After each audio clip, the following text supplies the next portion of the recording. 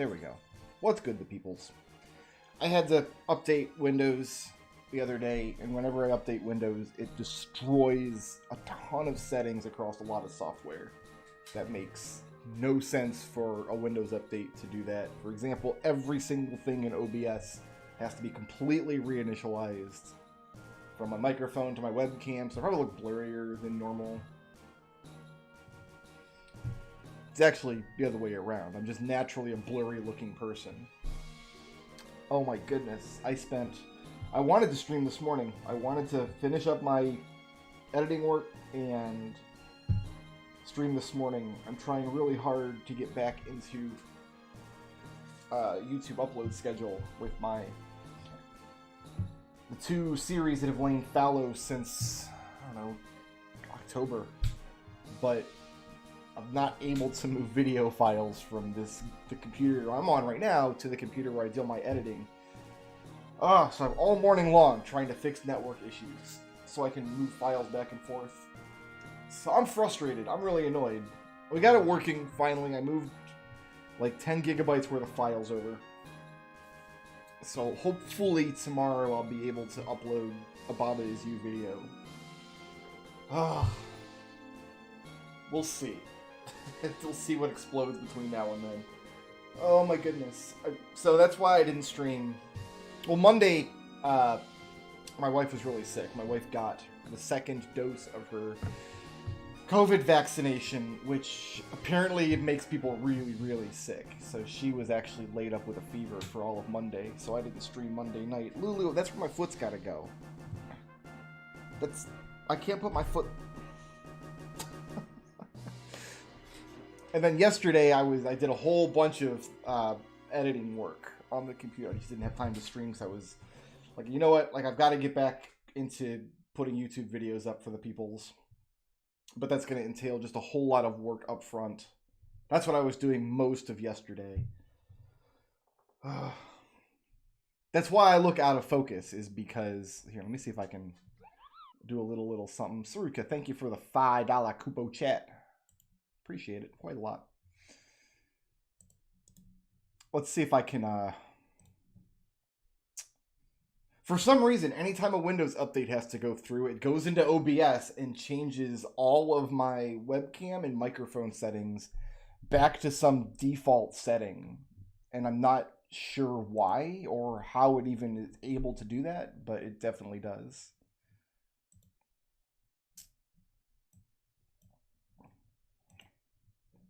Can I even get into my webcam settings? Okay. Let's see. I can go like really out of focus. Like, how's this? We can do this, right? This is fine. This is what my face looks like. Well, let's see here. So,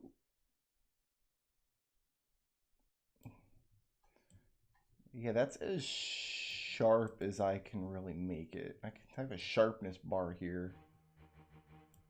That's probably better. Let's leave it at that. I don't want to spend the whole stream sitting here messing with this. And peoples, I got a dog scratching at my door here. Here, let me put Final Fantasy back on stream. Hooah! What? What? You see, this is the one that I never bring on camera. Because he's old and gross and he hates everything. He doesn't want to be picked up. He's actually behaving himself right now, but only because my wife is not home. If my wife is at home, I'm not allowed to pick him up like this. He will snap at me and bite at me, and he doesn't like me at all. I don't know why you want to even be in here. Why aren't you out there on your couch? That's what I want to know. This is Edgar. Edgar he'll be, I think, 15. Here, let's do the math real quick. 21 minus, I want to say 2007. Yeah, 2007. So, yeah, he'll be 14 in July. He's a little younger than I was thinking. I always just tell people he's 15 because I round up. We got him in 2007. He has sucked the entire time we've owned him. He is the worst dog I've ever had.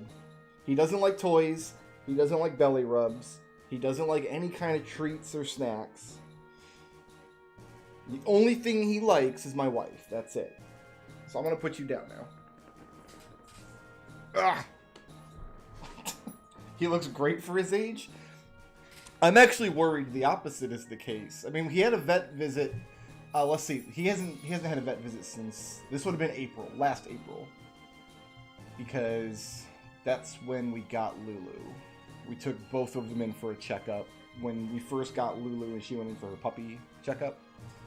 And we took Edgar. So he hasn't been to a vet since April. But I suspect that he actually has a lot of joint pain and stuff. Because it takes him, he has difficulty getting around the house. Sometimes he can't jump up onto the furniture the way he used to.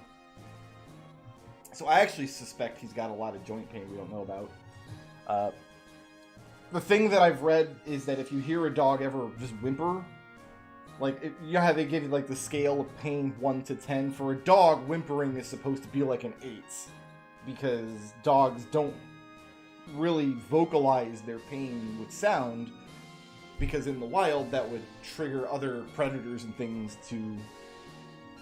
I don't know what you're doing. You're just walking circles around the room. Okay.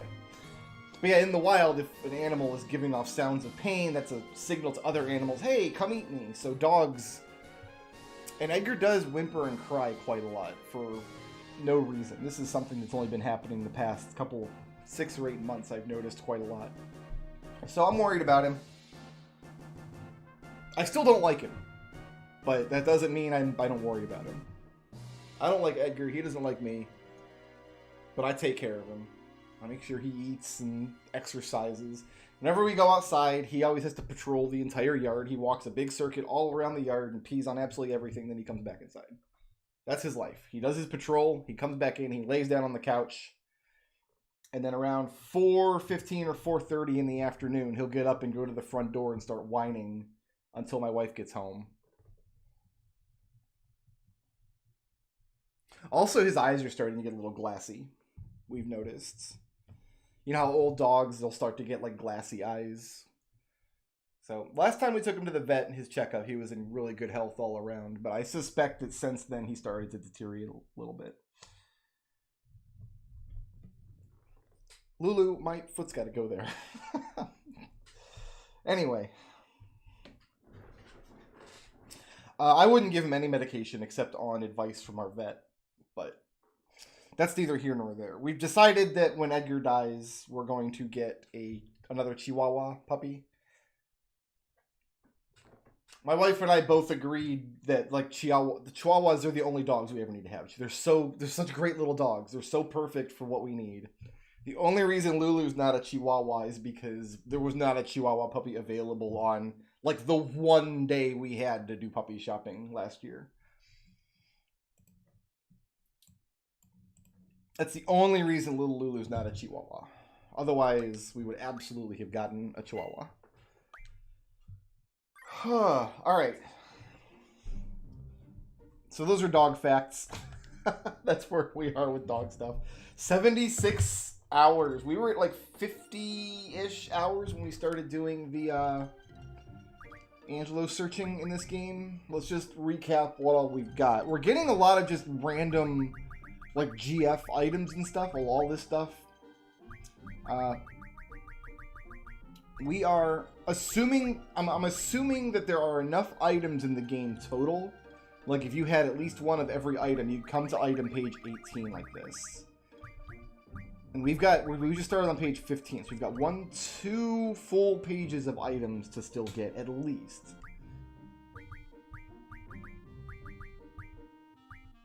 And there's one item, Solomon's Ring, which I don't think we can get. Though 2 items. Solomon's Ring and the Magic Lamp, which I don't think we can get back. Those are items you use to summon GFs, and once you use them, I think they're gone. But we do have one of the 3 Hungry Cook Pots we're going to need. We do have one of the 4 Mog amulets we're going to need.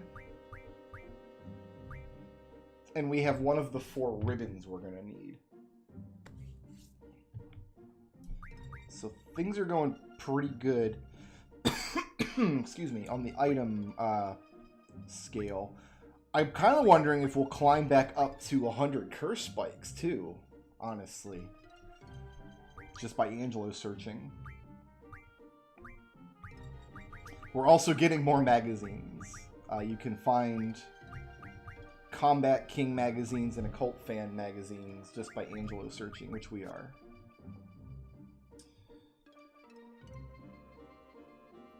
All right. So yeah, we're gonna get Angelo search going, and then we're going to get back into Blitzball. Actually, no, we're not going to get directly back into Blitzball. We can either go for Yuna's weapon or Oren's weapon.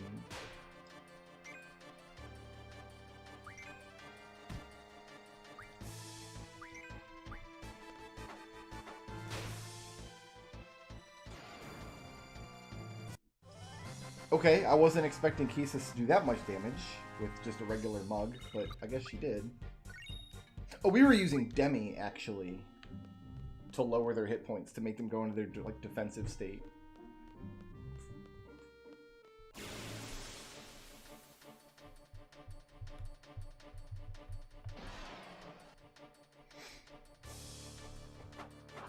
Both Oren's weapon and Yuna's weapon are going to require some combat.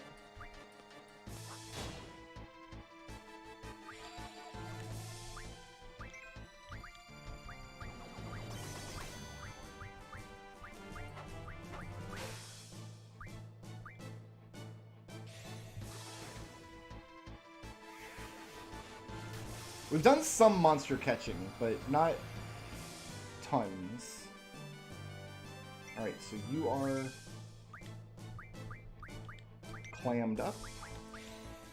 We want to get Asuna cast on Greenwall here. Oh, we missed with Confuzzle. You don't have Confuzzle.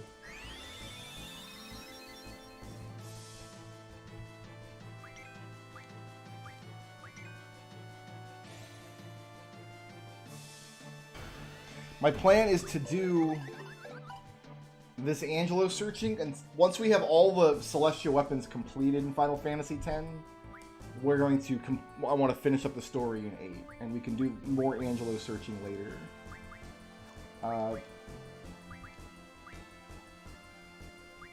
Keistis needs a topping off here. I'm not running low on Confuse. I can make as much Confuse as I could ever possibly need. Alright. That's that. Let's hunt down a WarMech.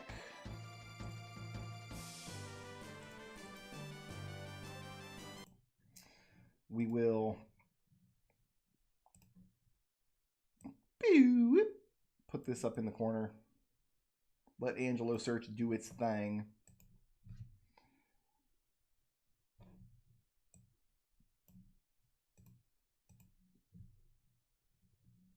Ooh, hold on. That's not good. See, this is one of the...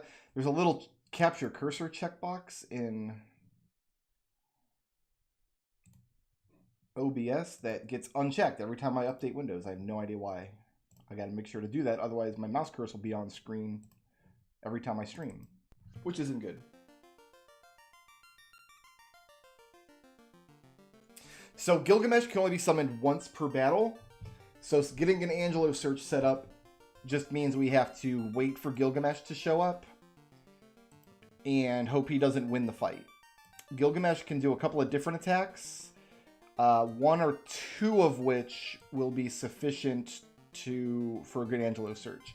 So it'll take a little longer to get a good Angelo search going, but it won't be impossible. It won't be so difficult that it's worth staying here in Final Fantasy VIII forever. I'm kind of ready to finish up Final Fantasy VIII and move on to the next game, is what I'm getting at. So, I mean, it's going to be a little more of a pain in the butt getting a good search going, but it's not something we have to worry about right now. That's a future Brick Road problem. I'm going to keep a safety save at this point in the game, just in case I'm wrong. Because the point of the game we're at in Final Fantasy VIII is that we go into Lunatic Pandora, and then it's on to Disc 4. So this is effectively the point of no return, is the next story mission we do. So if we do end up getting Gilgamesh and we do some sciencing and realize that there is no safe way to set up an Angelo search at that point, I can just revert back to a pre-Pandora save and we won't have lost any state.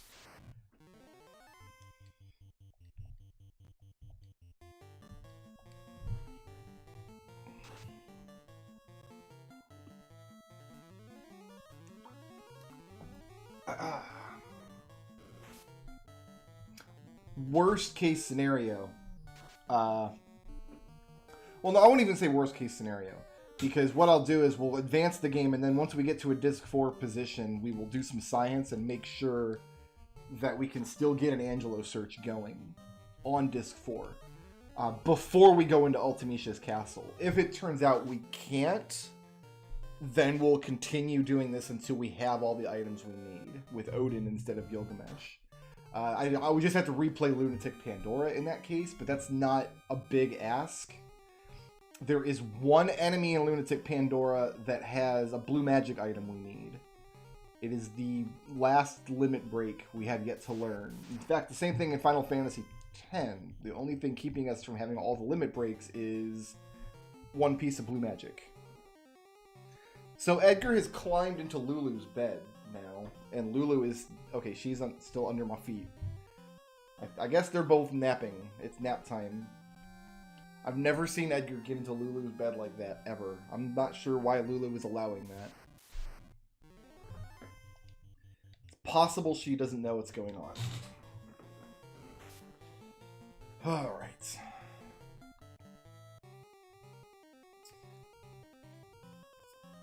We also still have Ultima Weapon to do. Ultima Weapon and Eden. We still have a GF we haven't even earned in Final Fantasy VIII. Something we haven't even started on. The blue magic we're missing in 8 is the Elastoid. We have to mug something from them to earn I don't even know what. And in 10, we're missing the blue magic from the Omega Dungeon. The Omega Ruins.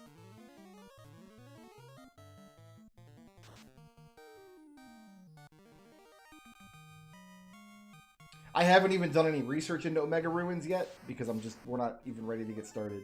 One of the things I need to do in Omega Ruins is there's 99 warp spheres you can get if there's like a mimic puzzle, and if you do the mimic puzzle, there's a random chance you can get 99 warp spheres. And I kind of want to do that puzzle, but the only like way to ensure that you get it is just to save scum it, from what I understand. So that's probably going to be an entire stream, or maybe two, is just save scumming the Omega Ruins. And then, of course, we have the boss in there, and we also have catching monsters in there. Like, that entire aspect of the game, that entire dungeon, we have not even touched. All we've done with the Omega Ruins is we went in there to get an Albed Primer.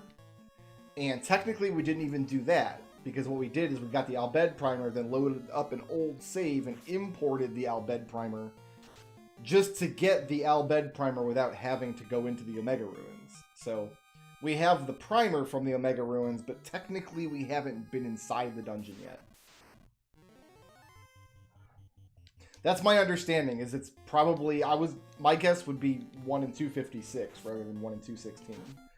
But it's like, how long is it going to take to reset 256 times? A couple of streams? 8 hours maybe?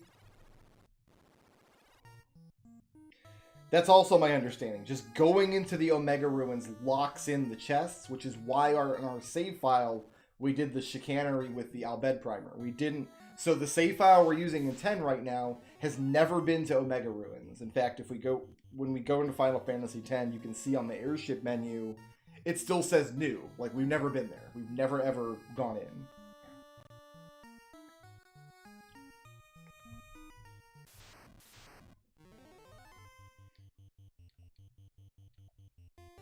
So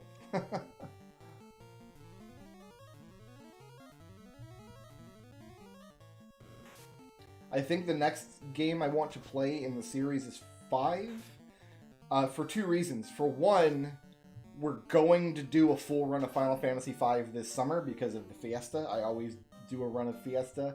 I might do it as a off-stream series. I did that last year and actually really liked doing it that way. Unless people just really, really want to see live streams of Fiesta this year. And I would just rather not play a full game of Final Fantasy V back-to-back if I can help it. But also, I need to get some assets for a villainous deck I'm making based on X-Death. And I thought what I would do is I would play through Final Fantasy V, but during the story playthrough of 5, I would also do a setup where I could stream the contents of my laptop over here and actually show you guys what kind of work goes into making those villainous decks. I've had the odd question since I started making those decks, like what all it entails, like as far as getting assets and doing Photoshop work and importing into like tabletop simulator stuff, and I thought I could incorporate that into the Final Fantasy V streams.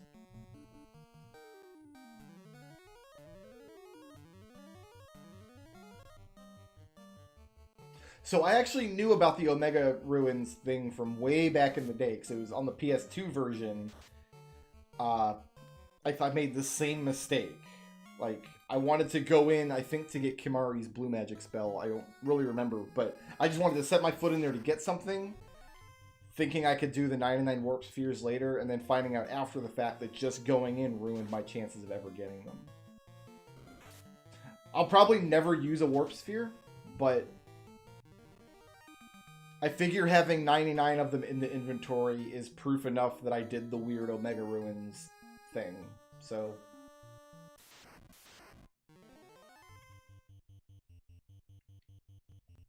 and for all I know, we've still ruined our chances. For all I know, in the save that we have, maybe the game, oh, do you have that Al Bhed primer? Then we know you've been in there. I have no idea. We're so far away from Final Fantasy X completion.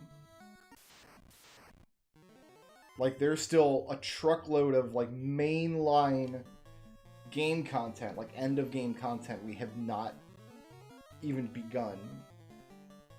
We still haven't fought any of the, like, bonus monsters in the arena that he's made. Like, area conquest stuff. We haven't done any of that.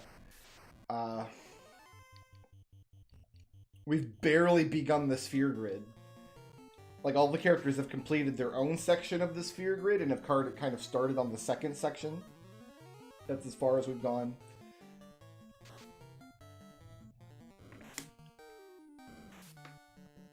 We have not set foot in Omega Ruins. We did get Anima and the Maga Sisters before we beat the game. But... and then Blitzball. We're still at the very, very beginning of our Blitzball journey.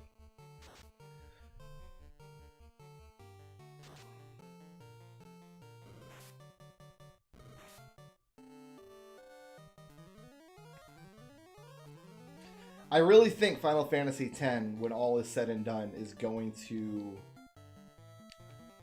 be the longest one of these games. In terms of how long it's going to take to get the perfect save done. And I don't think it's going to be that close. I think we'll have 100 hours on the clock for 8 and 12, for sure, and maybe 13. I'm actually not sure how long it's going to take to do all the grinding in 13. But I think Final Fantasy X, we're going to blow past 200 hours and still have work left to do.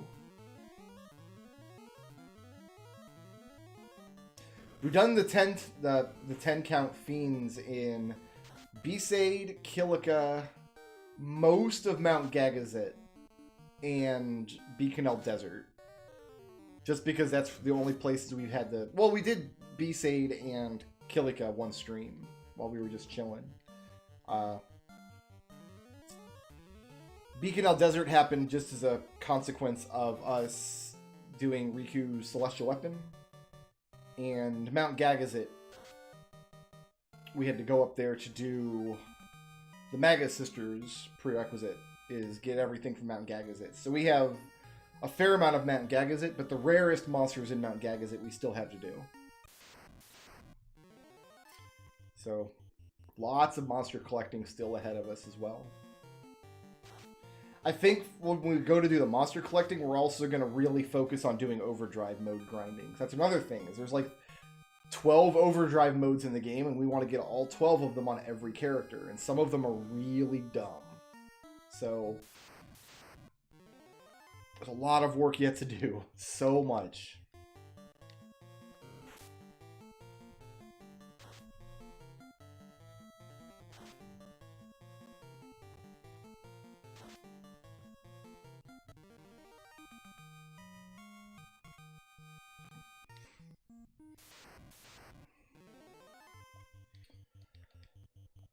Oy vey. So yeah, it's probably for the best that we got Final Fantasy X's playthrough out of the way very early in the year, considering how much just grinding it's going to entail.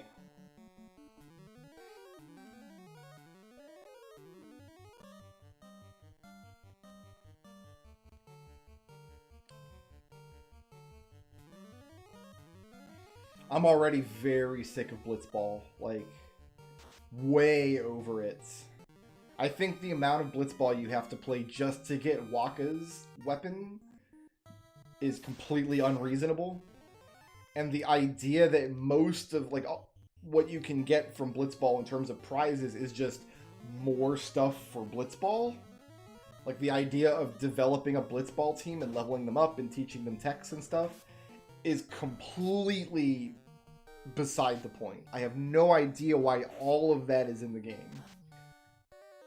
I don't understand, like, are there actually players out there who just really, really like Blitzball that much that they're willing to play a ton of the minigame just for rewards so that your Blitzball players can play the game a little bit better? I don't know, man.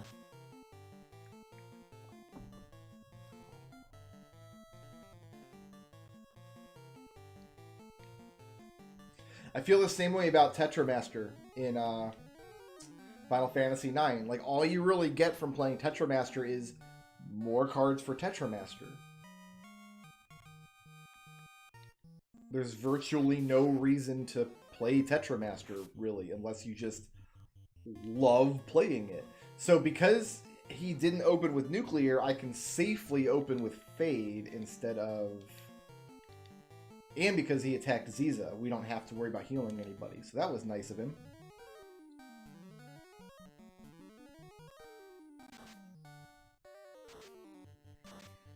There's the Nuclear we all know and love.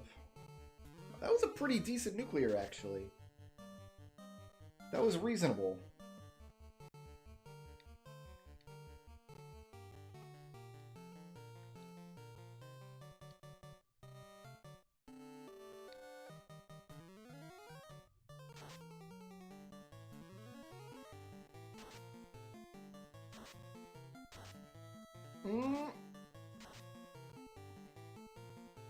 Dead. So today Noah misses out on the 10,666 experience points.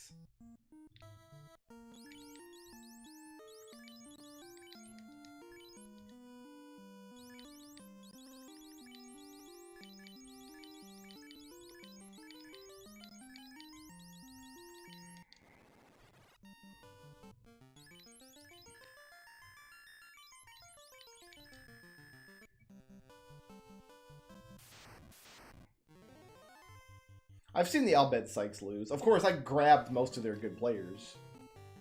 They fired everybody good on their team, and I hired Blappa and Nimruk, and then somebody else hired Zalets.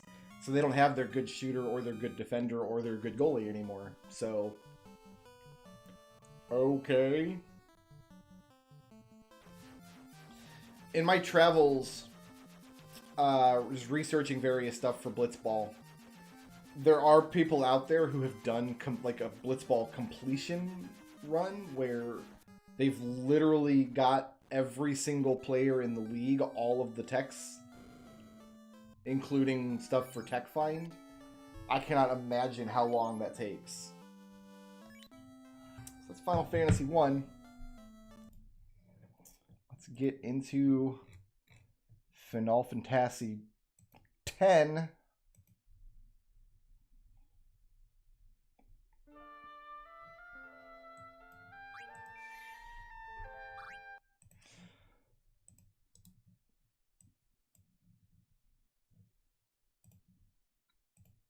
Booyah. This isn't in the right spot.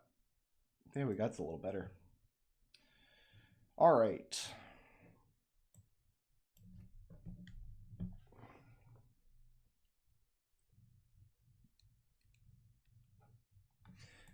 Yeah, I don't have the ability to reset data, unfortunately.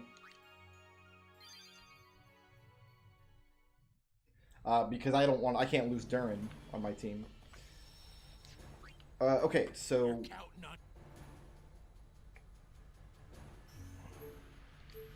Yeah, you can see here that Omega Ruins is still marked as a new location. I've never been there. And I'm hoping that means I can save scum the stuff. But okay. Let's work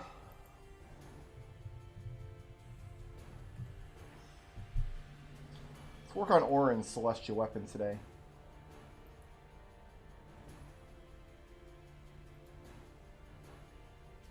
That's going to require monster collecting.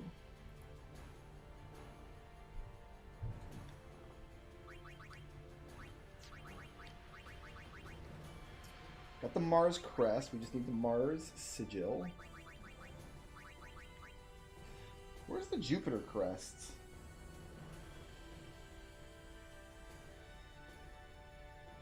Should not be missing that.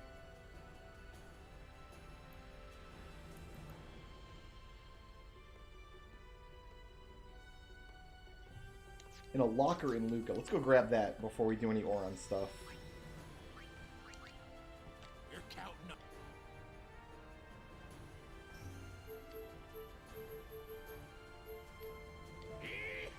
Here we go. We might have 10 species unlocked, actually. Oh, by the way. No.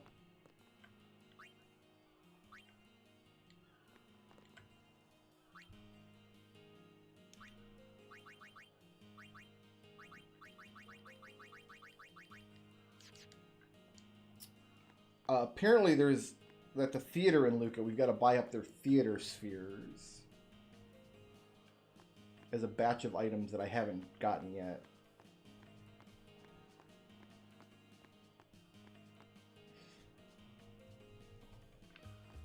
Is it just area and species, or do the... Because he's also made a few of the custom ones. He's got a couple of his, like, originals made up.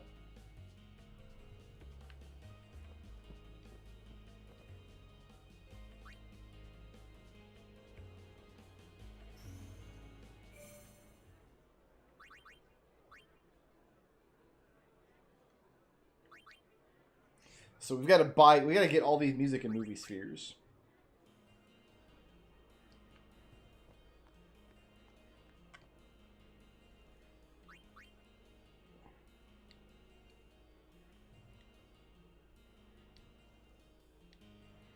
I'm assuming this is just a way to listen to in-game music and also like watch the movies again. Currently available, 50. Okay. Oh, can we all get all at once?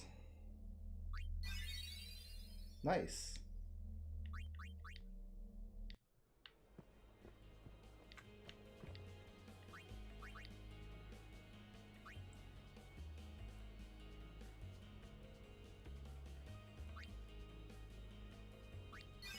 Cool. That's all of our guild, but I think that's done now.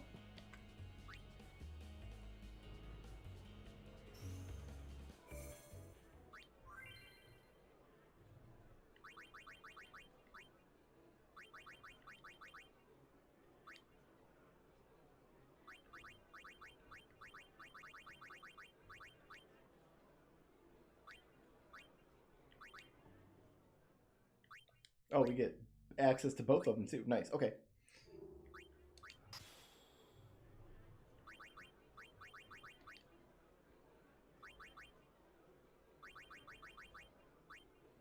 I don't accidentally want to start one of these and not be able to back out. I just wanted to make sure that there wasn't like a little check mark we get for watching one.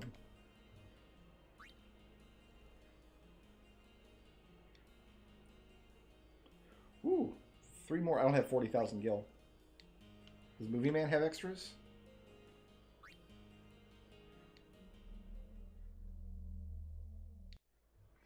I don't have any more gil, so we could go to Kilika and get some cash, though. I was taught a money trick.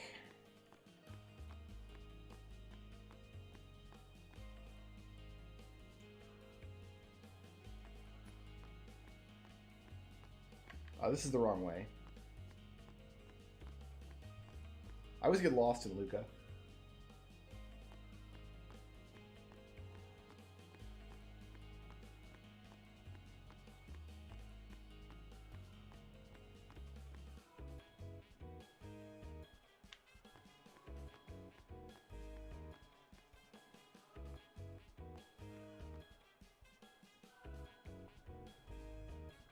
So apparently one of the locker rooms here.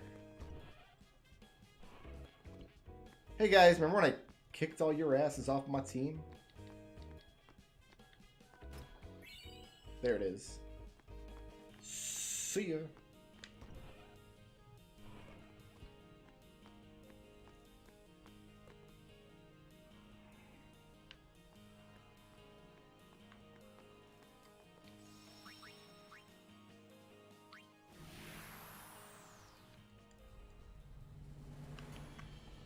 We're counting.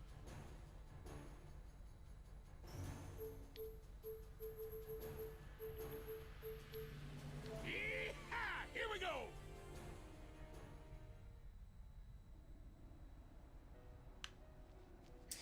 So let's see how many more. I guess we'll focus on doing area conquests. See how many more we have to do. I think we'd be starting down at Mihen Highroad, I would expect.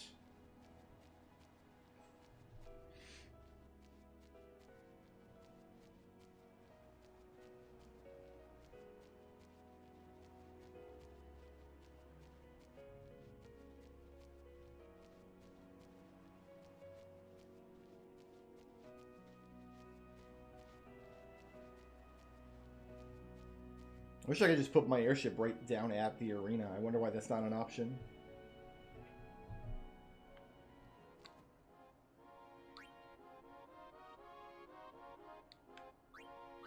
Okay, so...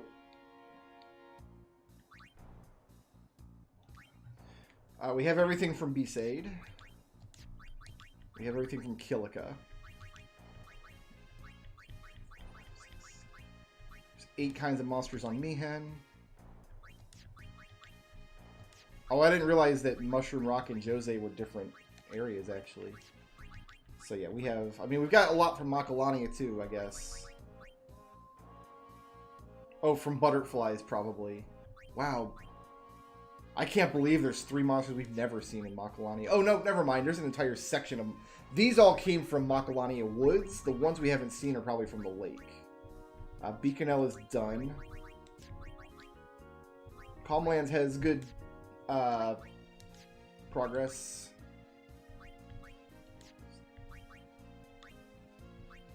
So we have at least one of everything from Mount Gagazet. We haven't gone inside Sin or Omega Dungeon. We have 1, 2, 3, 4, 5 in area conquests, and he's got 1 or 2 originals. There's Shinryu down there.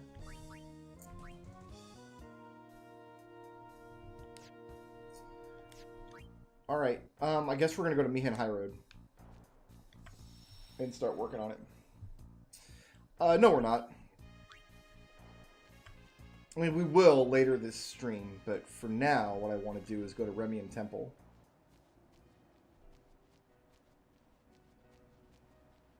Let's finish up Yuna's weapon before we dive back into monster collecting.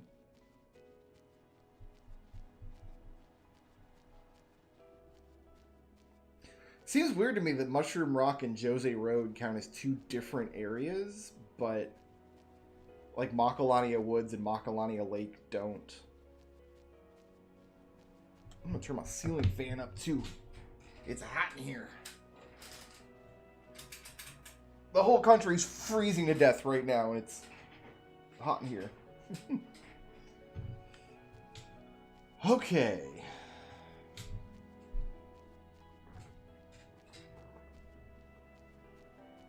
Oh, right, we gotta go back to the airship to get a chocobo.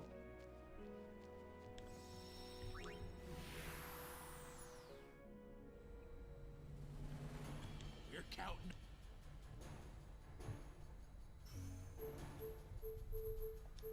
Yeehaw! Here we go!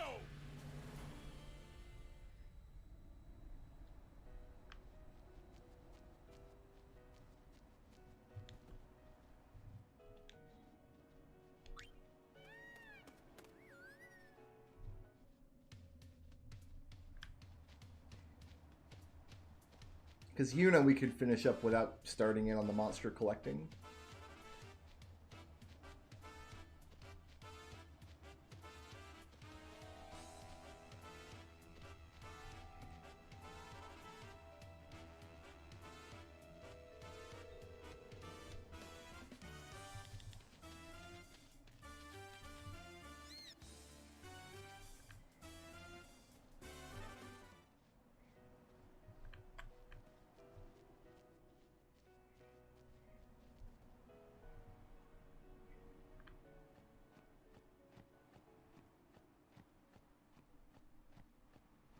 Yeah, the Texas situation seems real bad.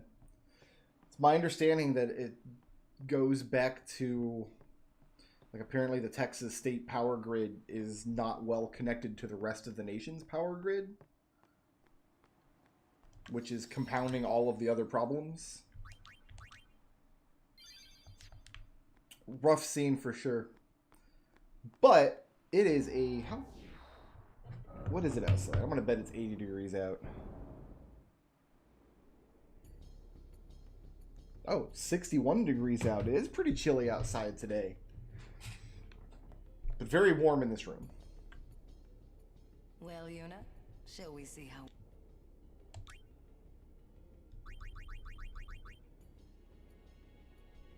We must have completed Bahamut. Very well. Now, We must have. are you ready?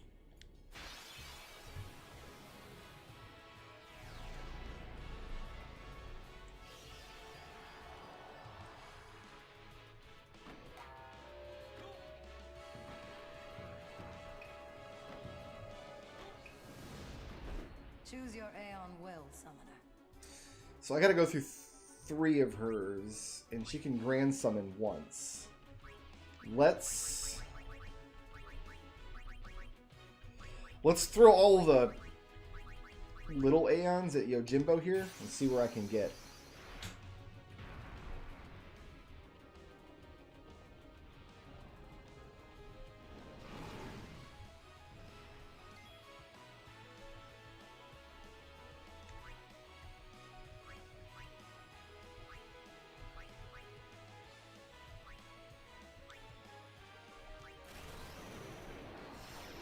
Wow, Valifor has fewer hit points than, like, my actual characters in my party do. I don't understand why that did so much damage. I got an achievement for that. Stop. That's the first time I've done 9,909, like, 99,000 damage. What? Ah, you have made some progress. I was not expecting that to go so smoothly. But okay. Does she have a break damage? She can't. What? How? I have no idea how Valifor just broke the damage limit there. She doesn't have her celestial weapon equipped. I literally don't have her. I can't get her celestial weapon until I've completed this mission.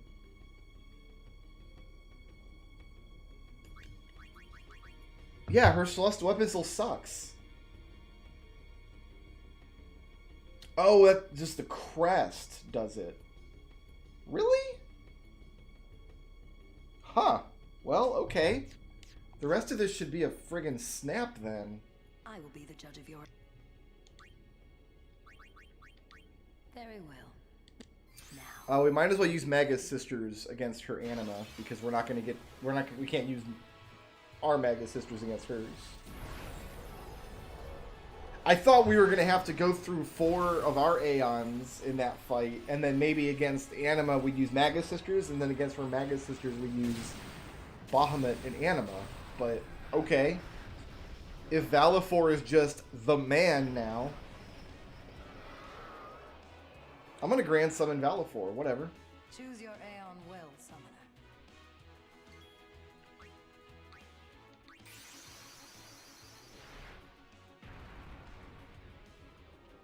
So just using the Moon Crest gives her Aeon's break damage limit?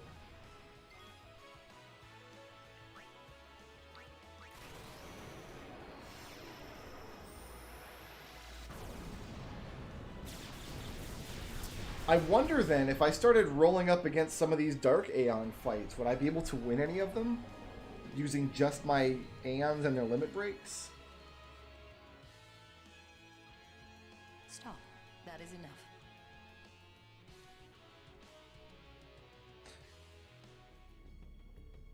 Ah, you have made some progress. Take this. It may come... Oh, okay, so each... Oh, wait a minute. No. We have to reset this. Actually. Sorry, guys. We have to reset this. So what happened here is doing that, she gave us 60 stamina springs. We actually have 99 stamina springs right now. And we have to use them up. So we don't overflow. I want to make sure we use them all up. Because apparently what we can do is go to Kilika and earn a lot of money using these stamina springs. So each of the crests is tied to one of the Aeons. So the only Aeons we have that won't be... Actually, the only Aeon we have that would be Waka's, because we didn't get his crest until today. Interesting.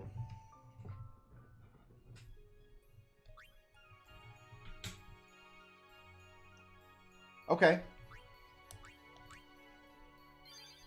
Okay, so let's... What am I doing here? We're going to go in here. So we get 60 stamina springs for killing her anima. We have 99. Oh no, we don't. I used them all.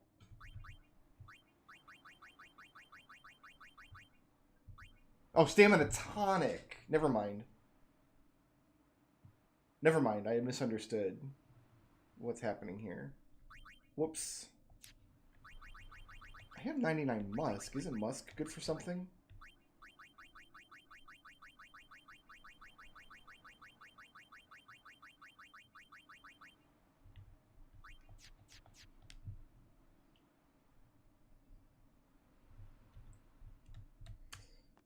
Okay, I misunderstood that. Yeah, we can take 60 stamina springs. That'll be fine.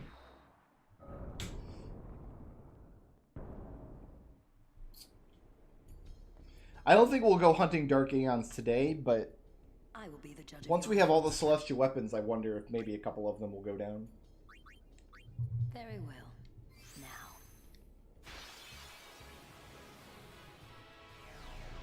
We're not going into Omega Ruins today. Well, we are going to do a lot of armor. Well, like, we're going to have the opportunity to make really good armor before we go into Omega Ruins. And eventually we're going to have 7 pieces of armor with ribbon.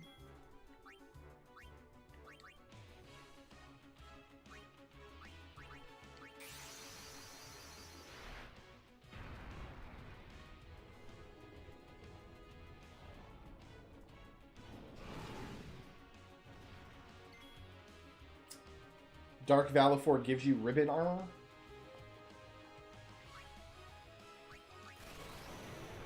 Sorry you guys have to watch this again. I got really confused there for a second. I thought I was getting 60 stamina tonics when I was getting 60 stamina springs. Because I've got 99 stamina tonics that I can trade into armor to get a bunch of gil. Which probably we're going to have to do before we get back into Blitzball, or else I won't be able to pay Blitzball paychecks. I can just buy empty 4-slot armor. It's expensive, but it's not, like, impossible. Well, Yuna, shall we? Very well. I mean, of course, I'm going to have to be doing a ton of fighting inside there anyway, but Are you ready? the monsters in there are so aggravating, I don't want to go in there without a bunch of celestial weapons and stuff.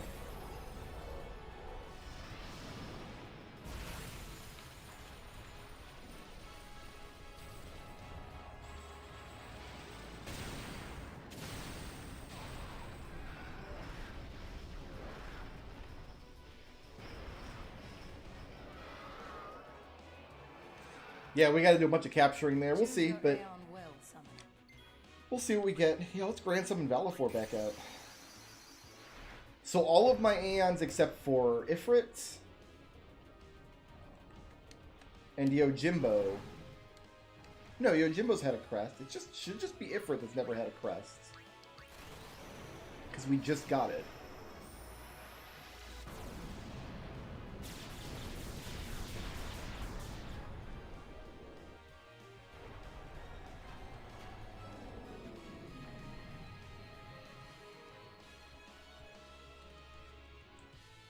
Stop.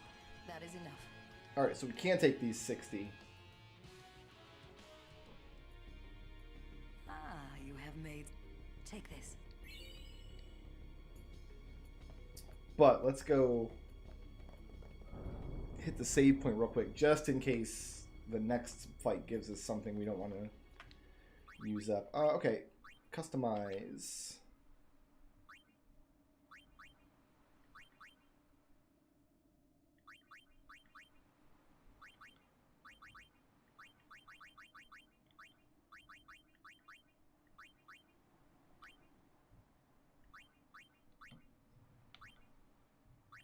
What can we do with stamina springs?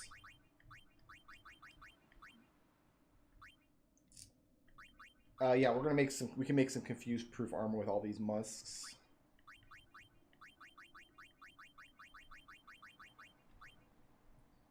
Defense 5. It's not terrific.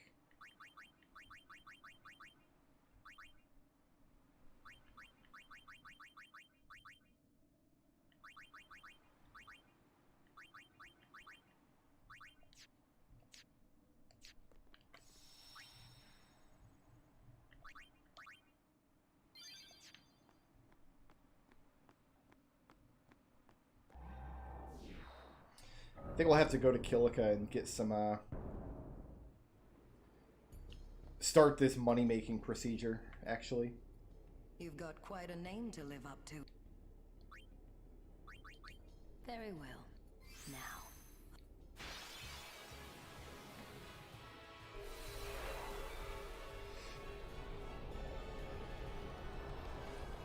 3 goddesses of Hyrule.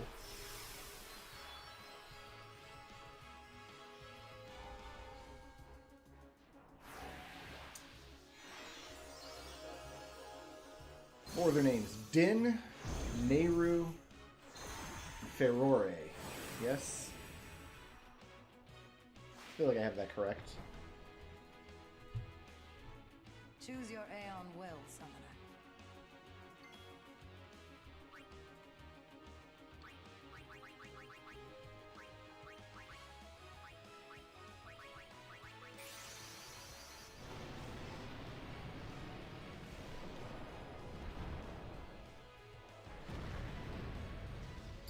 Din had the big explosion attack, and then Nehru had the shields, and then Ferrore took you out of a dungeon you were inside of.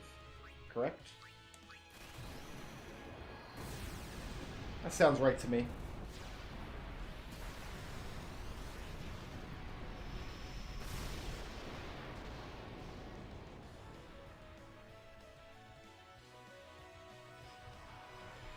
God, I thought these fights were going to be at least a little bit tricky. I didn't realize that by seeking celestial weapons, we had completely trivialized this.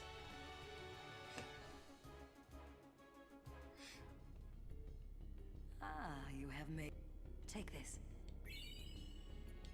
Thank you. Perhaps you'll teach me again someday? That's not possible. You have already surpassed your father. There is nothing more I can teach you. My work here on Spira is done. Time for me to go. Send her. You know, I always wondered why this woman was not in Final Fantasy X-2. I don't think I knew until this playthrough that she was unsent. Even though I must have seen this scene before, because I have completed the side quest before, but it was so long ago, I'd completely forgotten.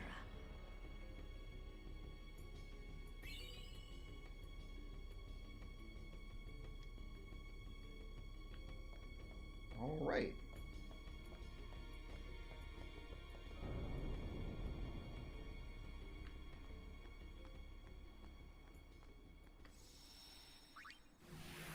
Now we can make a trip out to Macalania. You're counting up.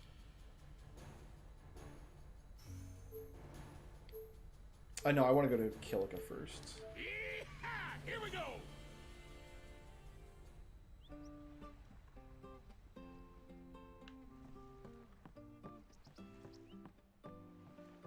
So this lady here...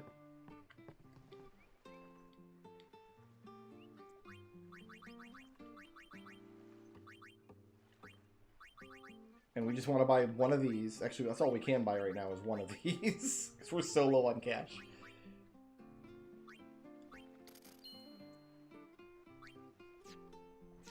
But now we should be able to customize it.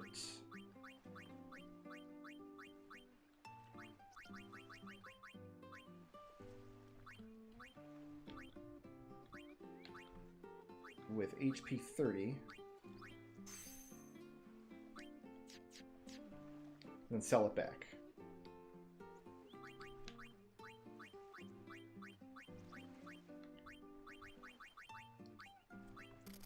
For a cool profit.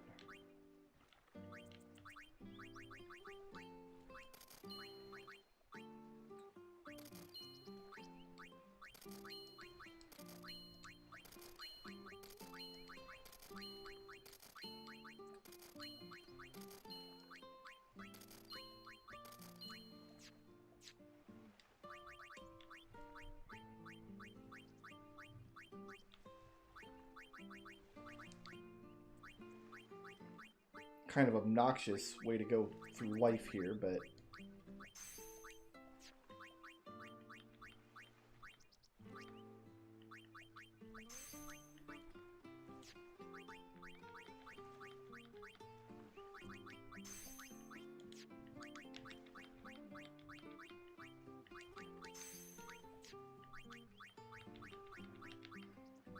I imagine we'll be doing this a lot.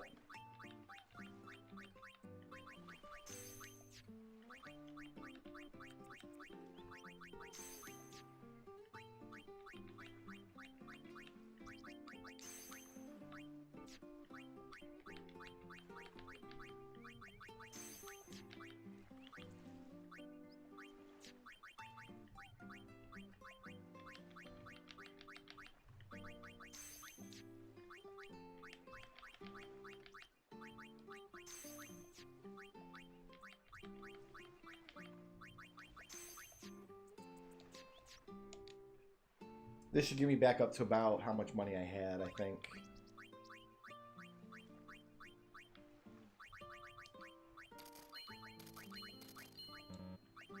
Actually, this I also don't need.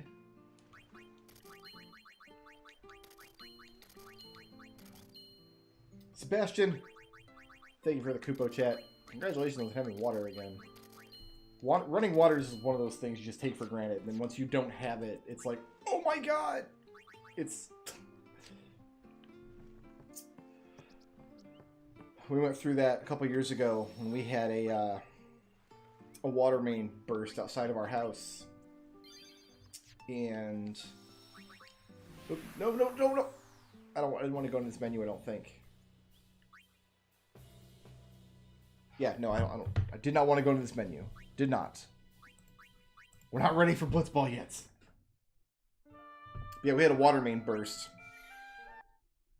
And in the one day it took the city to get out there and fix it, life was unbearable without running water. So I was reading reports that, like, in some places people are just boiling snow, which I guess will work. If you're just completely snowed on, you can just go out there and get you a bucket, I guess.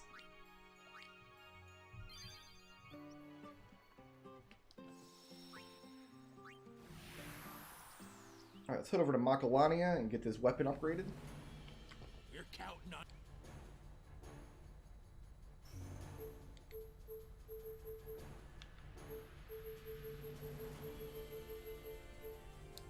So I actually want to go to the Highroad, which is actually closer to where I'm going.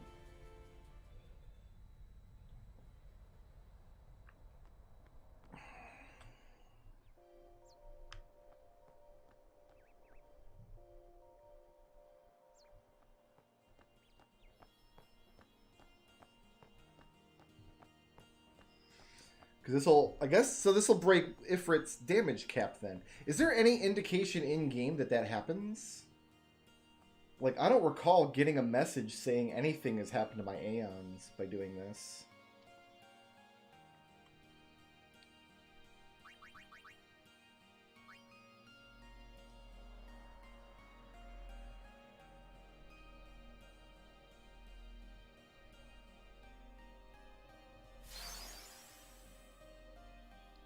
Yeah, it just says the weapon's power has grown. It doesn't say anything about making the Aeons more powerful.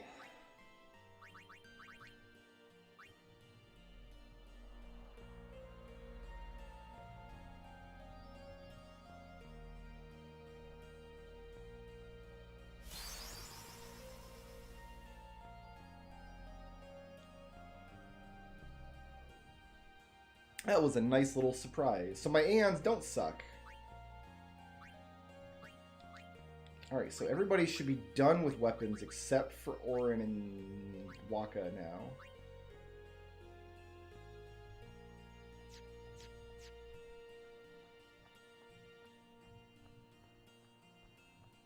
Actually, Final Fantasy X, props where it's due. This is maybe the first game in the Final Fantasy series that I think does a really good job on presenting its information to the player. This game is really transparent about everything that happens in its mechanics. Even, like, this is, you go into battle and cast blind on a monster, and if it says miss, it means the spell missed. Otherwise, it says immune. So, yeah, that actually is very surprising to me that that happens kind of behind the scenes without any indication. All right. We go to Mihen. Here we go.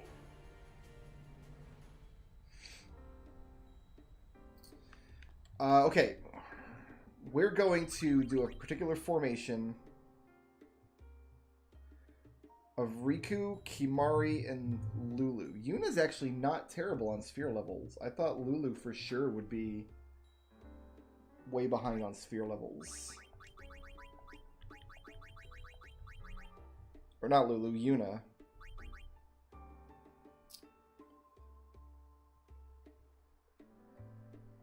So we're going to work on our escape overdrive mode while we're doing this.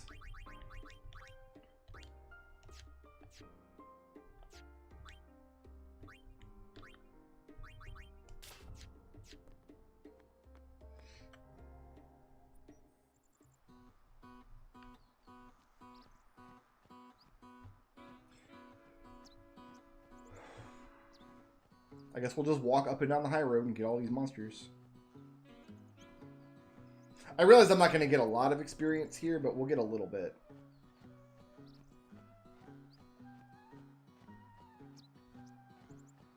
I took off that no encounters weapon, right? Yeah, we just haven't gotten an encounter yet. What? There was one. Game's not broken.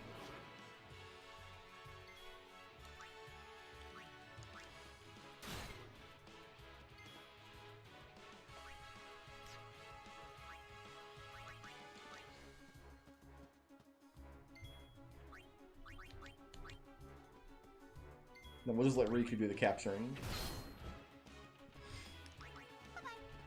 Because she's weak, but she can one-shot everything on the high road, sure.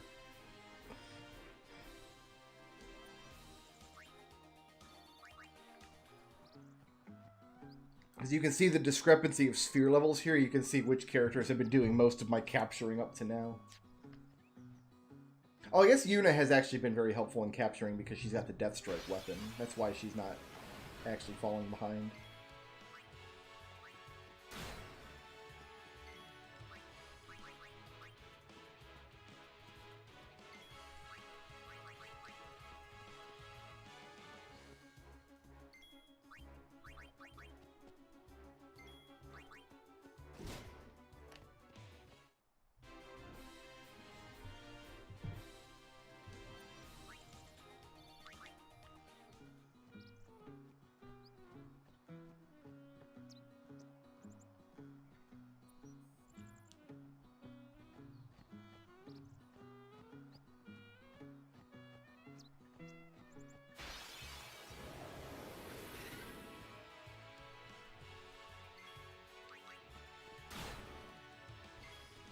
This will also build up her warrior, which I'm pretty sure Kimari already has.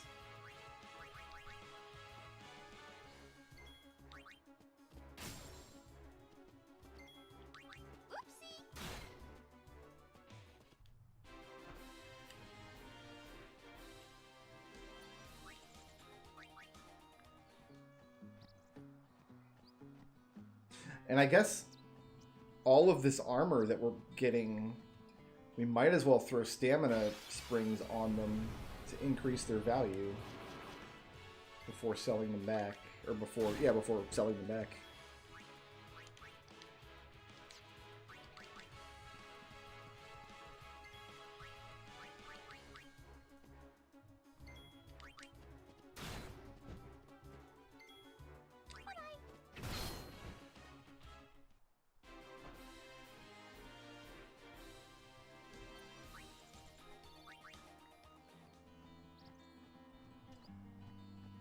We're going to have to figure out where to get our really low-level weapons, too. Like, there's somewhere we can get base weapons with no abilities whatsoever on them. I'm imagining that's got to be in Besaid, because Aura and Kimari both need one of those. And then I have to construct 5 more piercing weapons. Weapons with only the piercing ability and nothing else.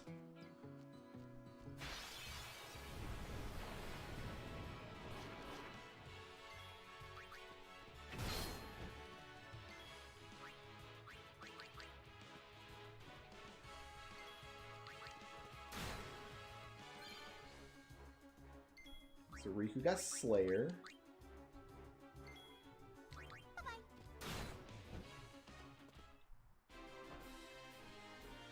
Is that for killing monsters or dealing damage?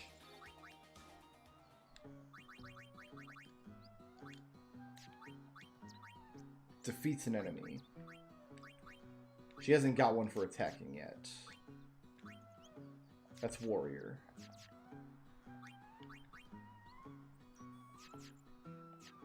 She doesn't have Victor either.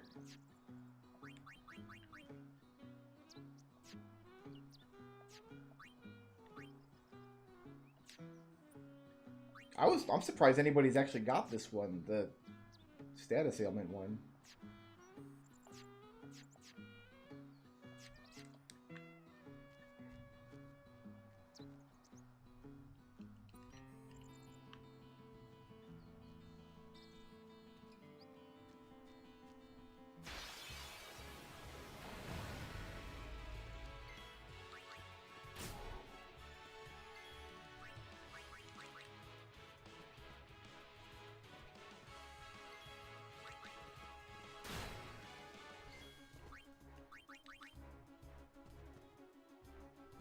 Lulu just can't tear herself away.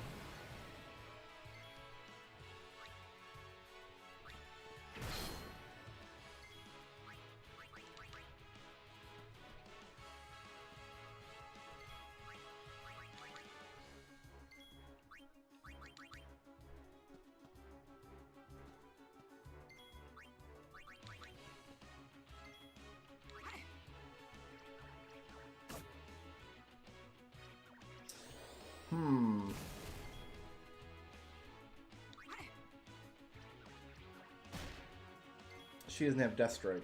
I had forgotten. Let's do this.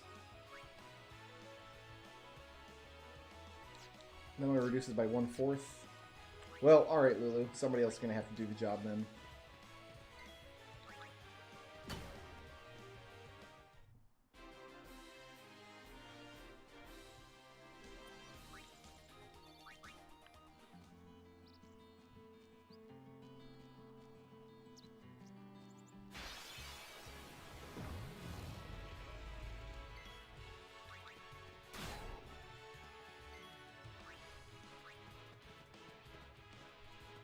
Well then, what next?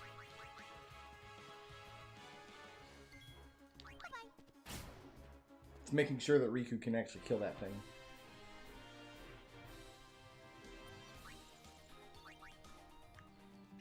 What did I put on her weapon? Nothing. She's got nothing on there. You guys... Was I planning to put just Death Strike on there?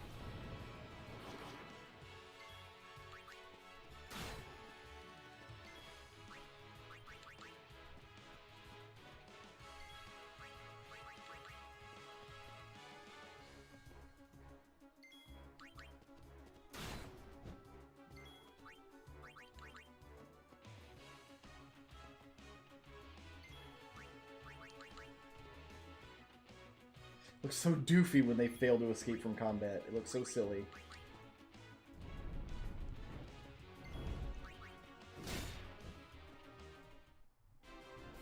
So silly indeed.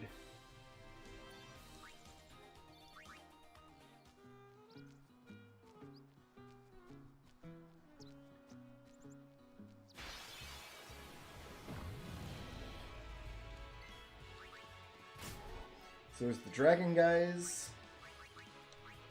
There's the flans, the bombs, and the elementals, the ice elementals. There's flying eyeballs. There's lizard guys. And there's the little shell guys as well. So what was that? 7 kinds of monsters? There's bombs, flans, elementals, dragons, lizards, eyes, armadillos. 7. So unless there's something I've missed or something we haven't seen yet.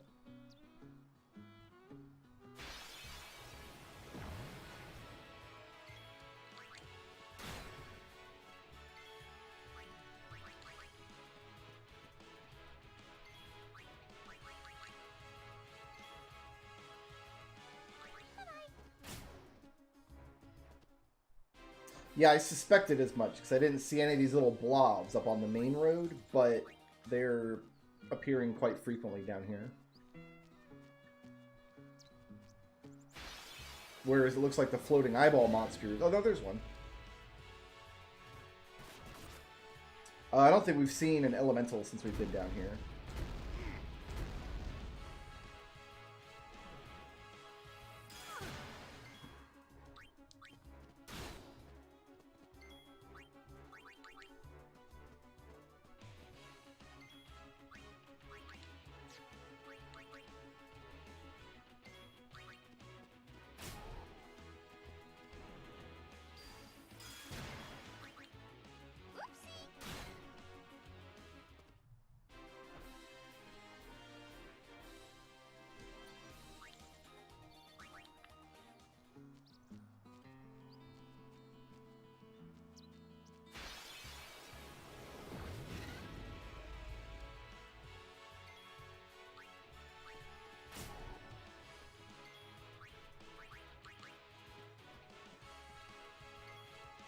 Fortunately, I think like the end of the main road is the beginning of this one, so it's not like we have to do a lot of devote a lot of brain cycles to traveling back and forth between the two halves. We just kind of make a line down one, then a line down the other.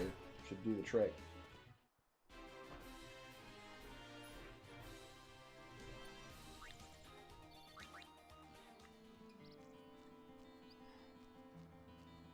Until either we've captured everything or we reach a limit on our equipment that we're holding, at which point we'll bail and sell.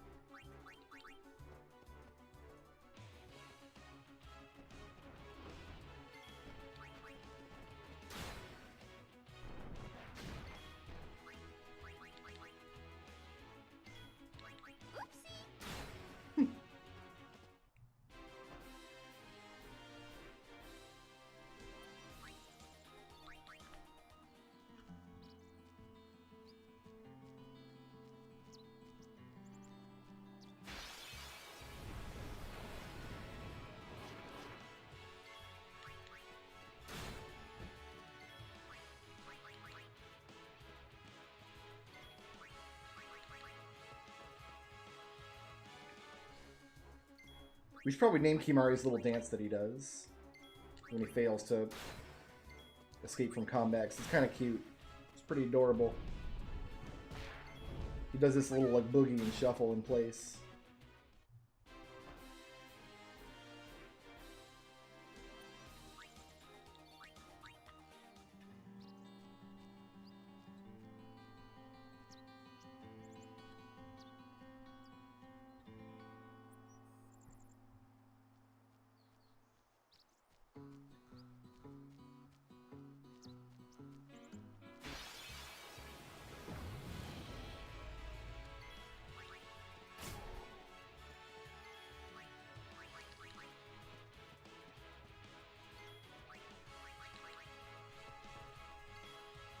The Ronso Ragtime?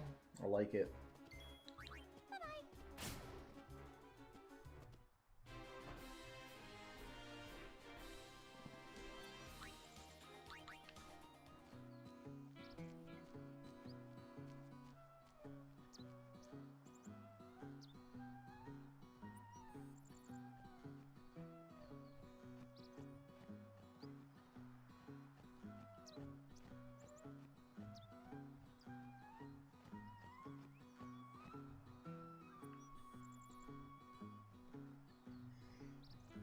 So we were working on Escape and Loner. I think it's called Coward is the overdrive mode when you escape enough.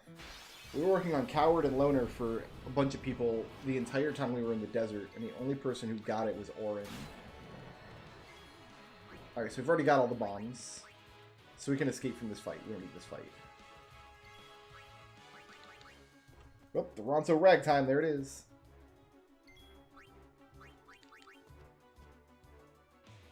Riku just changes her mind.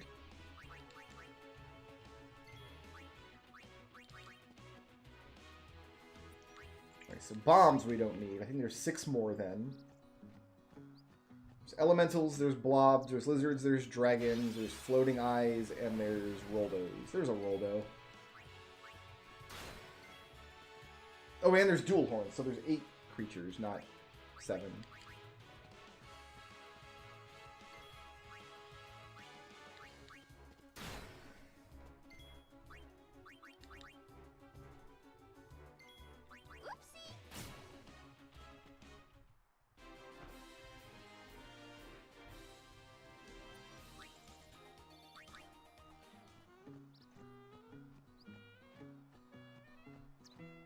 I want to science it and make sure that I can get 20,000 gil for each of these stamina springs. Or no, tonics, whatever they are. HP 30s. On any piece of armor if it has to be the piece that we buy and kill with a port.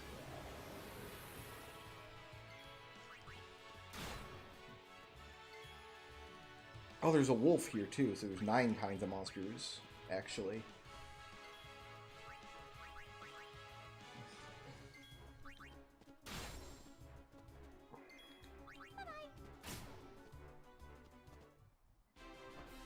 So we have 1 of 9. We have bombs, and there's 8 more.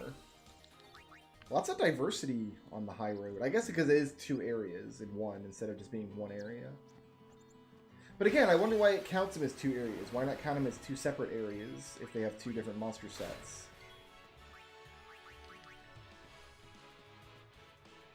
Lulu just vanishes into the bushes, never to be seen again. So that's dual horns that we have now. So bombs and dual horns are done.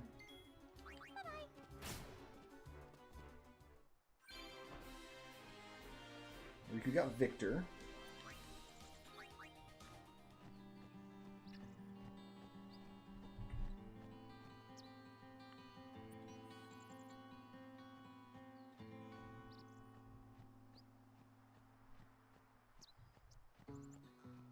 Seven more monsters here then, I think.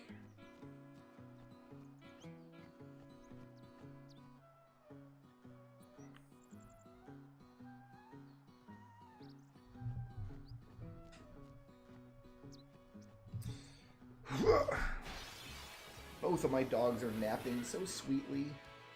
So sweetly.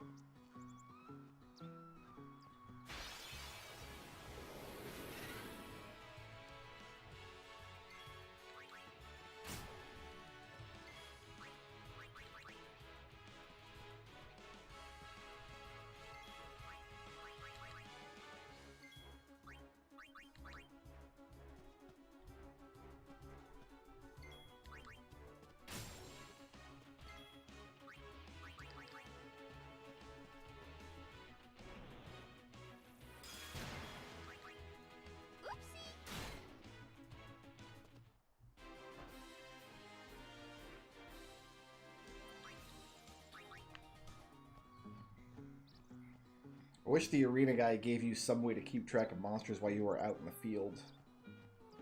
That'd be nice. Just an item that pulls up the list of monsters for the area, perhaps, and how many more you still need.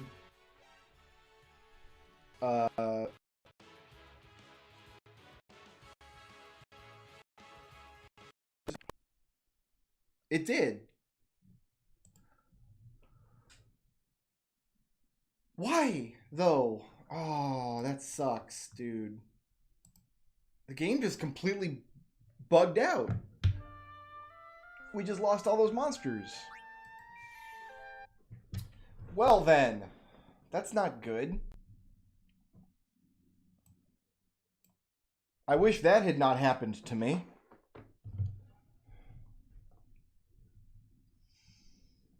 That's actually a major bummer. I mean, we're saved on the high road, but I haven't been saving because monsters aren't really a danger here. Oh, never mind. We can just load the autosave. It does autosave, so we're not going to lose that much. State. Alright, that's not terrible, I guess. I still don't like it.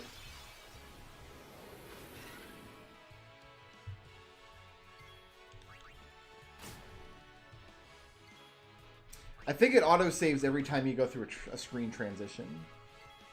So it autosaves relatively frequently. We don't have to go to a save point constantly. Oh, there's the Ronso Shuffle. Ragtime, whatever we decided to call it.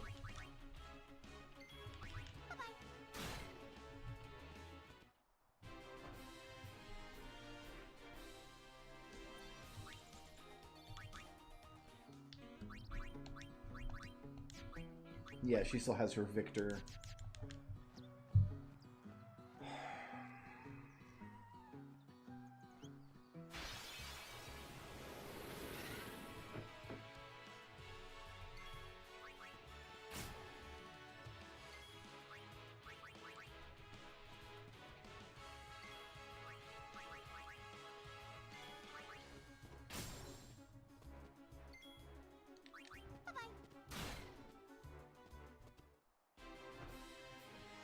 Final Fantasy III for Steam has an autosave feature that actually makes the last dungeon a lot easier than it was intended.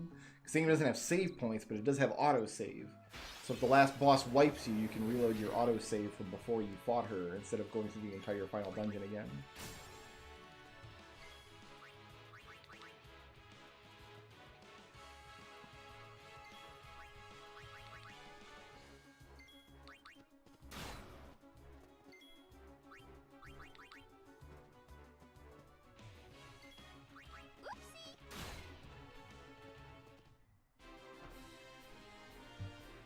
Here, let me actually make the list. There's 9 kinds of monsters here, and we've got 2. So there's bombs, there's dual horns, there's lizards, there's dragons, there's white elements, there's blobs, there's wolves, there's eyeballs, there's roldos. That's 9. So we need lizards, dragons, elements, bobs, wolves, eyes, and roldos.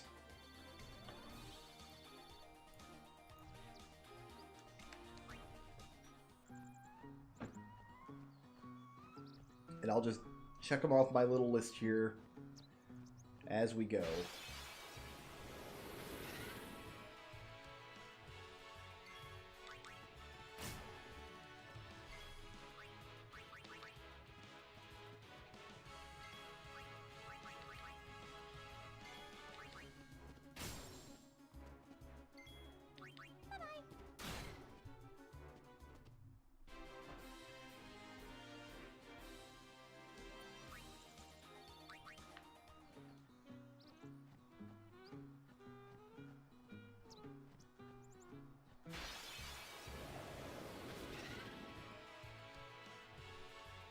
My water is almost gone. Disturbing.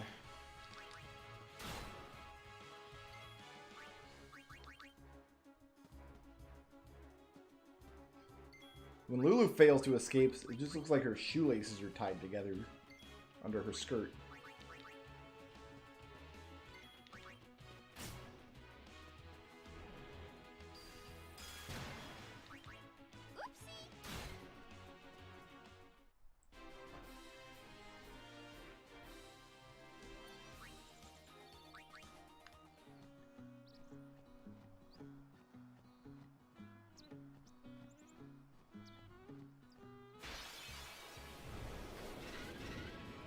So we don't need the bombs, and the eyes, we should be closing in on eyeballs. Alright, we've got eyes. Eyes are done. So I can just run from this fight.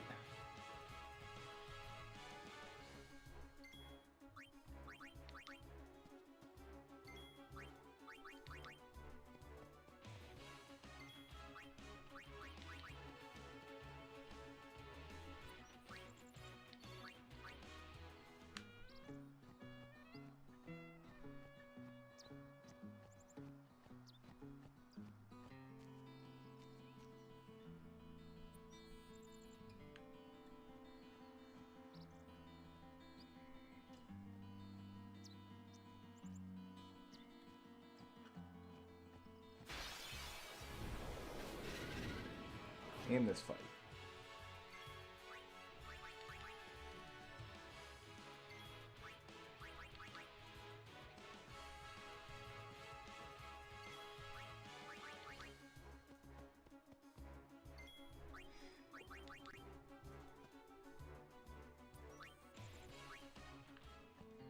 Rika doesn't have warrior yet, does she? No, still working on it.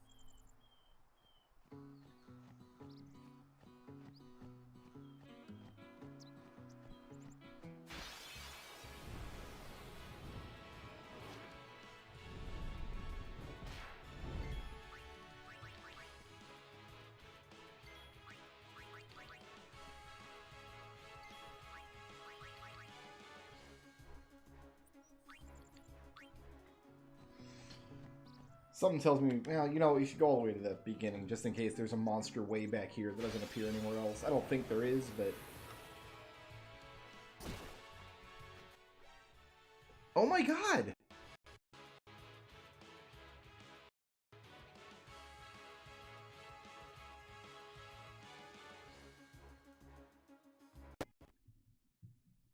Eight's still going strong. Eight's still doing its thing.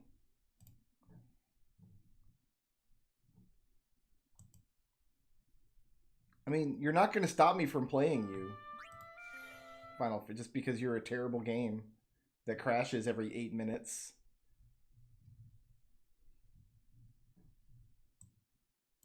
It's going to get aggravating, but I will persevere.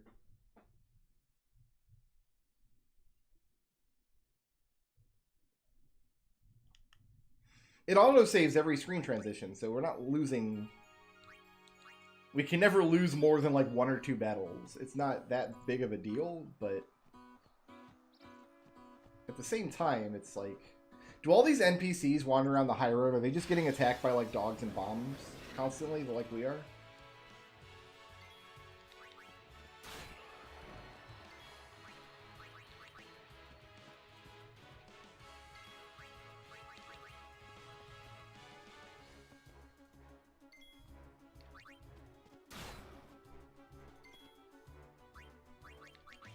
Yeah, that doesn't surprise me. There's probably a CPU spike or something associated with the moment that Final Fantasy X crashes. And if there's like a big CPU spike, OBS doesn't like that. Yeah, OBS actually gave me a little thing here. Hold on. It skipped some frames every... Yeah, so whatever is causing Final Fantasy X to crash, or maybe the fact that it's crashing is causing it, is causing a CPU spike, which will make OBS choke for a moment as well. This computer's very old. It's a very old computer. It's a trooper and it's hanging in there, but... You have to keep in mind that I'm running Final Fantasy X and Final Fantasy VIII and the software I need to uncap the FPS limit on Final Fantasy VIII all at the same time while streaming. So, we're putting the old girl through her paces.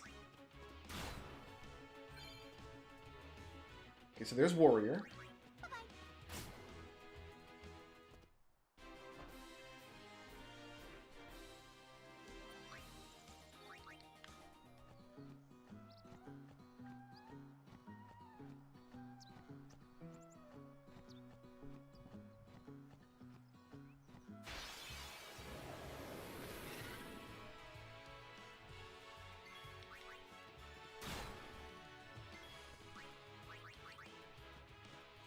Yeah, something about the setup today. Not into it.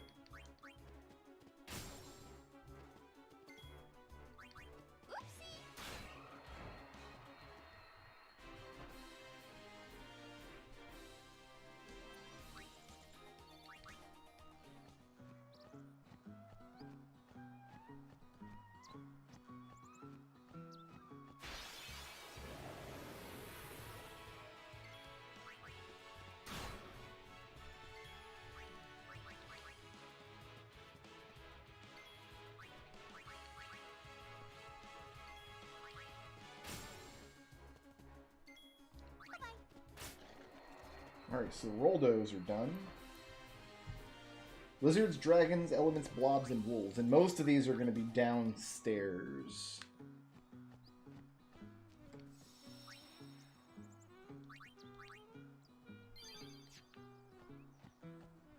So hopefully by the time we get back to the split, we'll be done with elements. 'Cause I think everything else lives downstairs.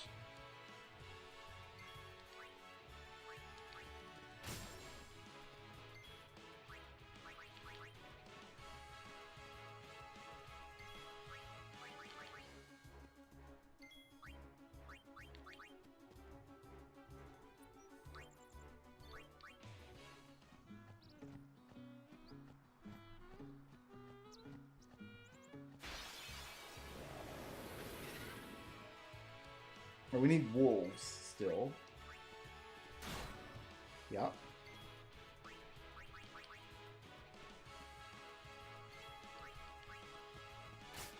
Alright, so elements are done.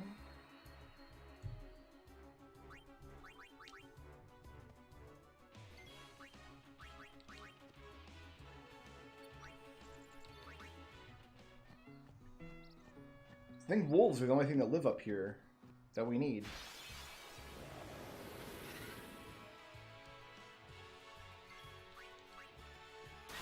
And now we don't even need those. Okay. So I bet we could put on no encounters until we get back downstairs.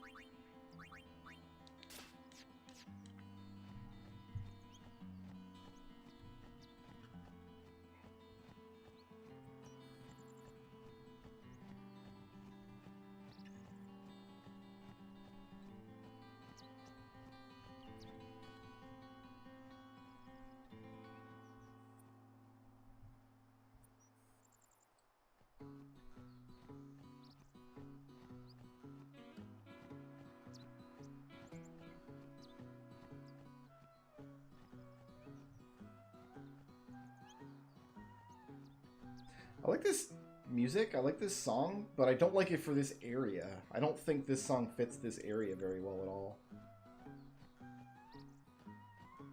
It sounds like caper music, you know what I mean? Like, it sounds like I'm gonna break into a museum after hours. That's where this music would fit.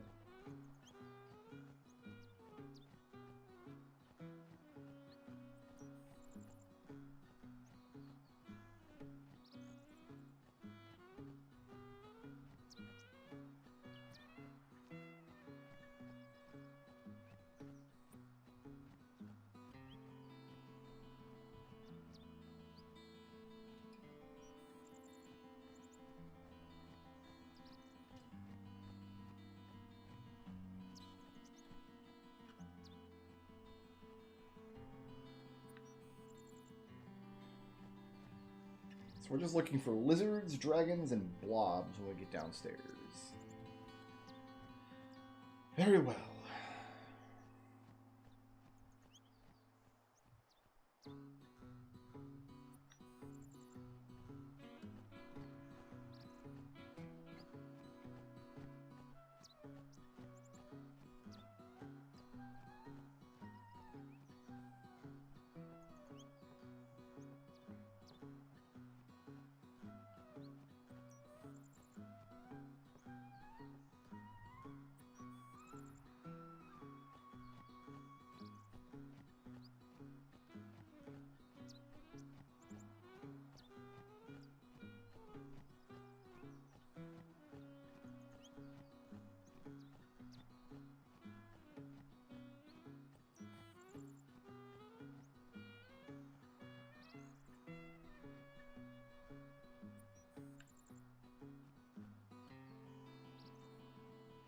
Alright, back downstairs.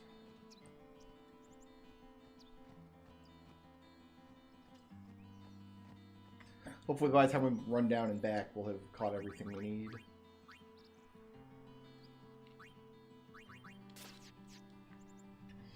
We need lizards, dragons, and blobs. Here we go.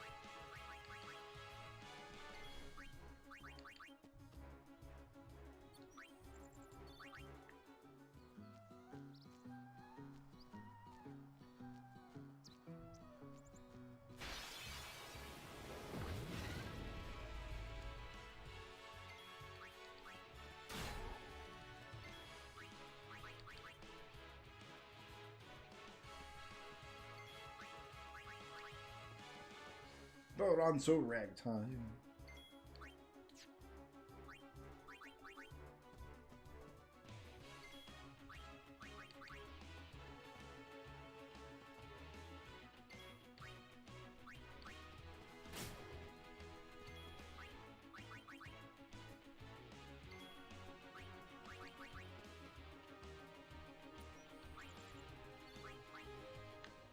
I like how you still get the experience for the monsters you did kill, even if you escape from combat.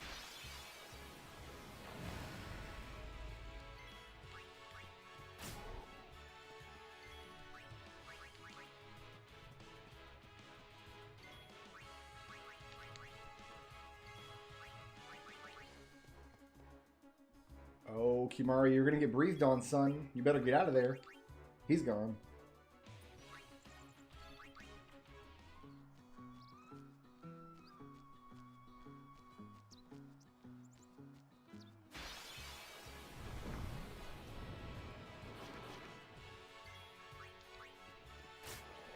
Okay, blobs are done. We just need lizards and dragons.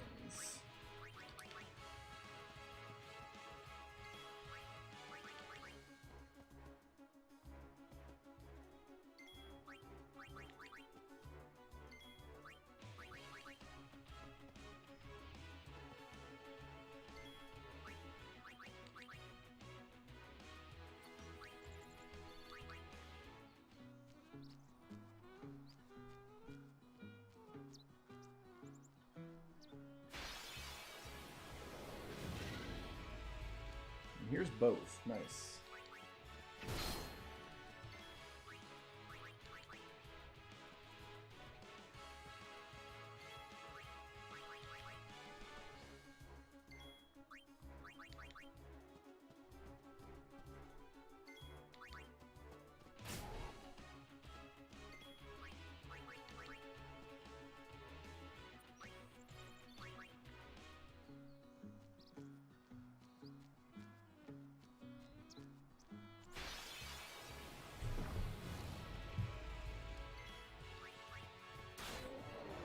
Dragons. Now we just need lizards. Lizards look like they're the rarest ones, though. Down here.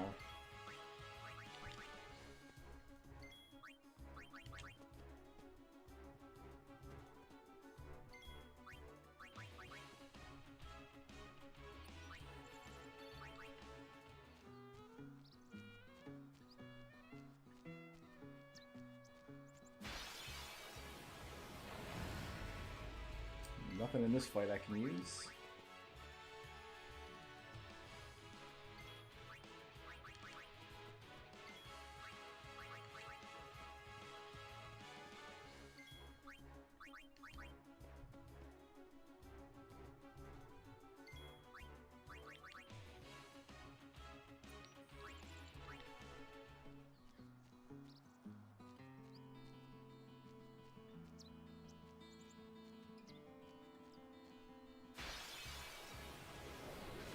There's a lizard.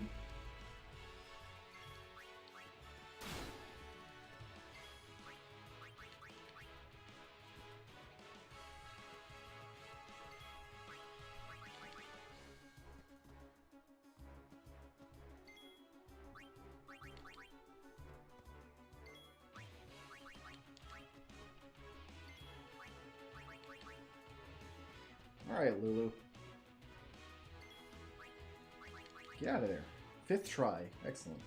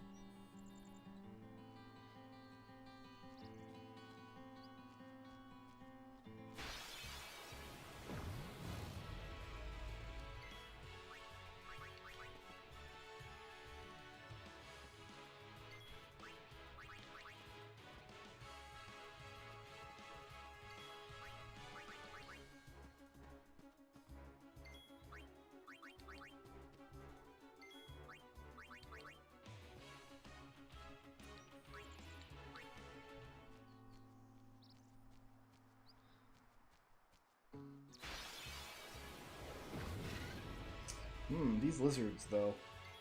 Fairly evasive.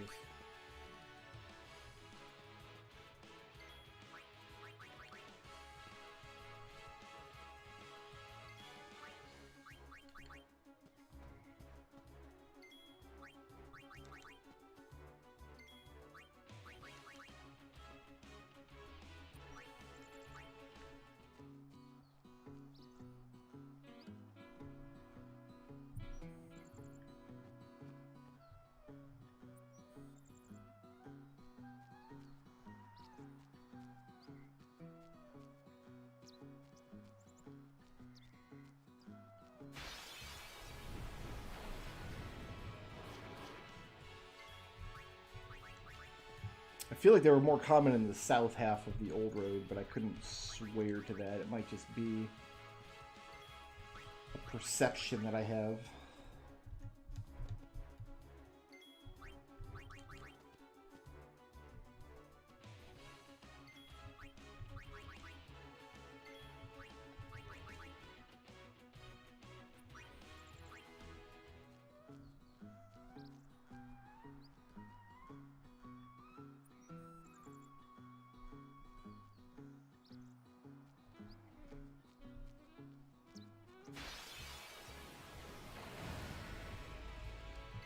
We have not seen one of these lizards in a minute.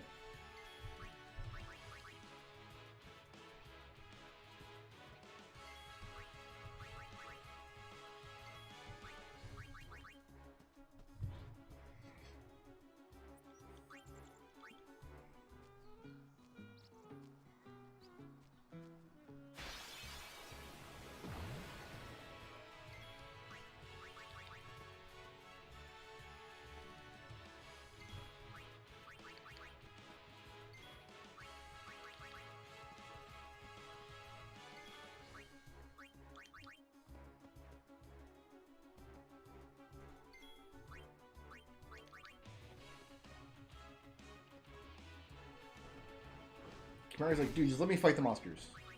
Come on. Come on, they even have a full overdrive. Can I please fight? No? Okay. Fine, I'll leave. But I don't have to like it.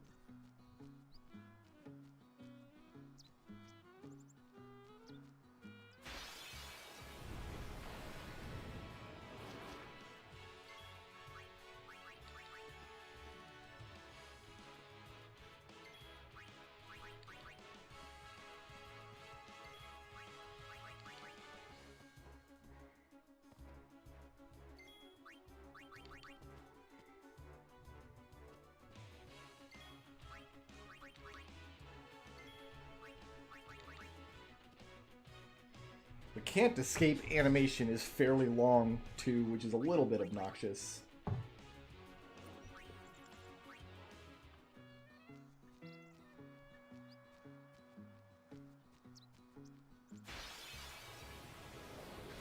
There's a lizard.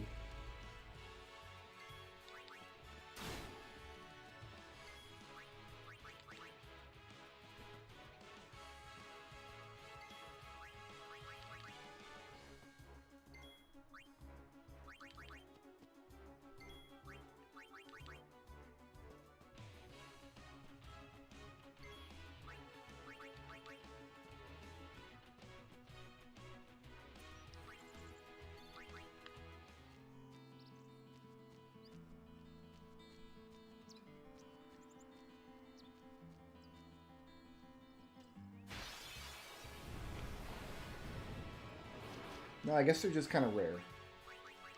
Oh well. I think we're going to be here lizard hunting for a minute.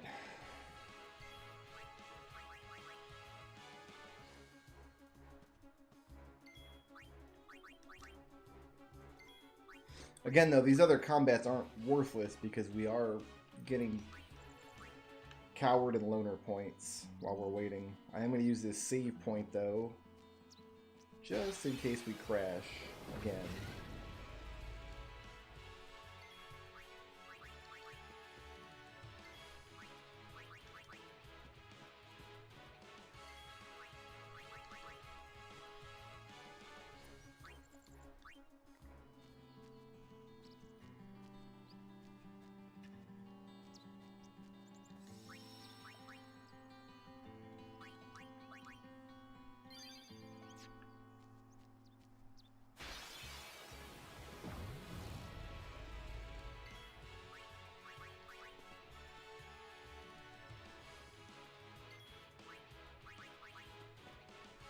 Well, most of the old road is just one area. Like, it splits off, and then you go through a screen transition, and then the old road only really has this one long map. So you have this long, like, skinny stretch down by the save point, and then we come up here and it opens up a little bit, and then it narrows back out and goes up to the split. I don't exactly know how encounter areas work in Final Fantasy X, but I would expect the whole map to have the same encounter lists.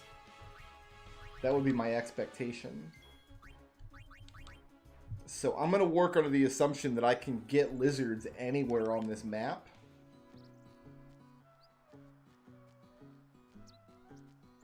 And just kind of run back and forth. I think there's another one.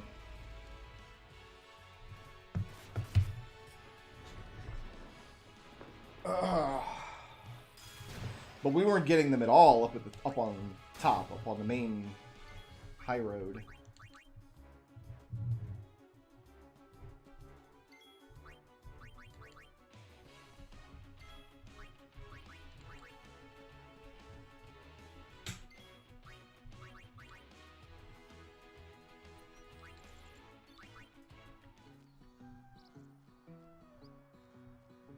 Oh, that's true. Calmlands is kind of one gigantic map. So I guess, yeah, there are... Oh, no, this is a separate map. Never mind. There are two separate old road maps. So they must have the capacity to have different encounter areas on the same map. Because that is how Calmlands do.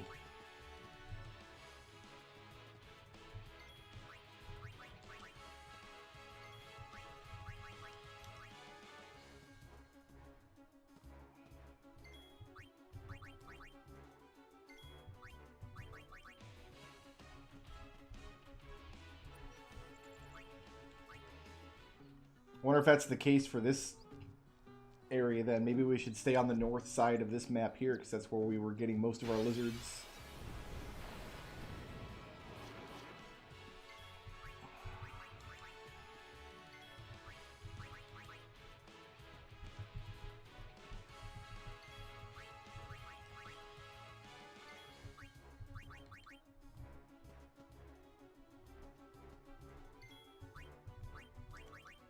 I don't think that they do the Mihen map, because it looks like if you look at the mini map, you can see the old road map kind of superimposed over this. But I'll bet in the game's code, they're actually two distinct areas,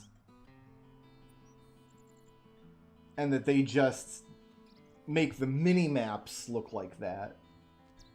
But I'll bet we're on a distinct map from the high road area, high road section up above, where you can like do the chocobo jump from.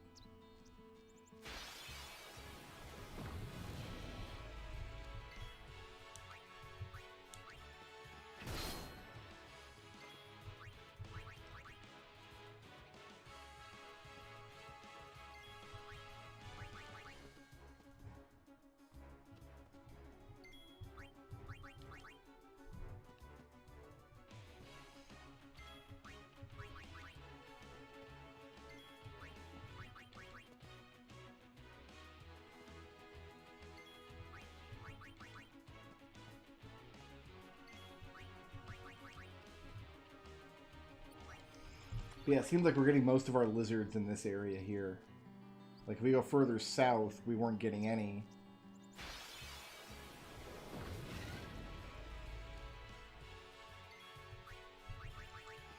And like most things in life, it all comes down to lizards, don't it?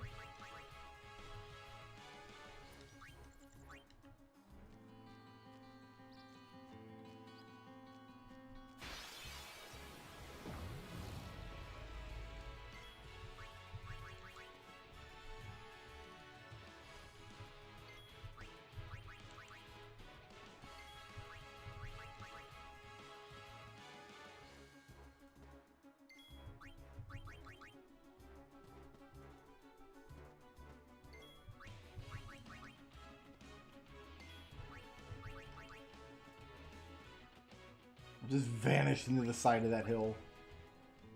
That's how Lulu do.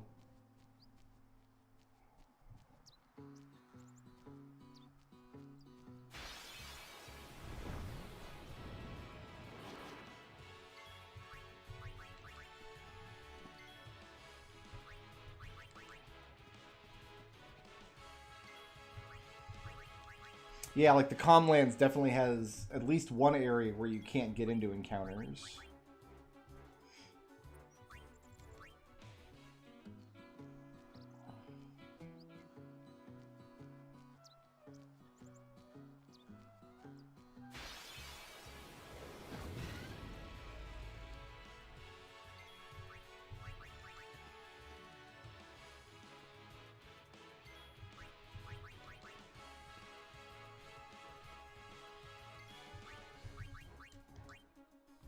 Nobody wants to leave this fight. My goodness.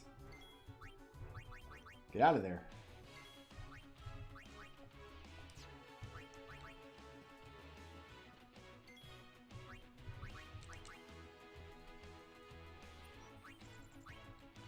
Oh, of course. I love Z Frank. That's a great channel.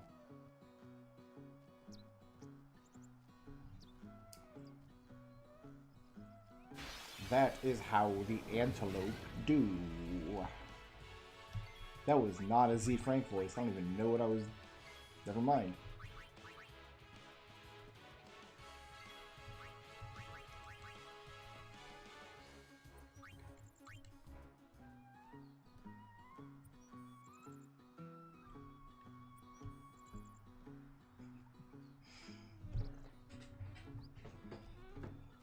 Hoy.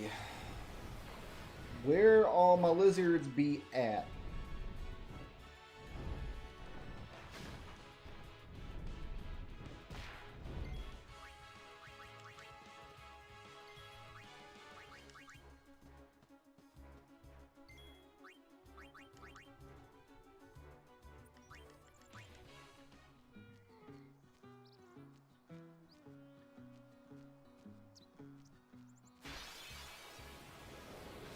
There's one. Okay, we got all lizards. So we should be done with the Highroad.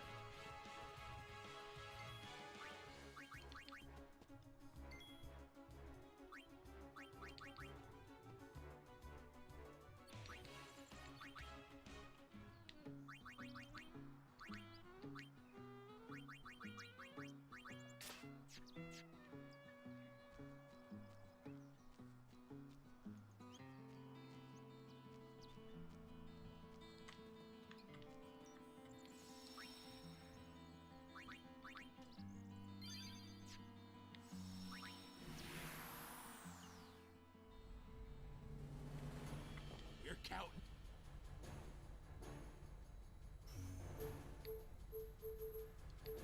Yee-haw! Here we go!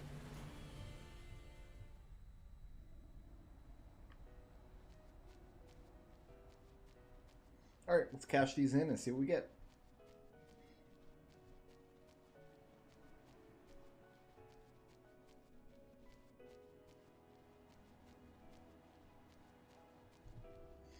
I guess the next one on the list is Mushroom Rock.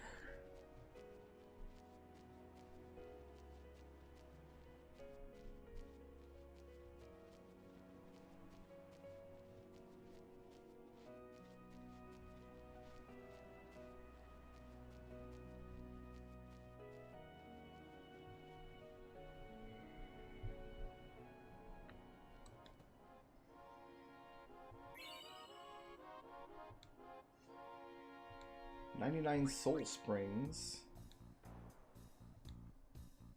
Let's find out what those are good for.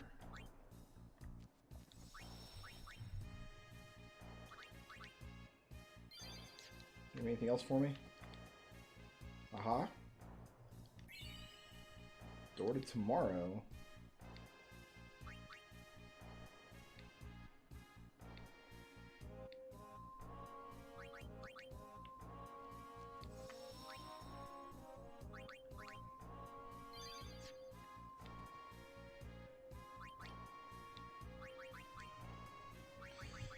Okay.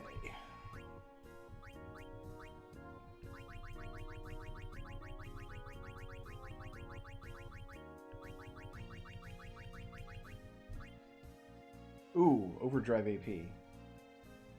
Because we need to make leveling weapons.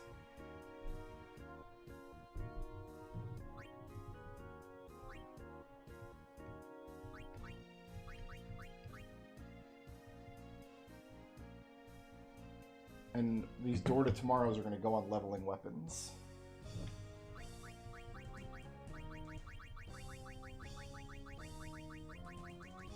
What good are Soul Springs, though? So I didn't see anything using Soul Springs.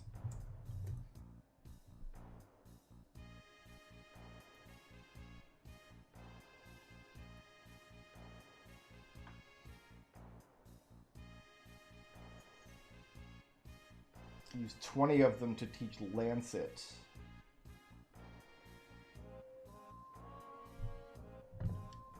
Oh, okay, to an Aeon, I guess.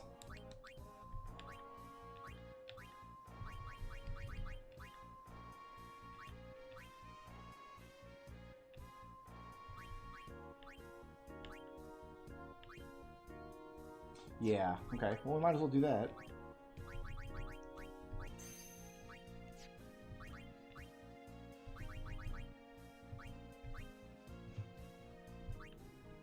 We'll do some of this, too.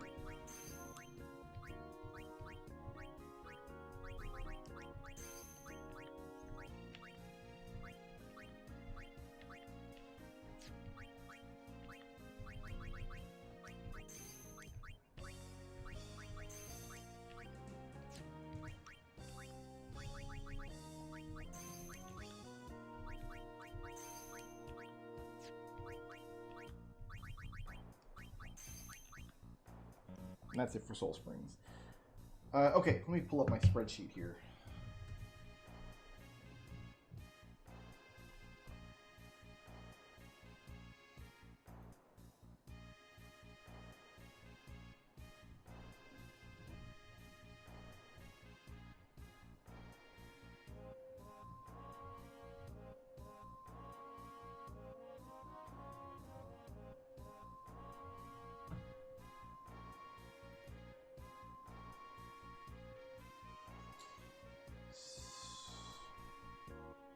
Well, we need to put on leveling weapons.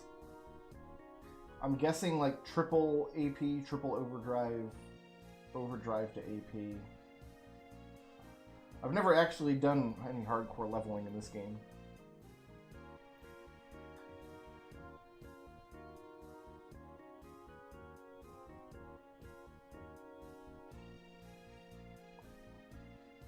One Eye drops equipment with half the AP trick. I don't know what you mean.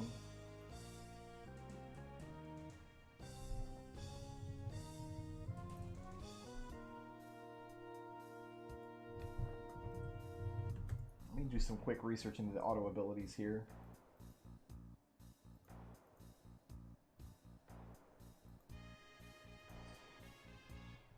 Let's see. Go down the lists.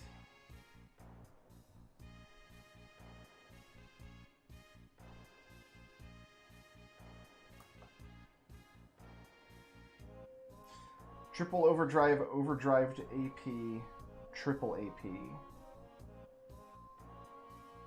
That's what I'd want on a leveling weapon, I think.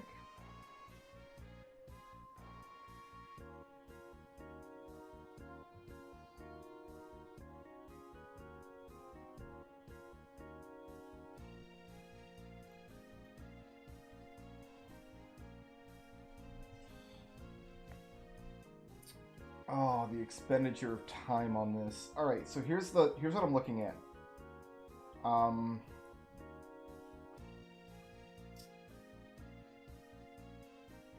Triple overdrive. Overdrive to AP.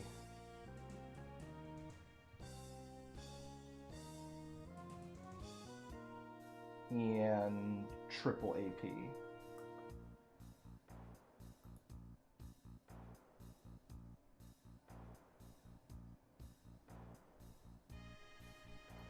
We'll get some of these by...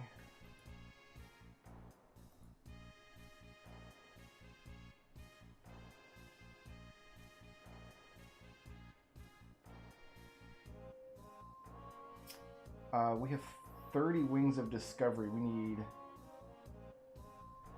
50 to add triple AP to a weapon. 50 times 7 is 350 total to make 7 weapons.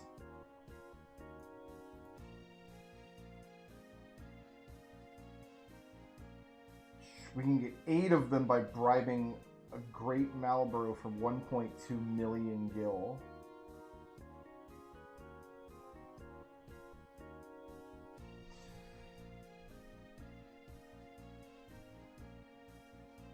Okay, so I don't need to worry about overdrive to AP because I get those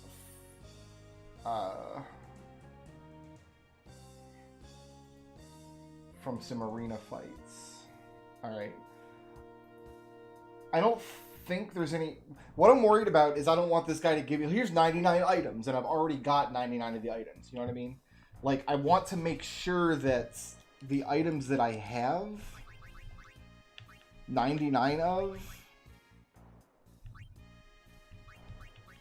or some huge number of. Like, these spheres I'm not worried about. We get tons of those anyway. Like, we've got 99 of these doors to tomorrow. 99 musts. Like, is there anything useful I can do with these? Because if I keep collecting monsters and he gives me 99 more of these...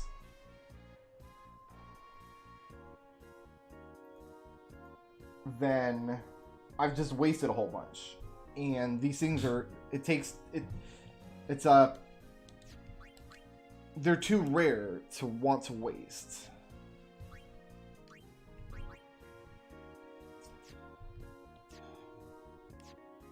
But eventually we do need to have the correct equipment when we go start leveling up.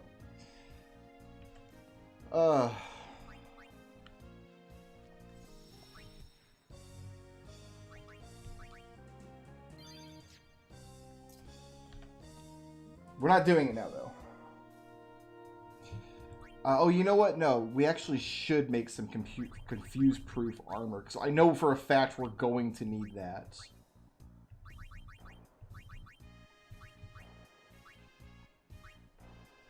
And I've got 99 musks. And we had we have a million of them. I don't think we have enough musks to make 7 confuse-proof armors.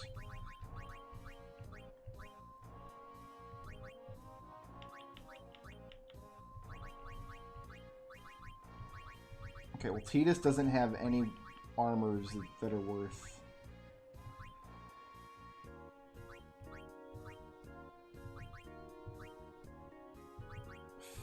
fixing.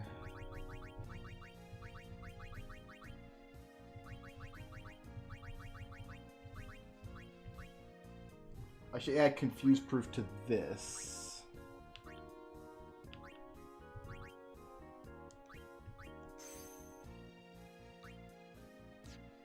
Anybody else?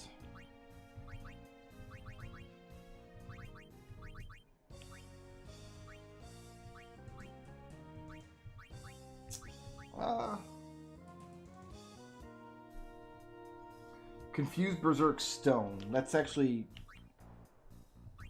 kind of what I was thinking as well. But the idea is...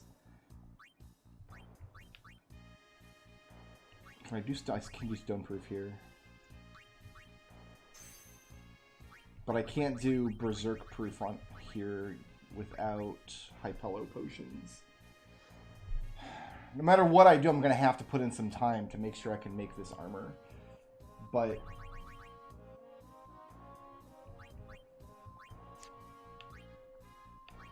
not everybody has a piece of armor that's worth proofing up, you know what I mean? Like Waka, I can start doing it a little bit. Confuse. I'll do zombie on there.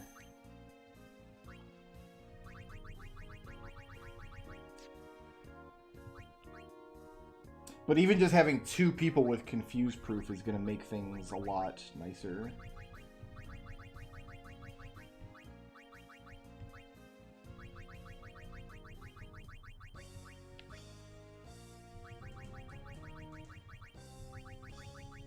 And then all this stuff we can sell, actually.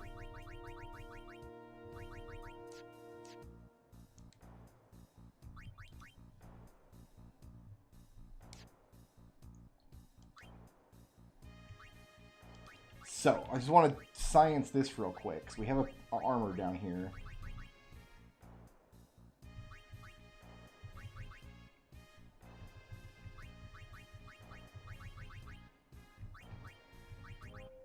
Yeah, we have this. It's 300 now if we put the HP on it.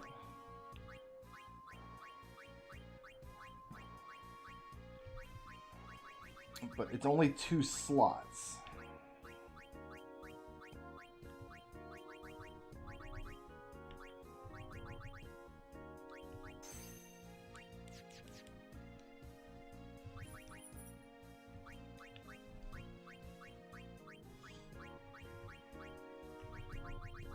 Yeah, okay, so it's really better to put those on the 4-slot ones we can get from Kilika.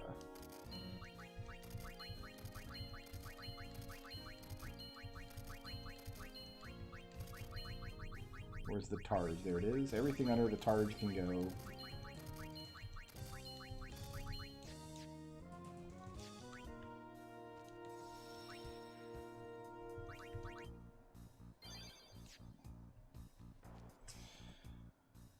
Alright. Next. So Mihen is done. The next area is Mushroom Rock. 1, 2, 3, 4, 5, 6, 7 monsters in Mushroom Rock.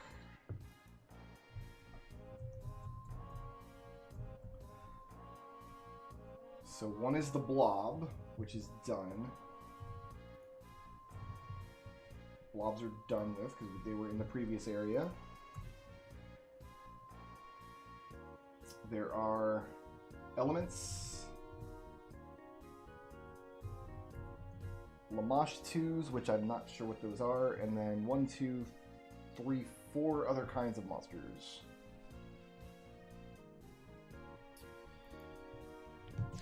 Do all of the Dark Aeons drop ribbon armors, or just Valifor? And how many slots does that armor have, is another good question. Is it a 4-slot ribbon armor? I can look this up, I guess.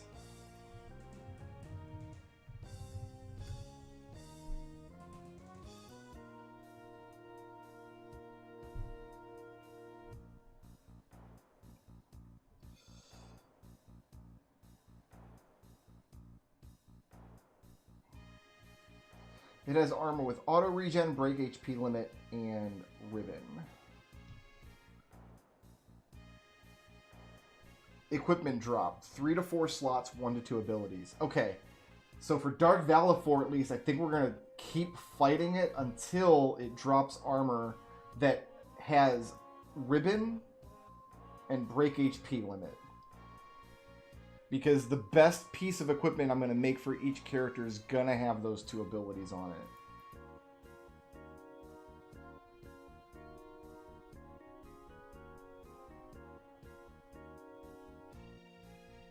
And I can fight Yojimbo over and over again to scum it? Okay, nice.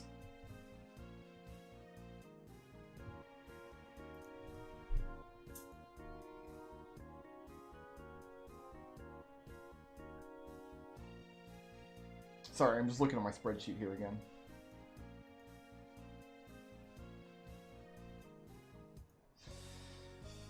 Alright, we don't have to worry about any of that today, because we're not at that point yet. The next step is to go to Mushroom Rock and capture monsters. That's the next play here.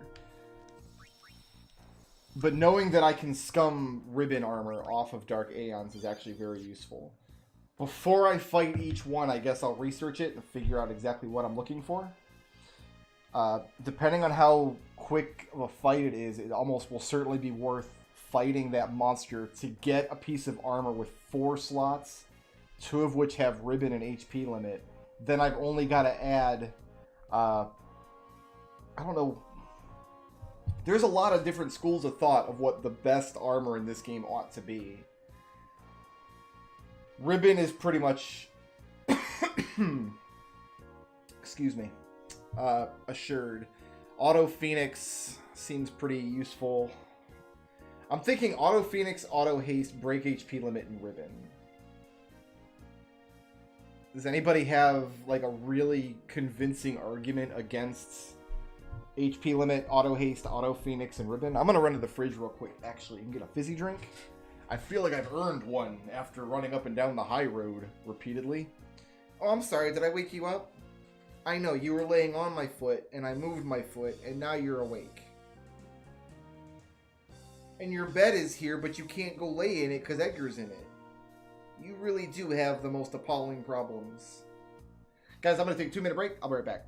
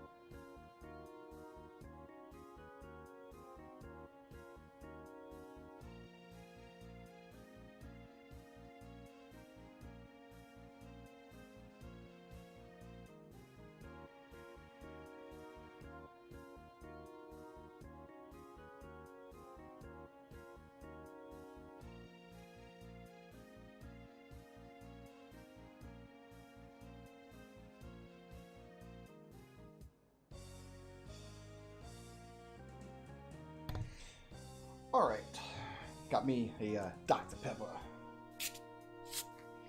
to enjoy as we go up to Mushroom Rock.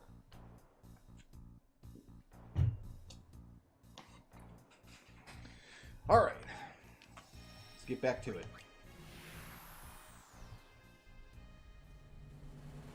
You're counting on.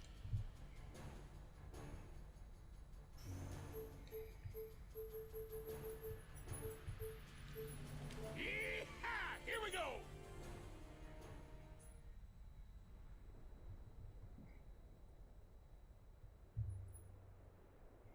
There was an A on here, wasn't there?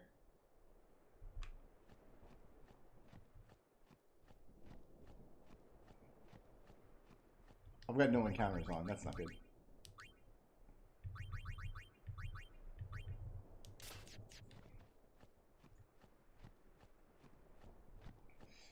No, I can't get anywhere from this particular spot. I can get monsters, though, I guess.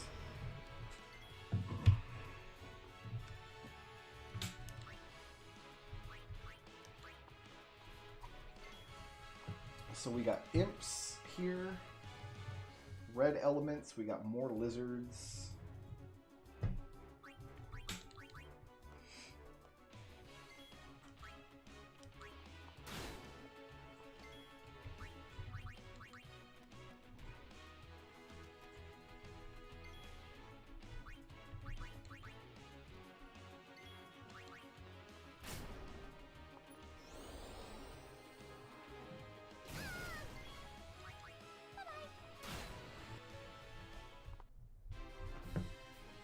Question is, are all the monsters I'm looking for going to be in this area or not?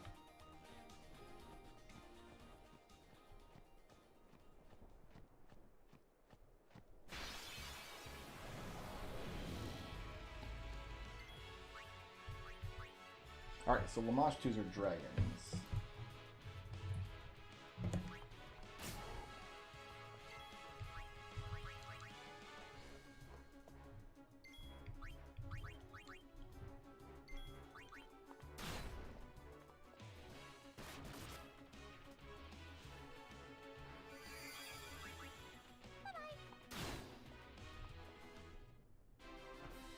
And there's two types of monsters that I don't have on my list yet.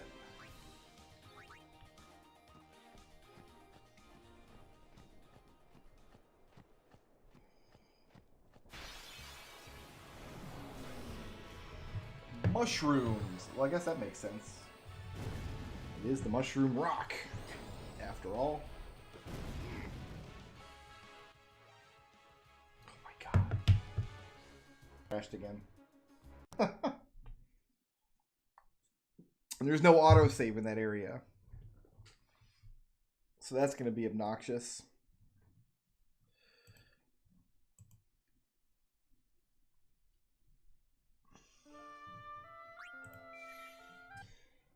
Quite upsetting.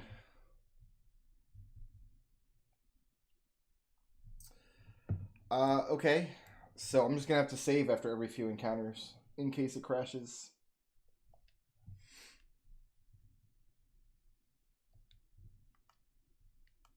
There's nothing for it.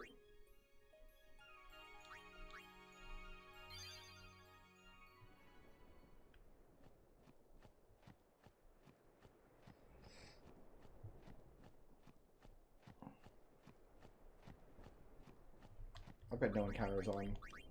Sure do.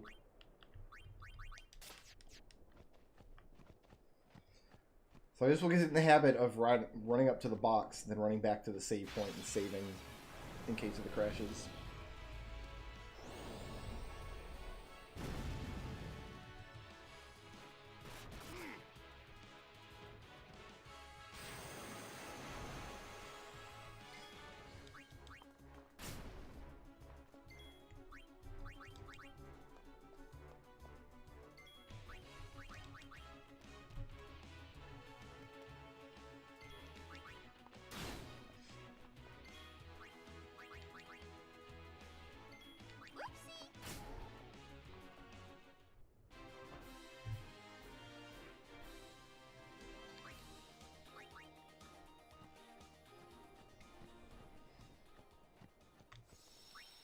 Yeah, I've been trying to mentally calculate like about how much time each of these perfect saves is going to take in terms of like game time, like on the clock. It's a Big Bird. Oh, so Big Bird is the last monster here. So we should be able to get every monster type in this area. Shouldn't be a problem. So I think the most time-consuming part of Final Fantasy 15 is going to be the Ascension grid. Getting enough points to get all that maxed out. I was wondering, though, if I could automate some of that. Like, do like AFK grind some of that. Because there's one of the Ascension things is you get a point for just driving around in the car. I was wondering, can I just put the car, like find a way to put the car on a loop around the whole map of Lucis and just let it run like picture in picture like this? I might be able to. Not certain, but I might be able to. Or maybe like almost AFK grind. So you might have to go in every 15 or 20 minutes to make the car go the other direction, perhaps. Oh, the dogs are walking around. You guys want out? Are you done being in here? If I open the door, will you run off? Beat it. Get.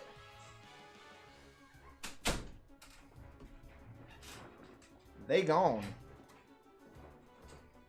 They were tired of hanging out with me, that's for sure. 13 is just eventually gonna degenerate into just CP grinding. Just, gosh, I'm not even sure what you do to CP grind in that game. I guess you fight the giant turtles over and over and over. Either that or like there's a behemoth versus something big monster fight that you can win reasonably quickly and get tons of CP for. That might be the most efficient way to do it. I'm not really sure. But 13 is going to be a lot of that. The most time-consuming part of 12, as far as I can tell, is going to be hunting down all the rare game. Maybe completing the bestiary. Well, that involves hunting down the rare game, I guess. And there's nothing in the first 9 games that comes close to any... Well... So one thing I haven't decided, other than Angelo searching, of course, which is just AFK stuff. One thing I haven't decided is looking at Final Fantasy VII. So there's a couple schools of thought here. One school of thought is to get a full set of master materia, right? Like master one of each materia in the game. Another thing you could do, though, would be to... I'm just going to have Kimari take this down, because nobody else can kill it in one hit. I could commit to getting 3 each of the actual master magic command and summon materia. That would involve mastering 2 of each materia in the game, at least.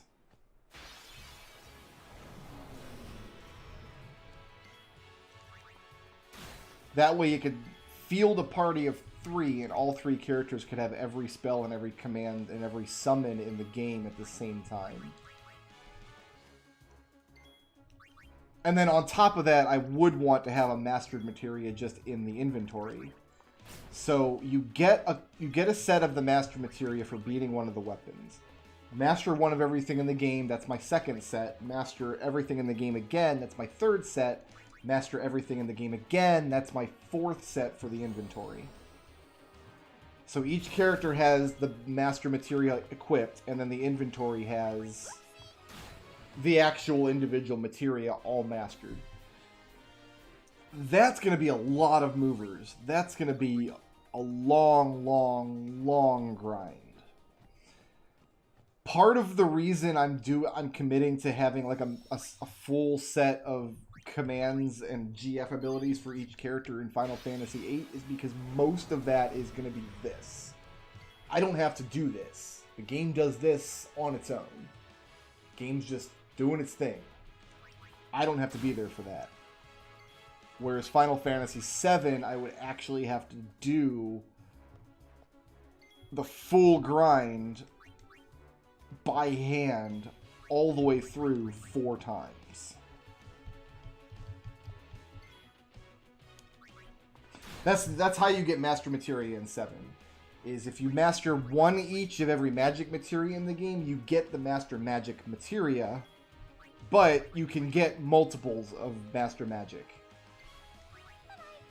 So if you master all of the magic materia again, you get another master magic materia. And then at that point, I would have to master all the magic materia again, so I have 1 of each in the inventory mastered. And I'd have to do the same thing for Master Command and the same thing for Master Summon. That way I can give Master Magic Command and Summon to everybody in my party and then have 1 each of the individual Magic Command and Summon materia in my inventory mastered.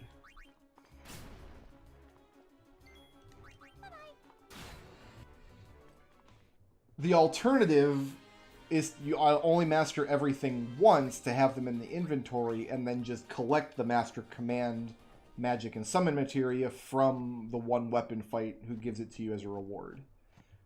So either master everything once or master everything 4 times. Those are the only 2 options that really make sense to me. Getting a full set of master materia is very time consuming, however you want to do it.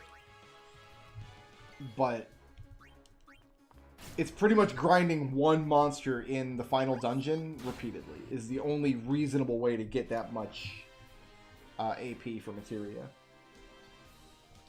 The master materia themselves cannot gain AP. They just give you access. They also don't change your stats. The only thing they do is give you access to the magic commands or summons.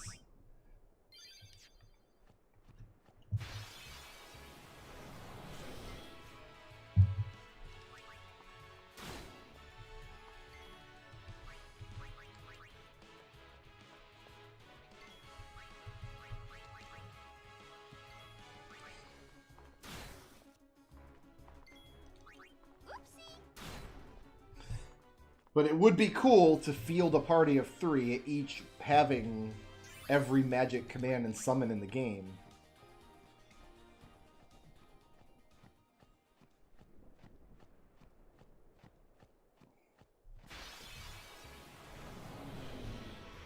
But man, mastering Knights of the Round 4 times.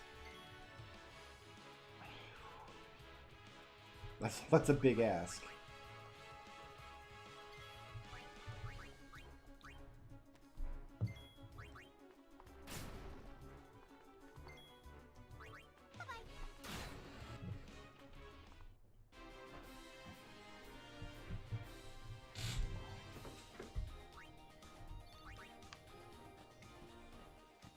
I'm gonna use up some of my spheres.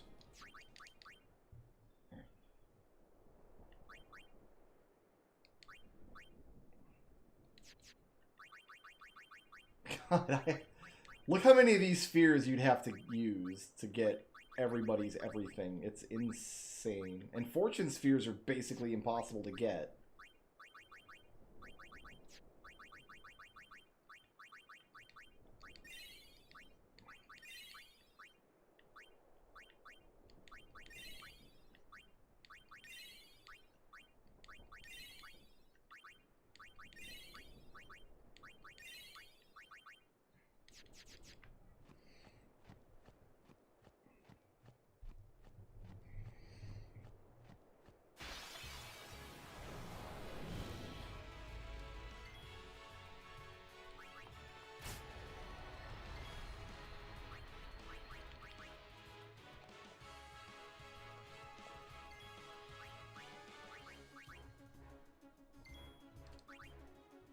Oop, I didn't mean to attack with Lulu. That was dumb. Lulu, get out of there.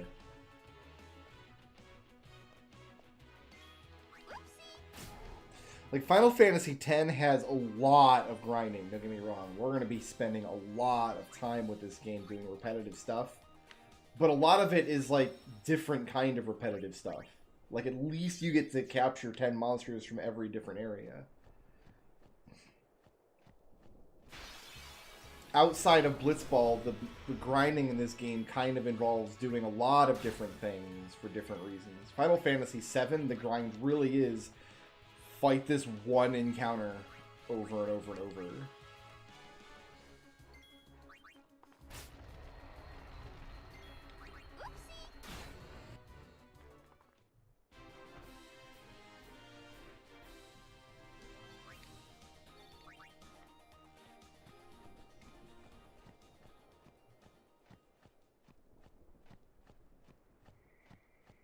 We haven't even started the sphere grid work yet.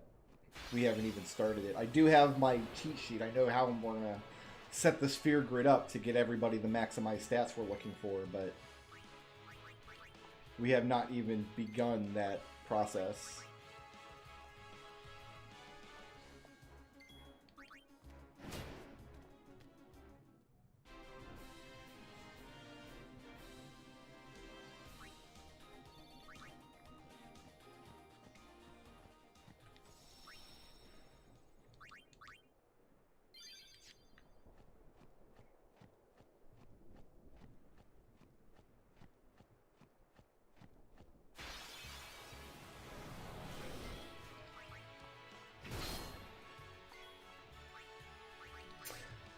The other thing is something I haven't even considered, because I've only played because Final Fantasy X-2 and Final Fantasy XIII-2 are both, well, 13-2 is based around the capturing monsters for your party. 10-2 has a system where you can capture monsters for your party, but I haven't actually played with it. Each of those games has the potential for an insane amount of grinding if we're going to try to level up every monster in the game and have access to all of those. So I don't even have a frame of reference for how long that might take compared to other games that I do know. Because I've played Final Fantasy X-2 a couple times through. I think I've played the HD collection version of it twice, start to finish. But I've just ignored the monster Pokemon aspect of it. I just don't care. 13-2 I've only played once to completion. And I basically just found a set of monsters that I liked and used them exclusively.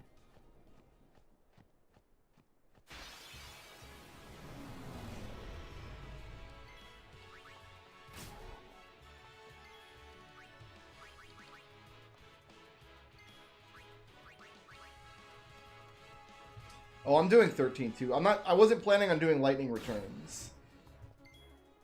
But yeah, 13-2 is definitely happening. Oh, we've already got all the elements. We can run from elements now. We need dragons, imps, lizards, shrooms, and the big bird.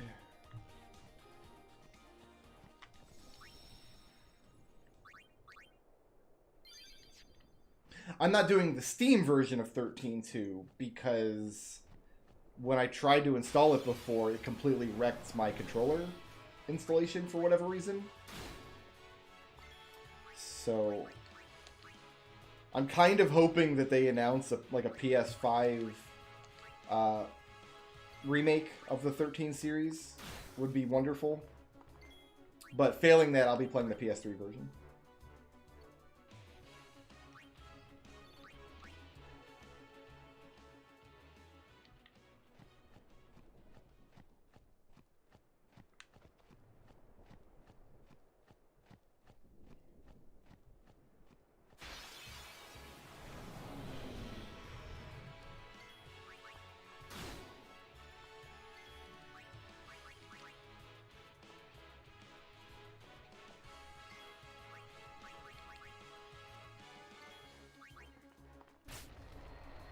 Oh, I gotta stop fighting red elements.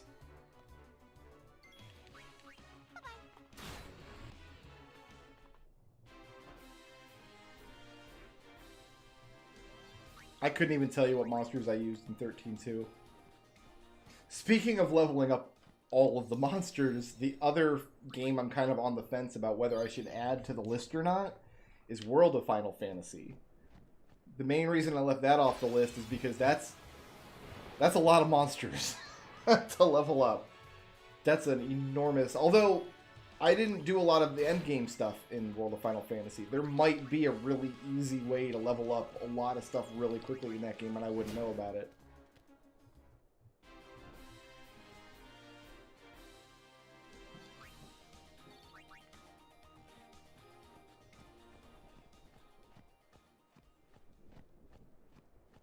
But there's... I actually knew this at one point. I think there's 150... No. It's like 180, maybe more. I'd have to look it up. But like individual monsters that you can get in World of Final Fantasy.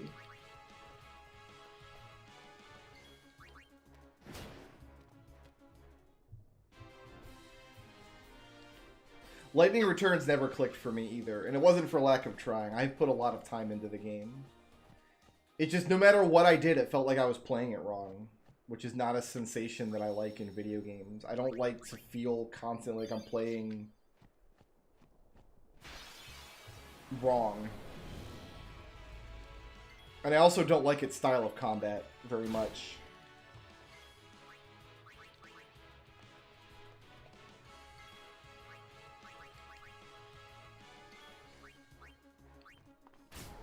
I won't say that I'll never try it again, but I'll put it this way: if I tried Lightning Returns and it clicked on my fourth attempt, I think this would have been. It would not be the first time it's taken me 4 attempts for a game to click. Like that's happened before.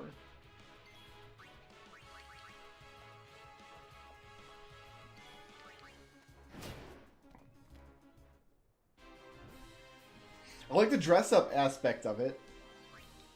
And I like the basic idea of, like, changing your class in the middle of combat. Like, how she has 3 ATB bars, and you have to kind of watch all 3 of them and switch back and forth.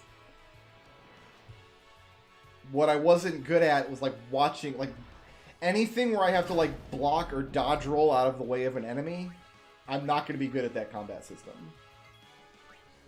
I wasn't very good at Final Fantasy VII Remake either for that reason, although Remake felt a lot better than Lightning Returns did. Overall. And Remake is definitely on the list. Like, we're definitely doing 7 Remake.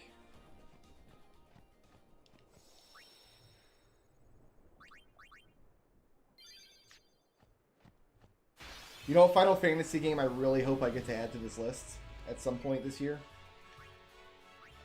The Final Fantasy game I hope I get to add more than anything else.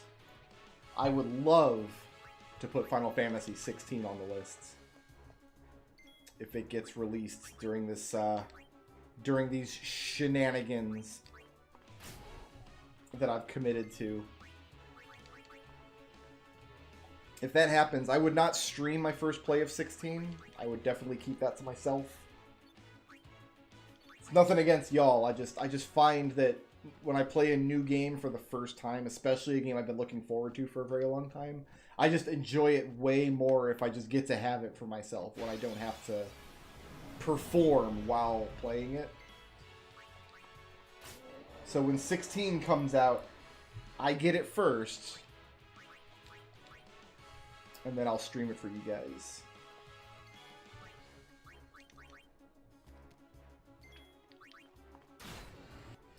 But who knows, we might at least learn what 16's release date's going to be at some point this year. That'd be beautiful.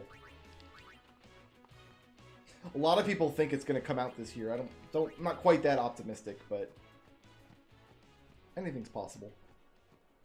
But yeah, World of Final Fantasy is what I'm on the fence about, because I love that game. I really, really like World of Final Fantasy, like a lot.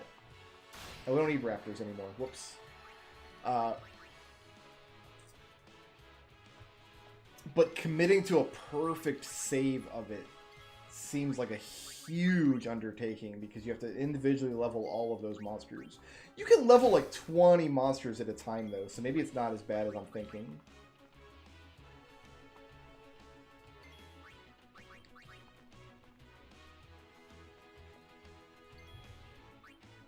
Late 2022, I think, is a good bet for 16.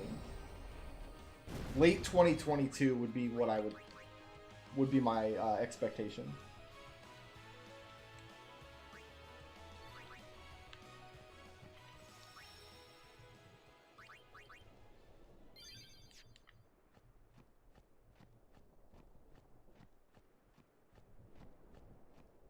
Yeah, like backseating a game I've played before.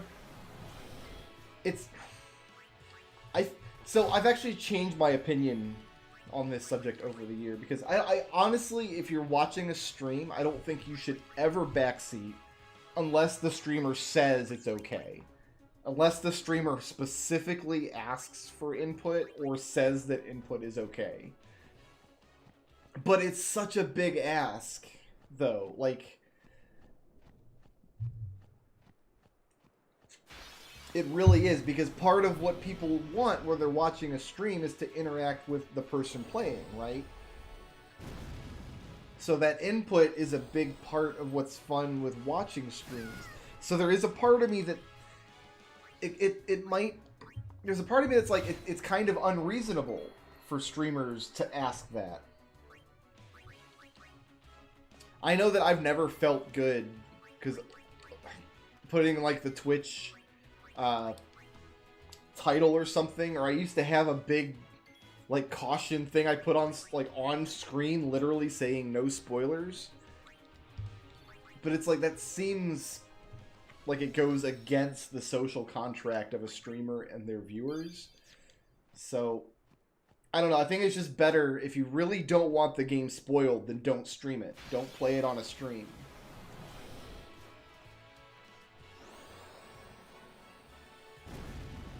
I think it's just better for everybody. If you want to stream a game you've never played before, you're just gonna have to accept that. Because even if you do all the stuff, even if you say, "Hey guys, no spoilers, please, my first time," and even if 99% of the people in your chat are super cool about it, all it takes is one troll to come to your channel that doesn't care if they get banned, and just start spewing out spoilers. So then you gotta, like, mod the chat, and... Ugh. So... I don't know, I've gone back and forth over that over the years, because I've had a lot of games that I played for the first time, and...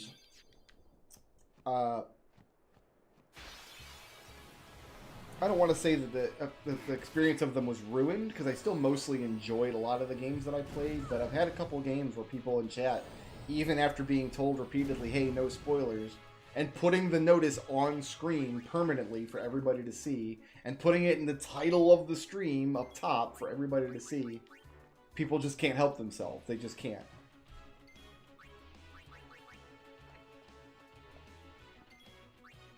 And there's a lot of chat interactions that aren't strictly speaking spoilers, but can still spoil the experience. Like, there's a lot of, like, wink, wink, nudge, nudge kind of stuff. I'll give you an example. Is I played Undertale on stream, right? And I went into Undertale not knowing anything about it. I didn't know going into it that, like, there was, like, a passive run and a genocide run. I didn't know that about the game. I knew next to nothing about the game. So, I get to the first boss in the game, and I kill the first boss, and immediately people in my chat, people who had sworn they were not going to spoil the game for me, go, well, he killed the goat. I guess that's it, lol. Like, they didn't spoil anything, really, because they weren't, like, saying what happens, or, like, you weren't supposed to kill the goat, or they didn't come out and say, hey, you're supposed to do a passive run, and there's a genocide run. But just their reaction to what happened on screen gave me so much information, like, oh, I guess I wasn't supposed to do that. Like, I've already ruined this for myself. That's not why I hate Undertale, but it was one of my first Undertale experiences, was fighting that boss, and then people in my chat who swore they didn't, not only that they weren't going to spoil the game, but who, like, swore that the game had to be played unspoiled. Like, it would... I think one of them might have even bought me the game, now that I'm thinking of it. Because I've had several people try to gift that game to me over the years. But just the reaction, like, well, Britt killed the goat. Okay. Like, oh, I guess I wasn't supposed to do that. It's much more fun to me to play a game that I know well enough that I'm not going to get any kind of spoilers on. It's one of the reasons focusing on Final Fantasy is just such a good fit for me, because I already know everything about all these games, and the things about them that I don't know are things that I am purposely setting out to learn this year. And part of the way you can learn is by talking to people who know.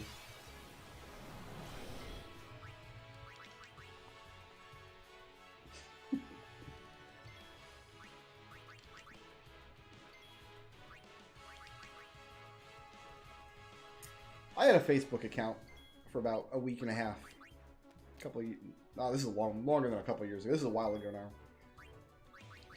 People are like, hey, you should set up a Facebook account for your YouTube page. You can set up, like, what's called a Facebook fan page for performers and celebrities, and a lot of streamers use them too. It's like, oh, okay, I can set up a fan page. It's not really a social media account. It's just like a presence I can maintain on Facebook so people can follow it, and I can post updates and, like, when streams go live and stuff there.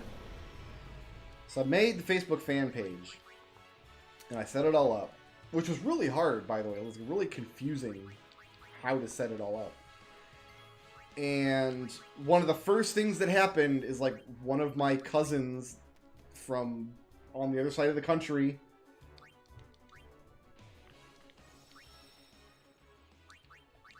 left a comment saying, oh, this looks cool. And then, like, asking personal questions, like, oh, I haven't seen you on Facebook. And it's like, nope, can't do this. I can't have a place where, like, my personal family and my internet presence are crashing into each other. So I closed it all down, got rid of it. Can't do Facebook. None of them are on Twitter. Twitter's fine. But, nope, can't do Facebook.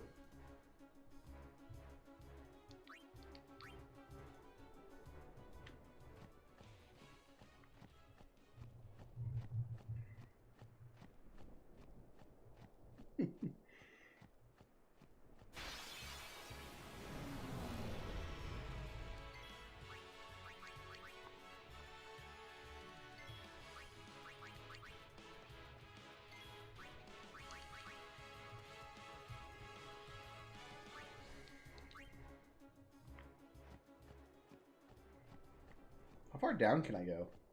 I guess that's it. We just need the big birds now, fam. And then we're done with this area. Ah, here's one. Speak, Ode Devil.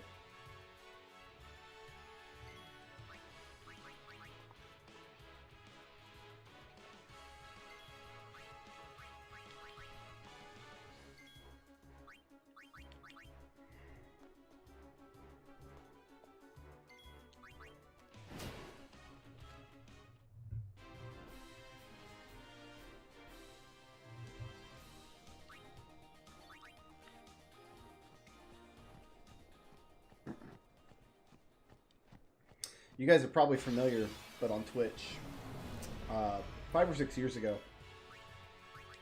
there's a streamer named the Mexican Runner who has like Battletoads world records and stuff. He's a speedrunner, but he did a project where he was going to beat every single NES game ever made on stream, some 600 some odd games, and stream all of them. And he had a policy that if you said a spoiler in his chat and he saw it, you were banned from his chat. And so a bunch of people got banned from his chat, and it turned into like this controversy. I remember tuning into his channel one day, and he's like I have to rethink this because too many people are getting banned. Like, my ban list is enormous because I've got hundreds of people watching, and it's like the project is good for growing the channel, but I also have like one of the biggest ban lists on Twitch now. Because people just can't help themselves, especially if it's people that like are watching a game they really like. They want to say what they think, man. Yeah, NES Mania. What's funny is I've seen a few other streamers since then doing similar projects for like other consoles, but none of them have gotten the traction that his did. I mean, he started out as a pretty well-known speedrunner anyway. Like, when he started the project, he already had a fairly large viewership.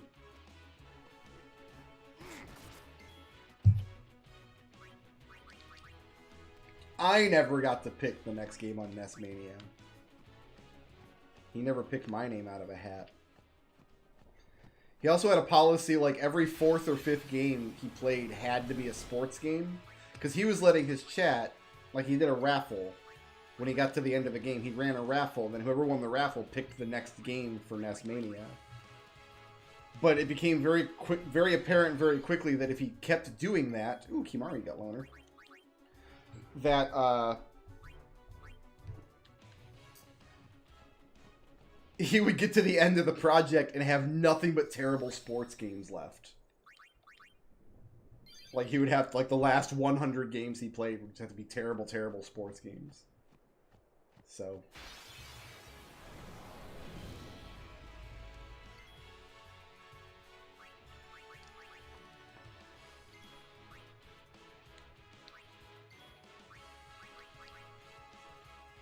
I should swap Kimari out, actually. So he doesn't get any more loner points for now.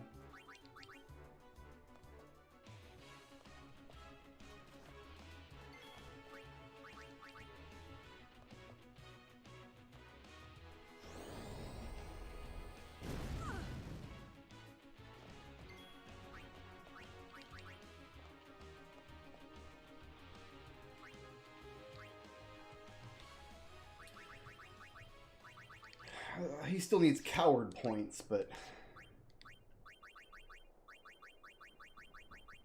Do I have to fill this list out by using her overdrive?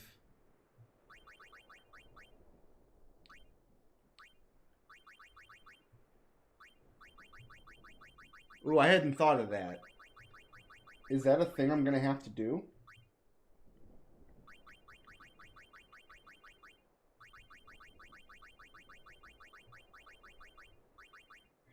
Yo, I hadn't thought of that, though.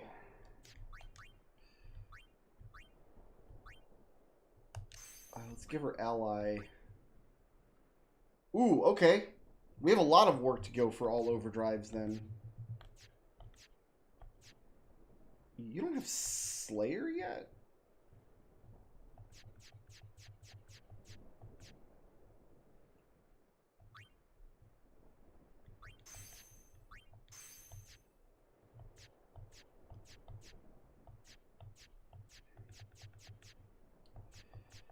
Okay.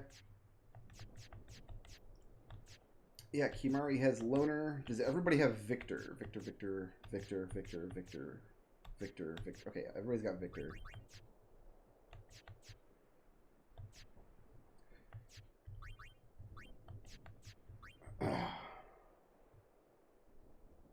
Oh yeah, I've seen lists. There's a lot of them.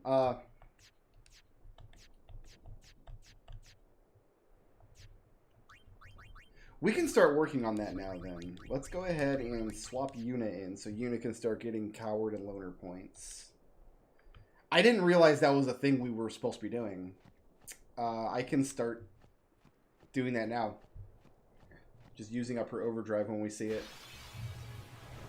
Oh, and Tidus is still missing an overdrive.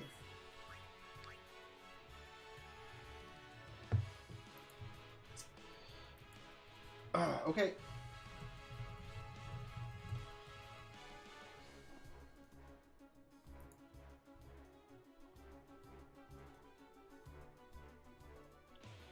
We're just gonna go down the list.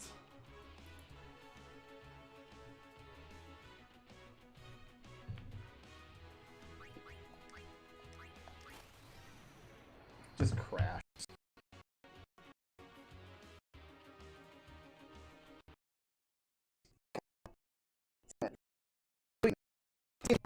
Hour or so. Have fun, Chronomojo. I know it's not pleasant. My wife just went through it.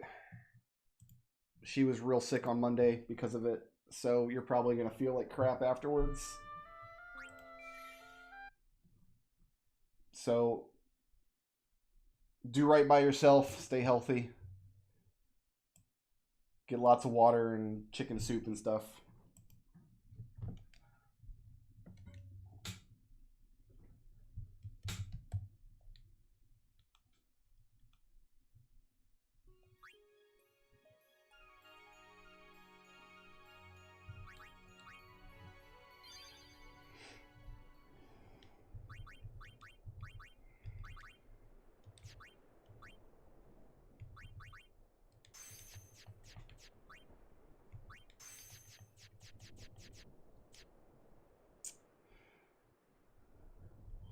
What does it take to make triple overdrive?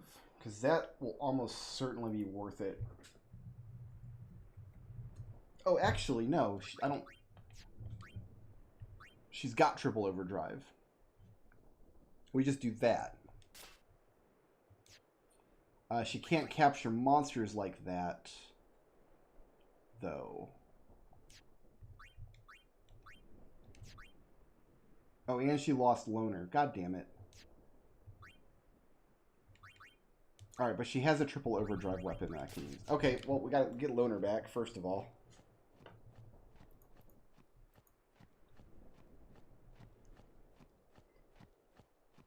I'm not gonna... Oh, wait a minute. I don't...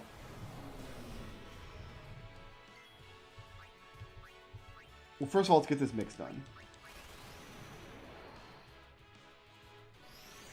There is Vitality.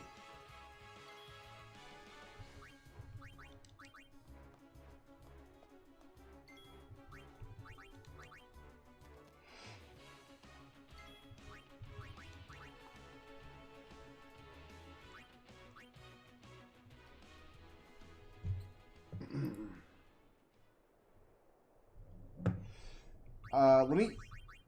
Actually, can I do it with her... Capture weapon? Might be useful. Because she's going to spend a lot of time capturing...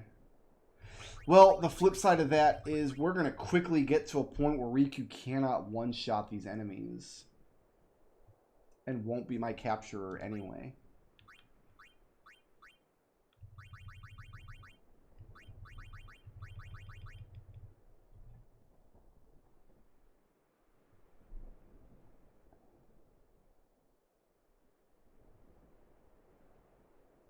I think I'm just going to set her overdrive mode to ally. We may or may not have to grind out her overdrive list. But right now I'm not going to super worry about it. I don't think Kimari or Lulu know and trusts.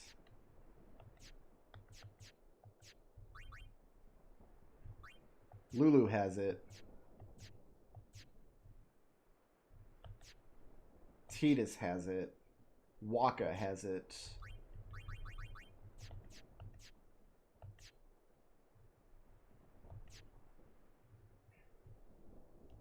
I mean, I could just have Lulu give Riku her bar. That was supposed to be Ultra Potion, and it wasn't.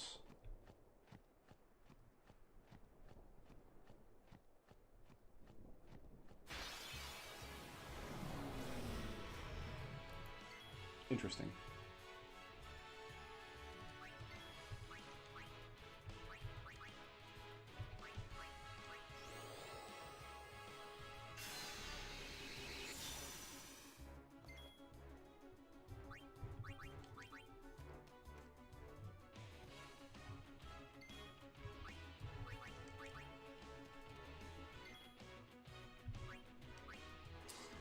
Okay. I don't actually have any regular potions.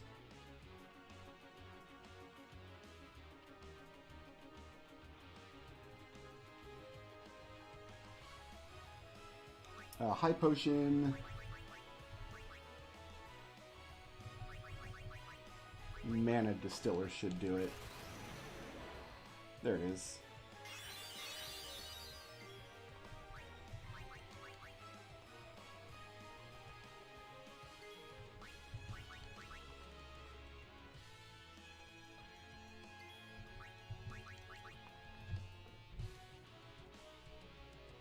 And we'll just go down the list like that. I actually don't have any potions, though.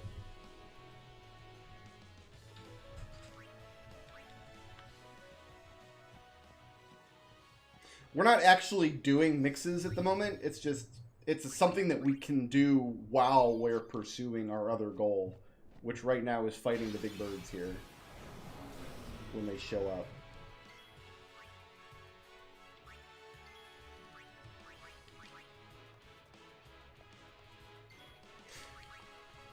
I'm gonna make sure that the capture limit on these are all good still, actually.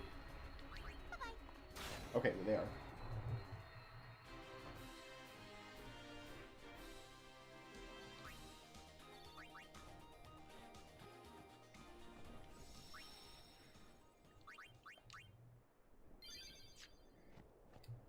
The goal right now is just capturing monsters to finish up Orin's weapon. This is just something I can work on while doing that.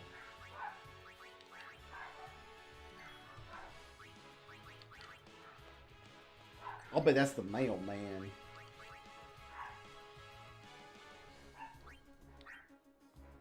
So I guess we'll do this then, actually. We'll swap Kimari for Waka, because Waka also has Entrusts. And we'll set Waka's overdrive mode to ally.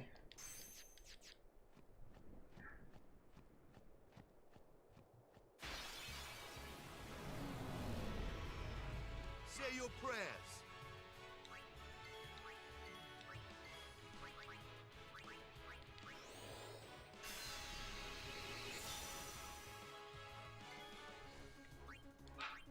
Alright, next on the list here.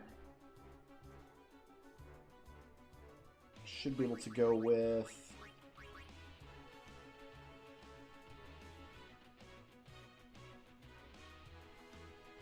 an Antidote and a Phoenix down. Yep.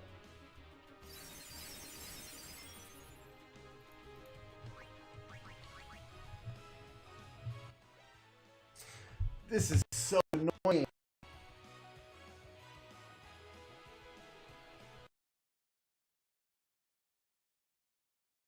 Issue, and now it's crashing constantly. Oy vey.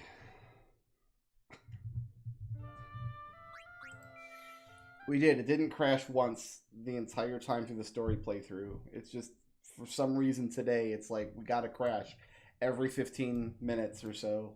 Let's make sure we crash and make Brick Road sad.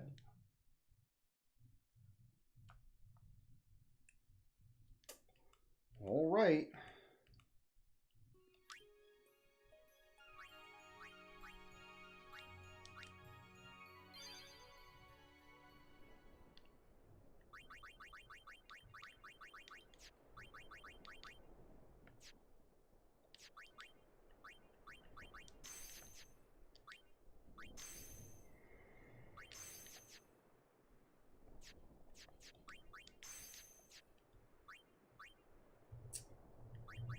Erg. So I have to do that overdrive again, I bet.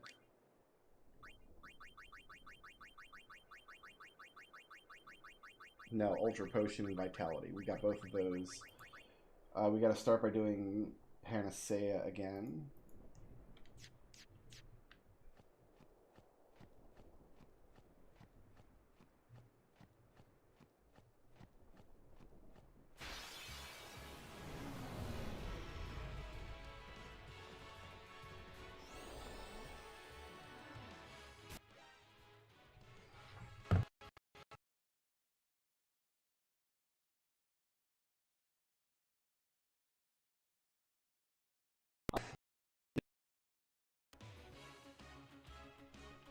This game, I just can't keep it. I just can't keep it going. What's the haps? Why do?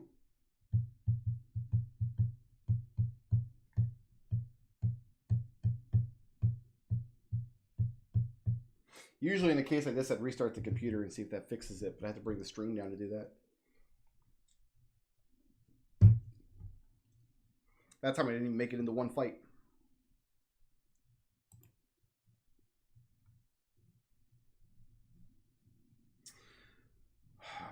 All right, let's get back in there, I guess.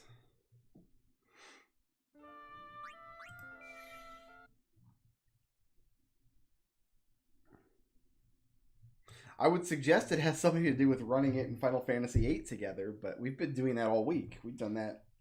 This is like the 5th or 6th stream in a row where we've done that with no problem.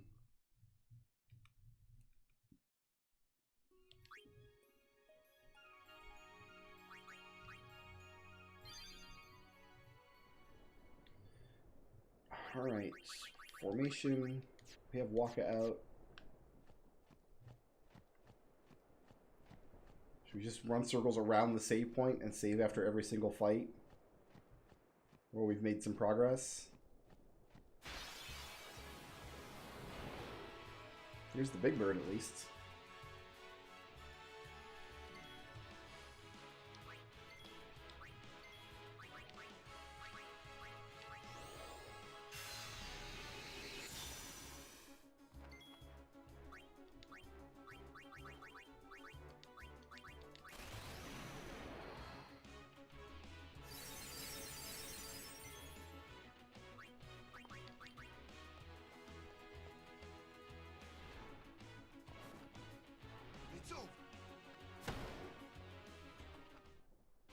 Ah, yes, we gave his capture evade encounter.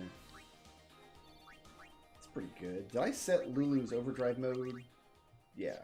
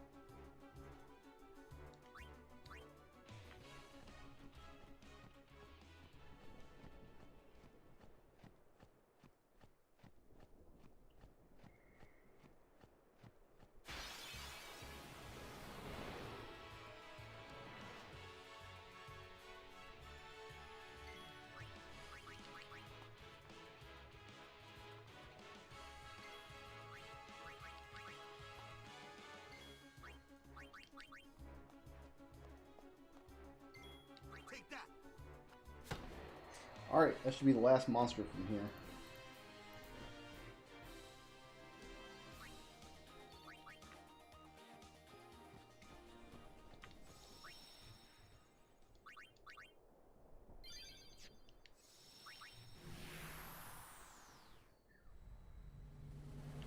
You're counting up.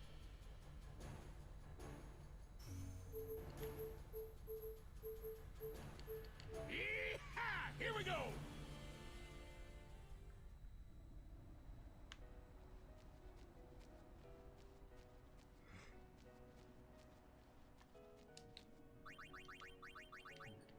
forget to do this.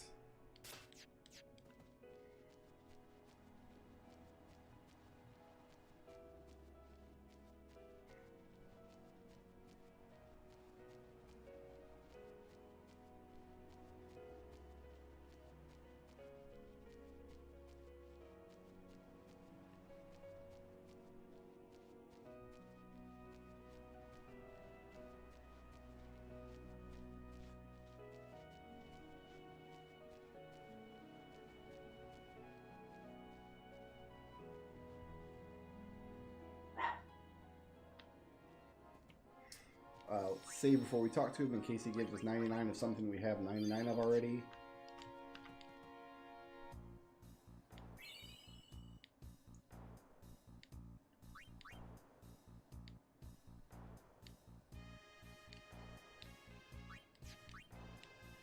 What can I do with healing springs?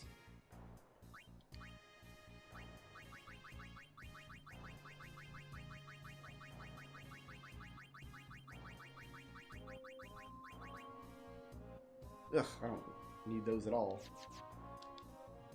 Can I do anything with Aeons with healing springs?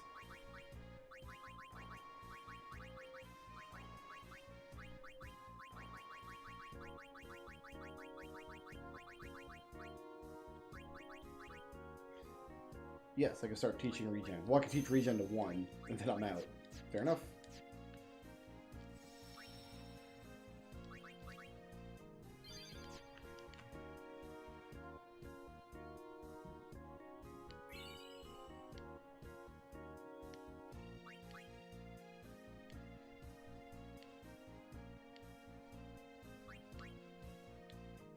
Candle of Life was something, wasn't it?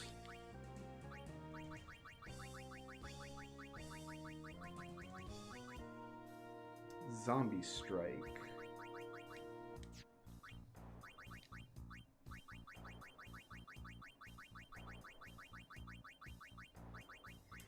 Zombie Proof.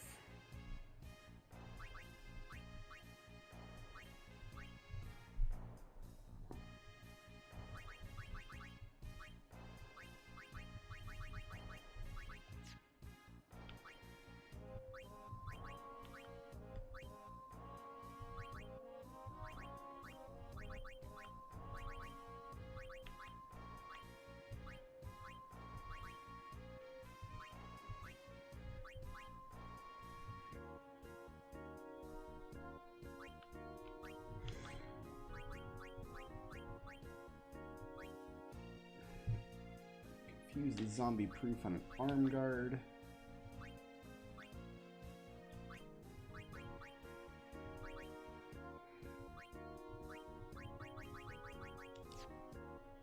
What about Aeon abilities?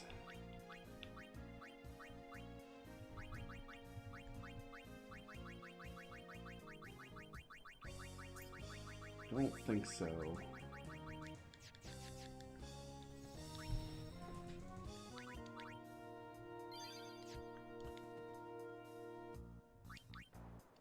Alright, so next...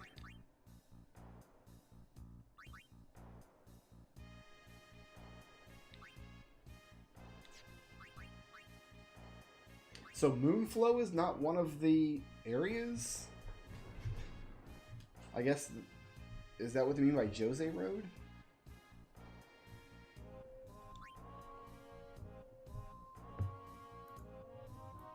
Well, we have nothing from here. There's 1, 2, 3, 4, 5, 6, 7.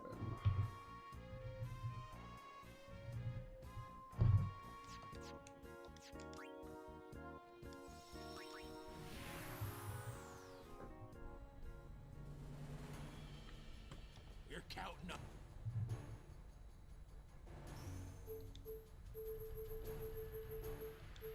Here we go. No, Moonflow is its old... I guess Moonflow just doesn't have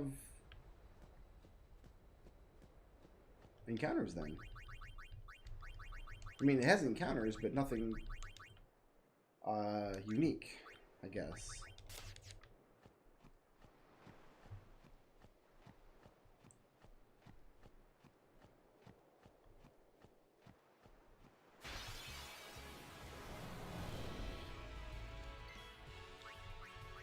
These are all the same guys.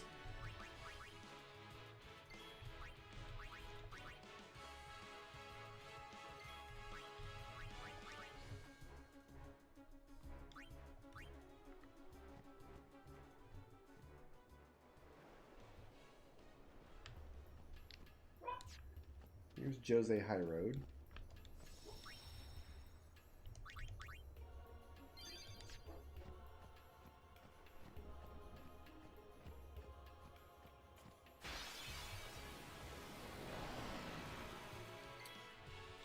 So we got bugs, basilisks,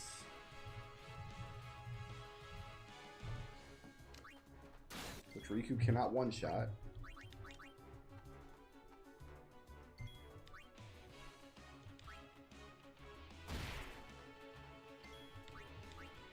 She two-shots them though, that's good enough. Take that.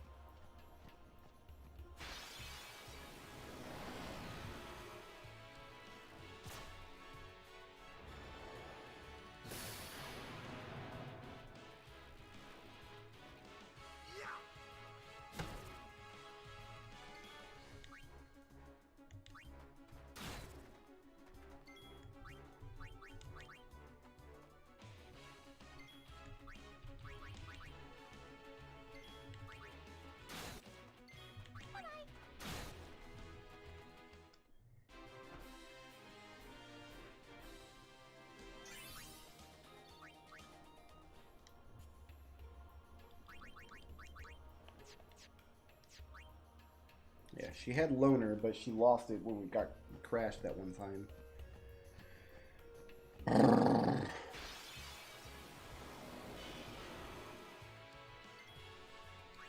There are birds.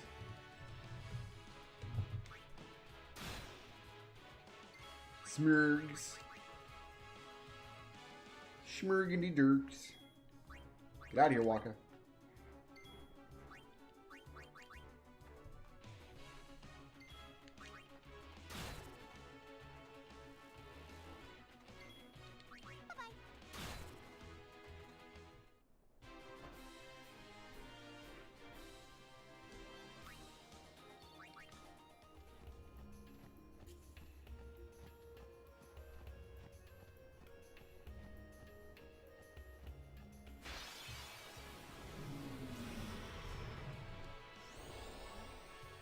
I think these are the same guys. It just crashed again. I can't play. I can't play a game that's going to crash every 10 minutes. I don't know what's causing the crashes.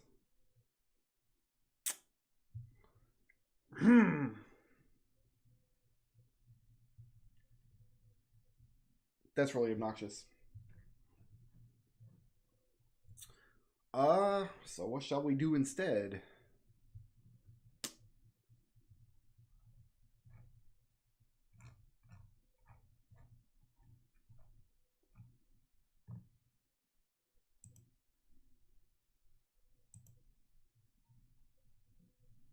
I know what we'll do instead. Since apparently Final Fantasy X is not a thing we can do anymore.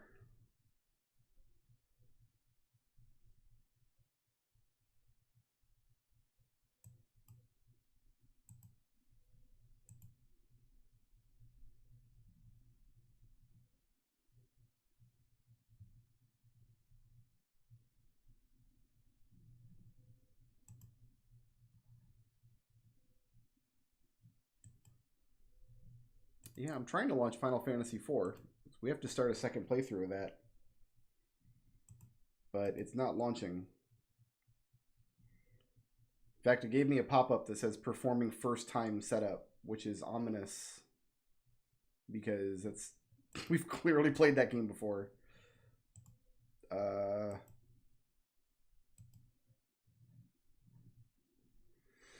wonder if the problem is this third-party crap that I have to run for Final Fantasy VIII.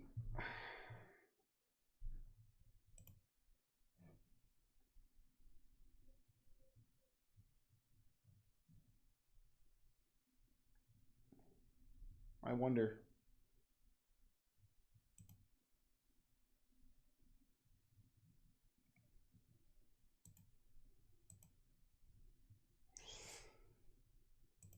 So, the problem is, Final Fantasy VIII has a terrible bug where it has FPS caps in it. This version of Final Fantasy VIII, the remaster, for whatever reason, it has dumb FPS issues. So I have to run some third-party software called Special K to remove the FPS cap so the game is actually playable. I'm going to kill that and close it down.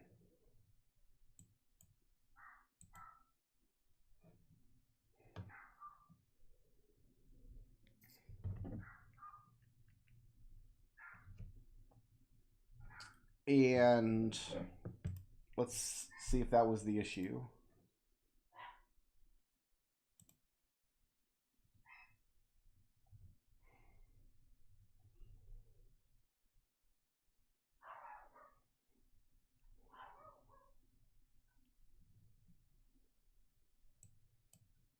You know what? Let's try Final Fantasy X again without that weird launcher, that weird Special K thing, and see if it crashes now. Because we played it all week with that thing running, but who knows?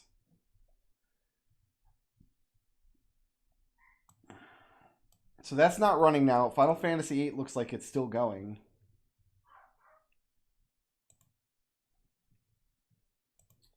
So here's hoping, I guess.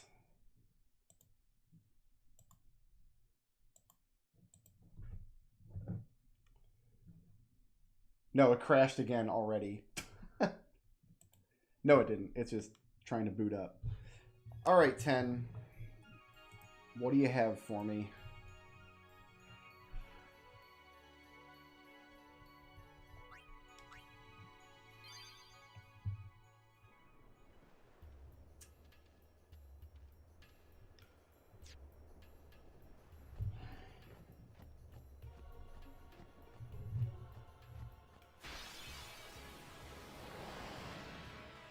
Tool basilisks.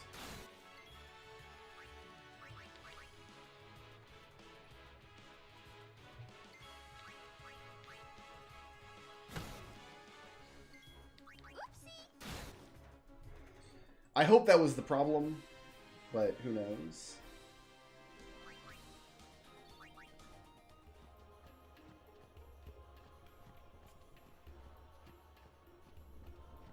Running 2 games at once is not always advisable, but I mean, we did it all last week with no issues.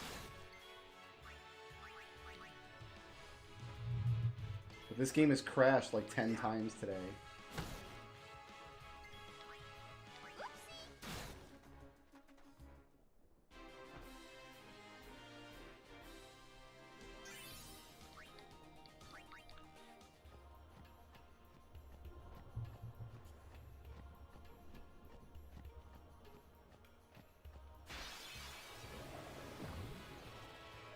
So what else is here? There are wolves.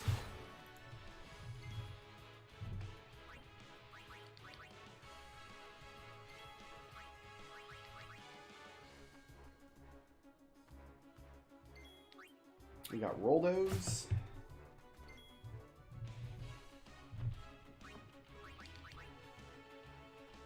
And we got Blobs.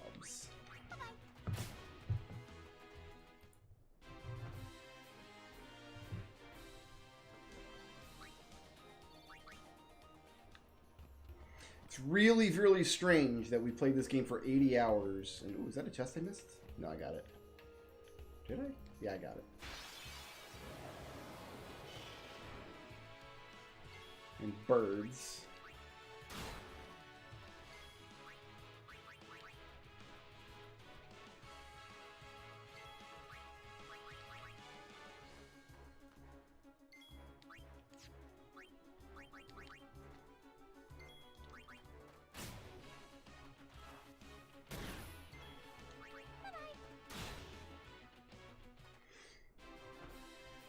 It's possible that the game is like it's just more resource intensive to play battles and stuff than it is to play Blitzball, because most of what we were doing was playing Blitzball last week. This is the first 10 stream we've done in a while where we haven't been focusing primarily on Blitzball.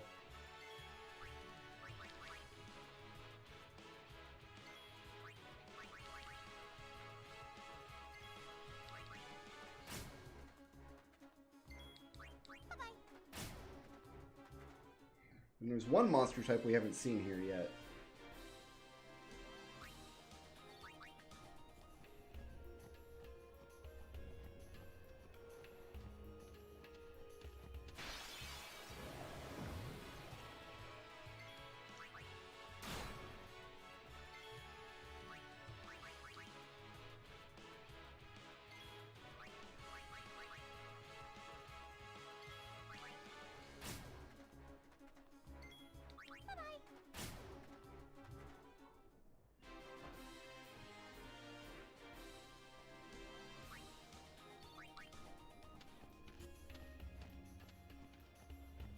But I should be able to save here, Djose.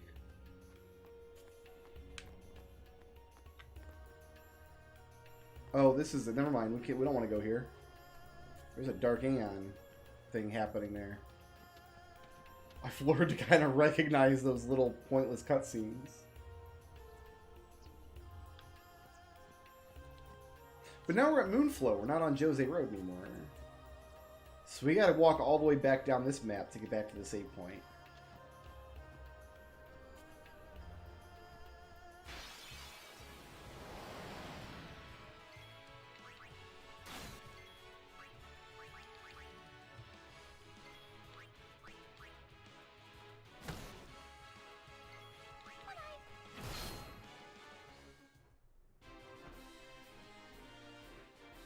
Moonflow is part of Djose Road? I don't know, they count as two different locations on the world map.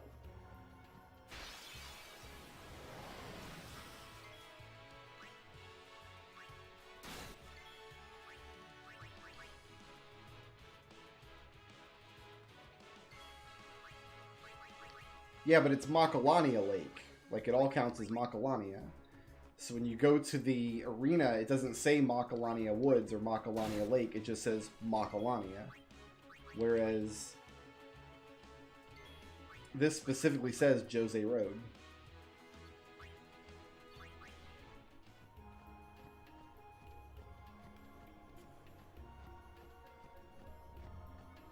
It might just be that Moonflow has all the same monsters as Djose Road.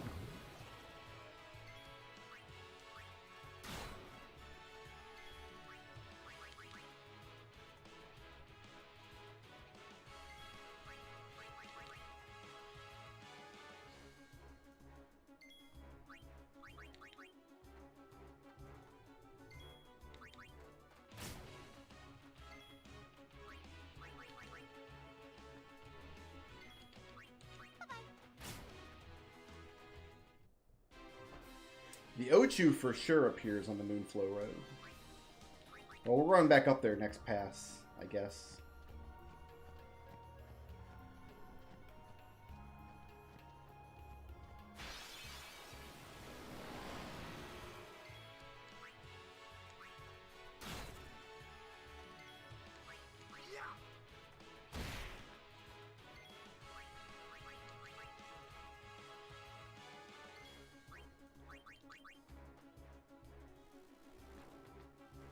Take that.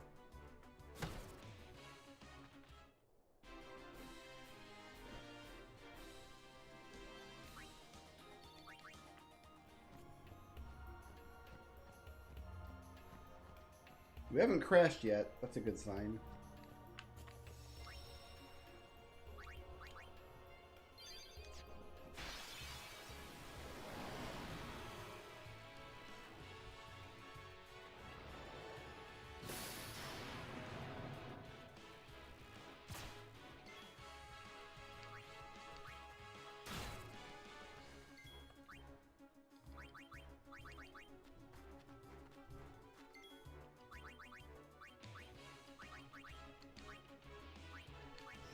I don't know anything about the Tonberry trick. I am totally not worried about Tonberry trick today.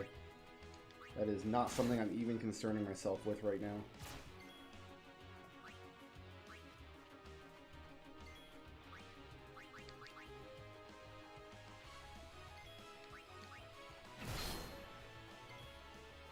There's so much going on in this game that I can't keep it in my head all at once. We need to get Ultra Cure. So that is...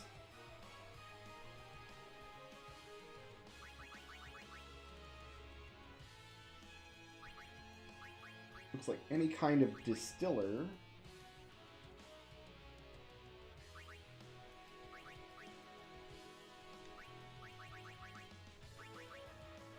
And... Dream Powder should do it. Okay, you asked for it. Okay.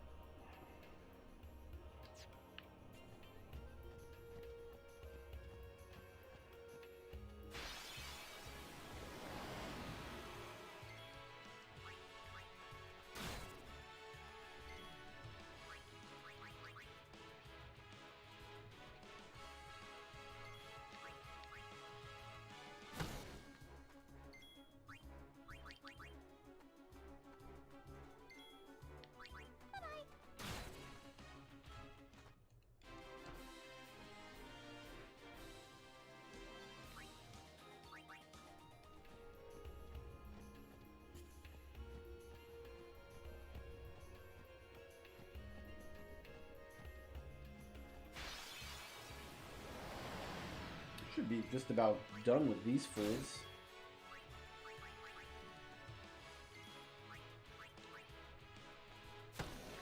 We sure are. Let's get out of here.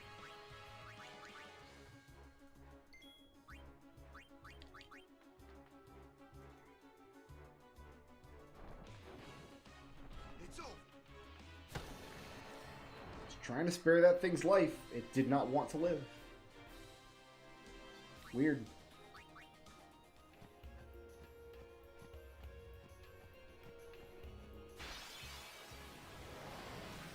There's nothing in this fight I need.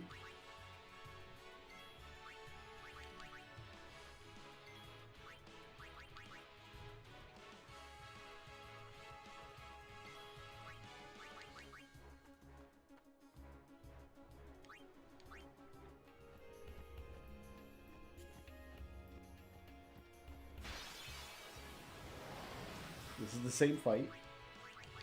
These guys are just following me.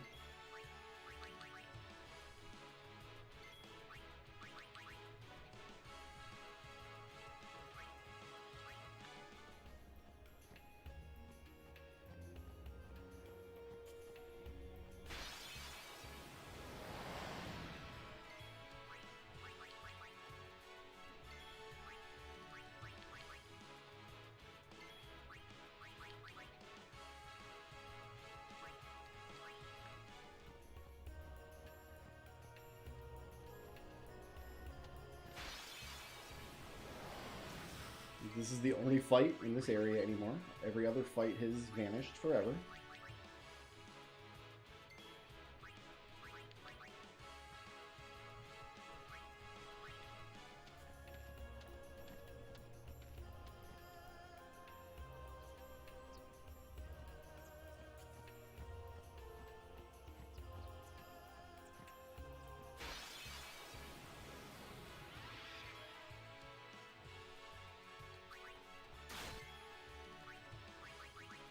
Yeah, we're gonna be walking for these ones, I think. It's over.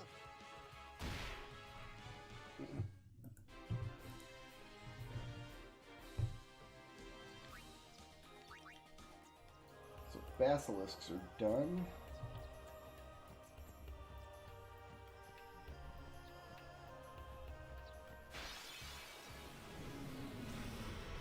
Is this a different kind of imp? No, these are the same ones, so nothing here we need.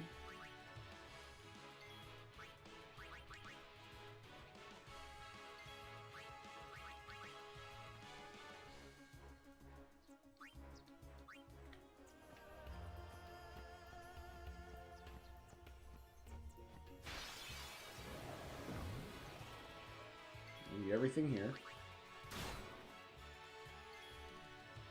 Can I entrust before I have a full...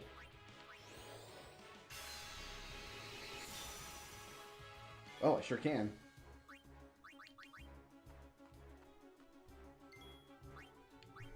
Alright, next one on the list here, Mega Phoenix. So it's like a Phoenix down with basically anything.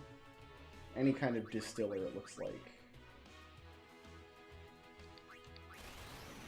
Okay, you asked for it.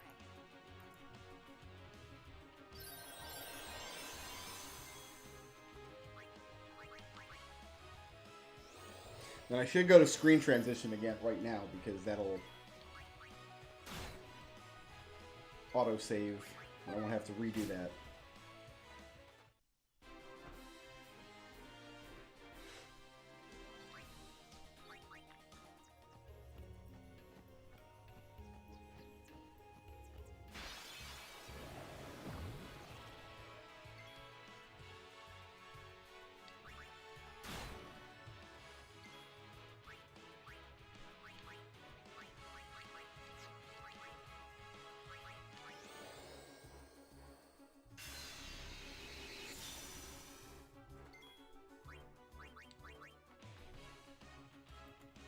So that was Mega Phoenix. And there's Final Phoenix.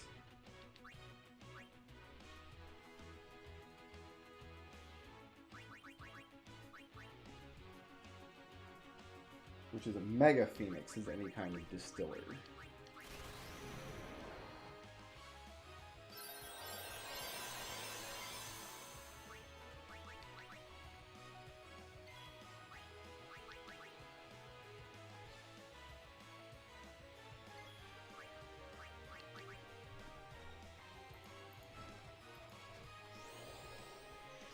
Yeah, we just fought on Ocho a minute ago.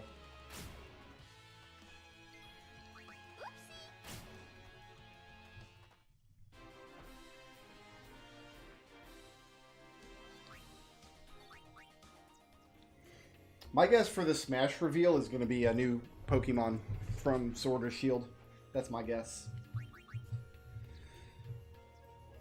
Because every time they always add a flavor of the month character from every new Fire Emblem and every new generation of Pokemon, and we don't have a Pokemon from Sword or Shield yet. In the Smash. What was I doing here? Why did I open my menu? I don't remember. Doesn't matter.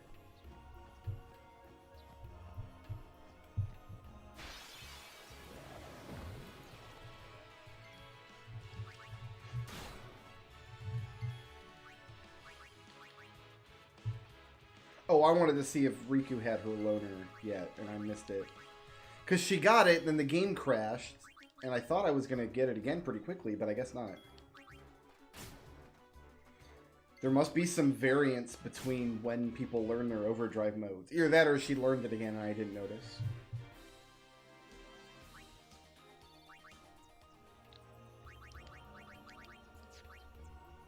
No, she didn't. So yeah, she did learn loner.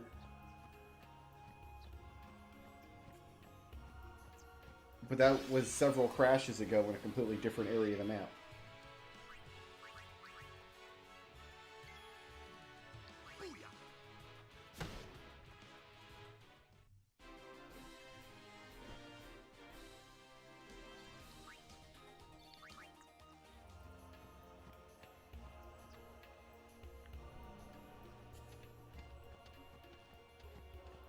So just transitioning the screen will autosave for me, so we're kind of insulated a little bit against crashes. We have no use for this fight.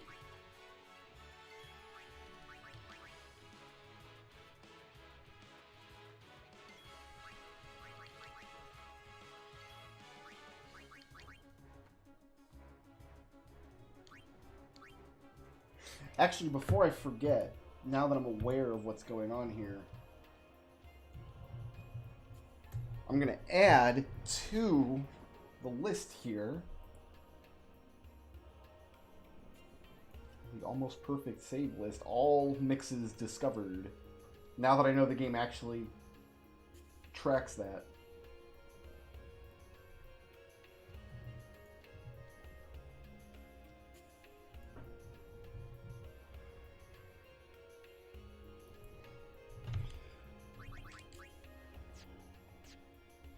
Okay, so Lulu's gets tracked, but I don't actually have to physically go in and do each one. It just, as she learns black magic, it gets tracked. Same for Yuna. I don't have to actually grand summon each one. The game just does it. Good to know.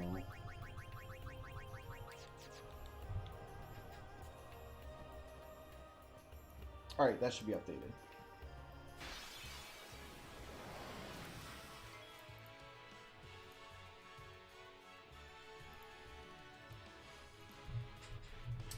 Don't need this fight.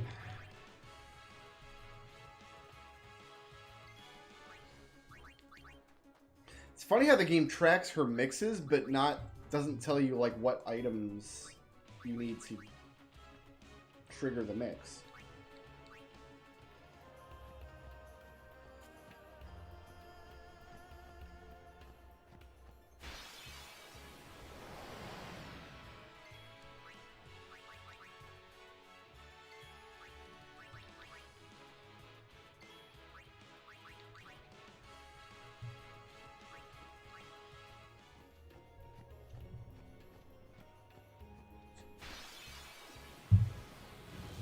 Here we go. I need these guys. Oh no, I don't. These are the old guys. Never mind. We don't need this fight at all.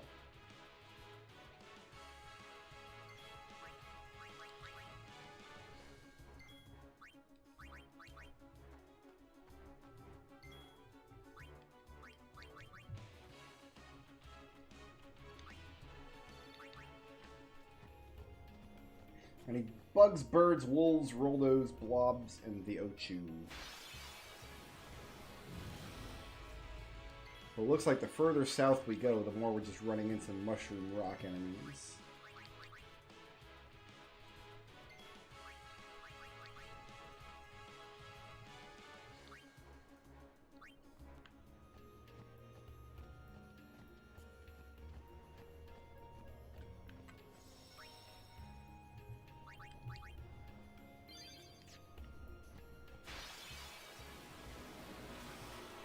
Here's some bugs.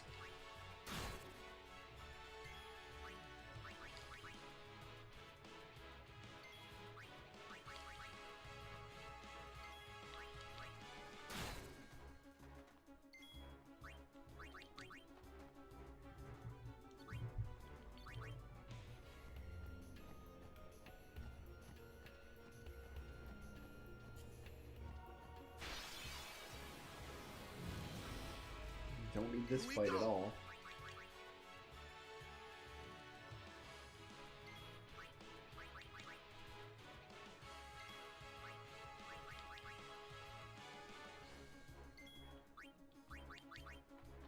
Good job, Waka.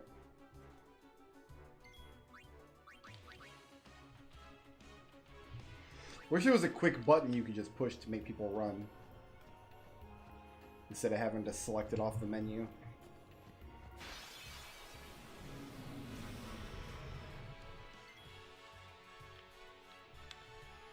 I guess there's not. Oh well.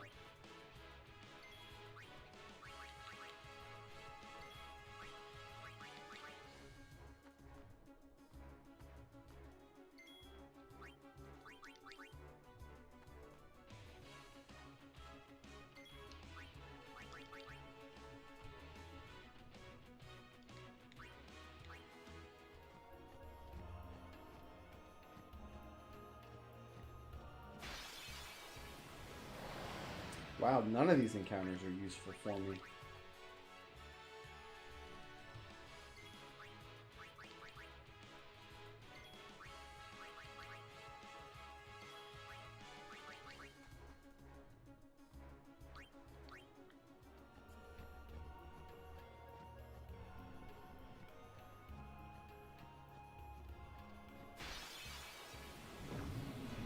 Ooh, I need that blob.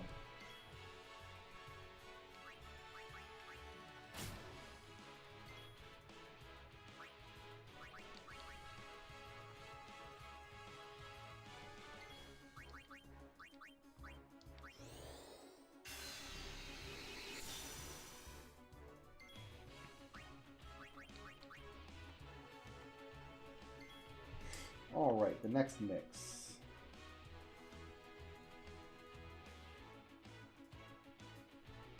It's just called Elixir. Weird.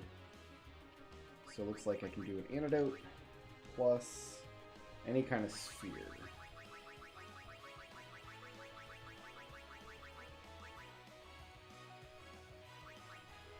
Ability sphere should work.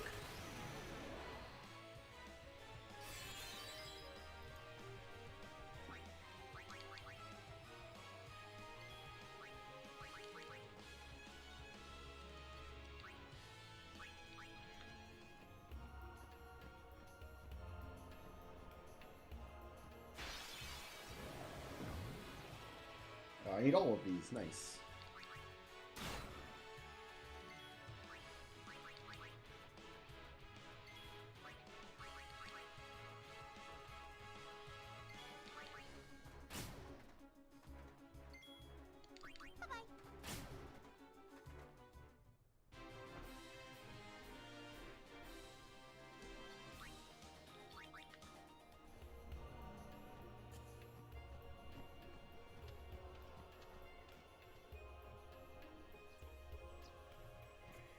I wonder if all the same monsters will appear on this part of the road.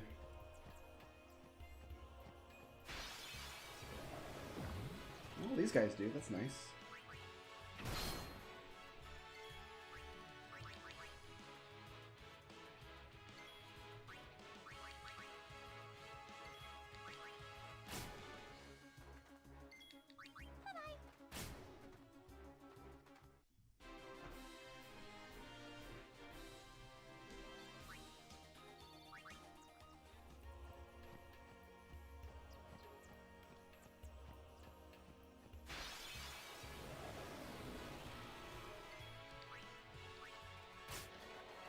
Alright, we got the roll those.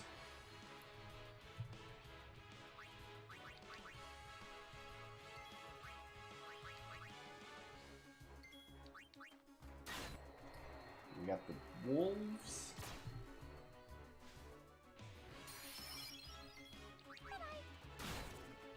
Beautiful. Bugs, birds, blobs, and Ochus.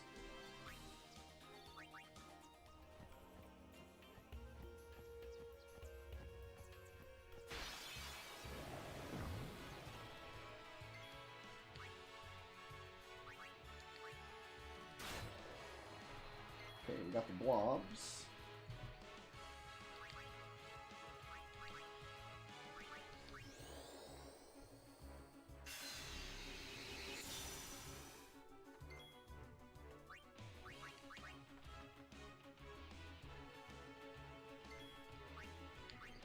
Next mix I need to do is a Mega Elixir.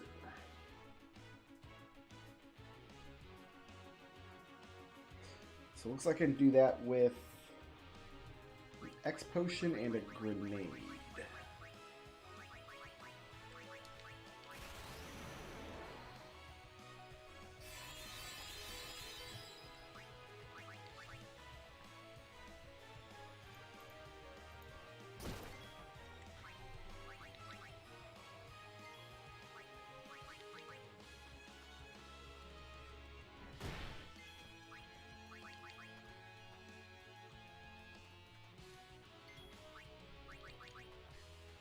Come on, Riku, get out of there. You'll get eaten by that dog.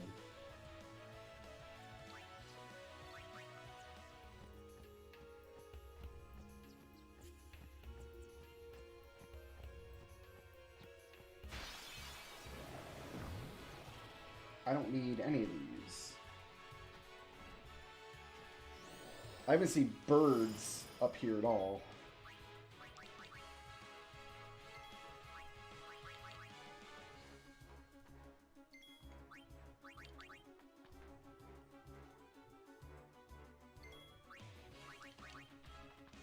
Birds might only appear on the south part of the road.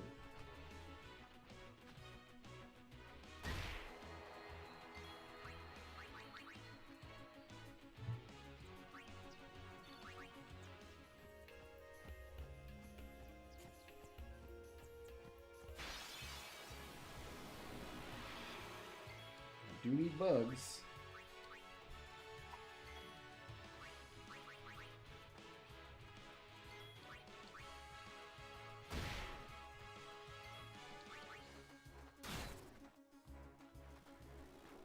That was a mistake.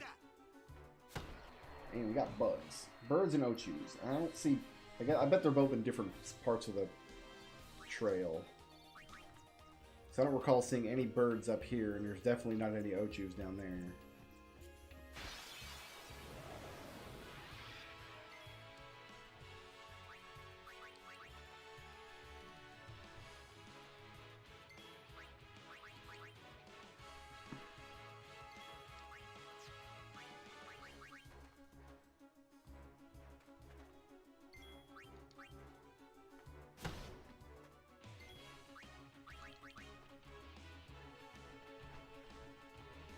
Take that.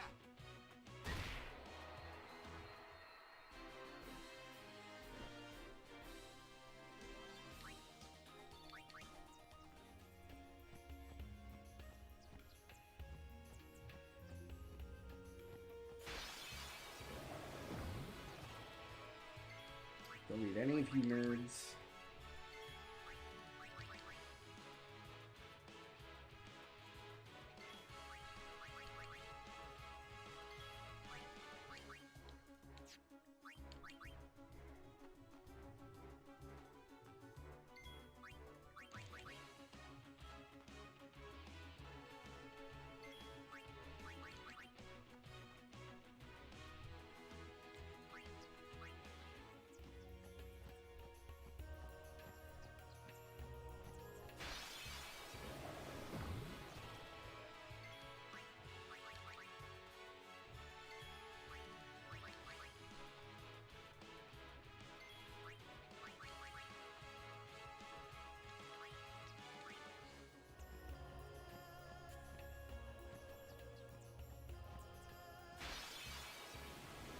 There's the big guy.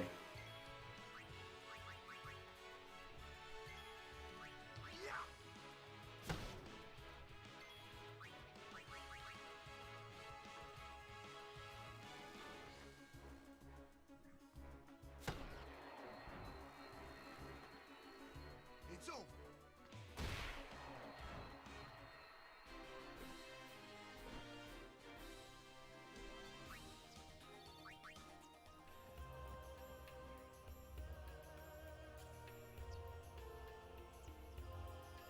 What if birds are in here?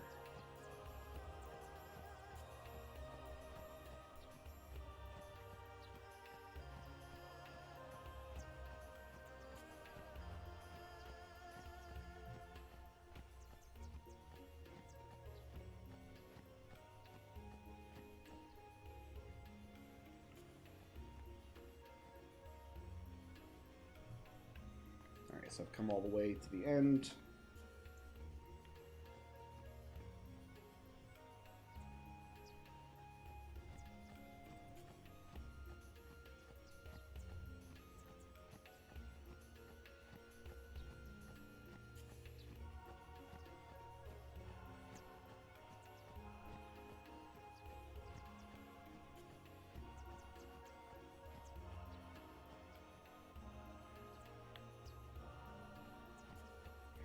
No, not riding the shoe puff. No need to ride the shoe puff at the moment.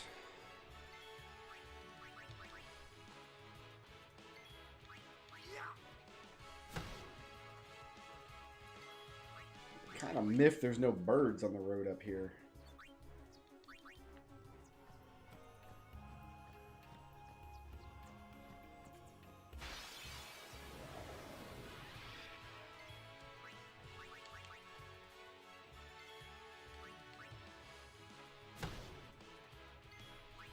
More than enough of these Ochus, though.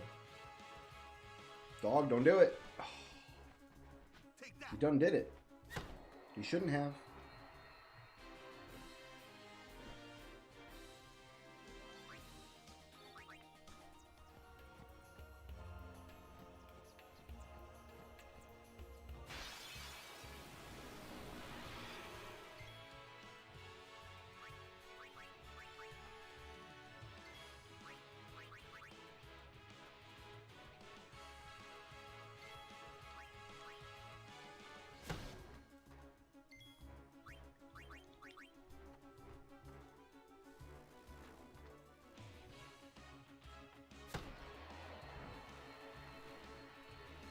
Booyah!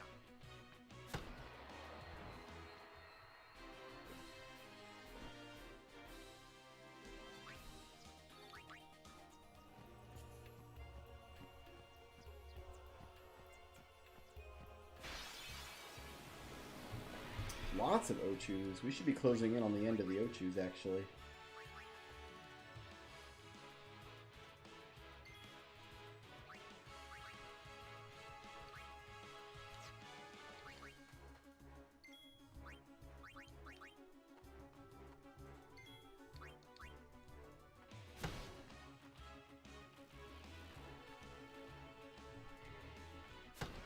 Bugs are about to regret their life decisions, that's for sure. It's over.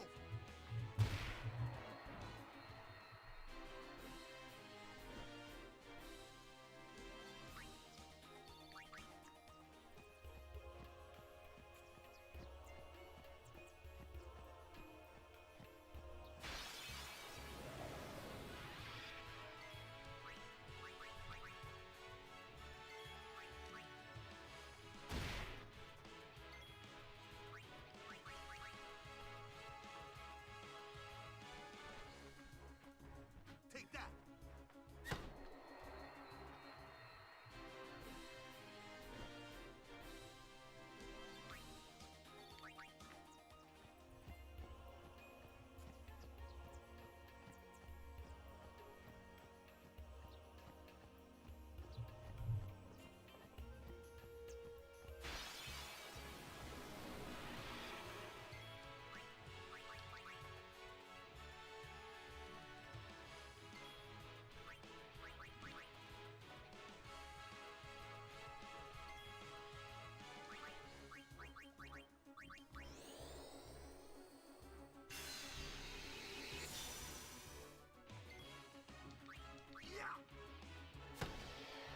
Alright, that's all the Ochus. We gotta go back down south and find birds.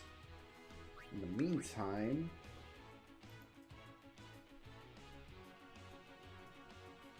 Super Elixir. There are 653 unique item combinations in total. My goodness. Alright.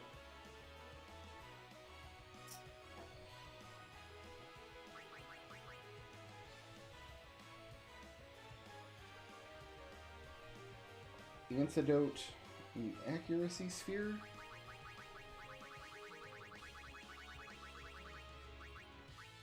Oh, it's one of the rare spheres.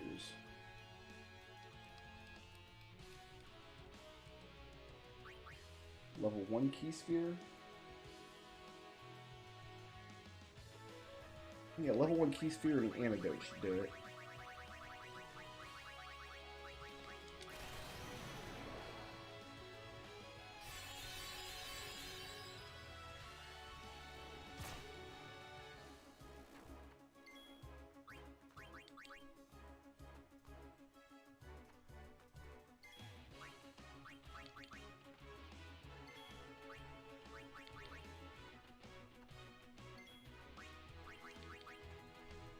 Good.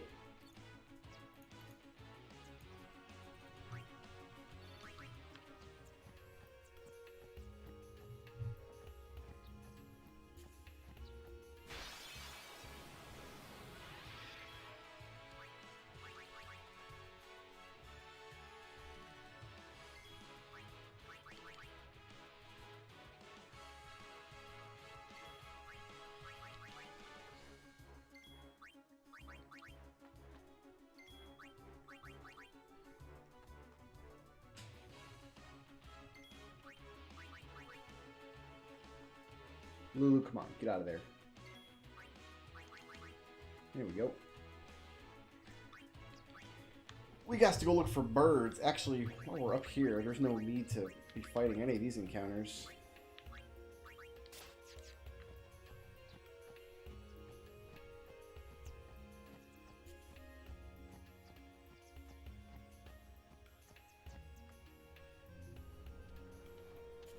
This is the screen we need to be on.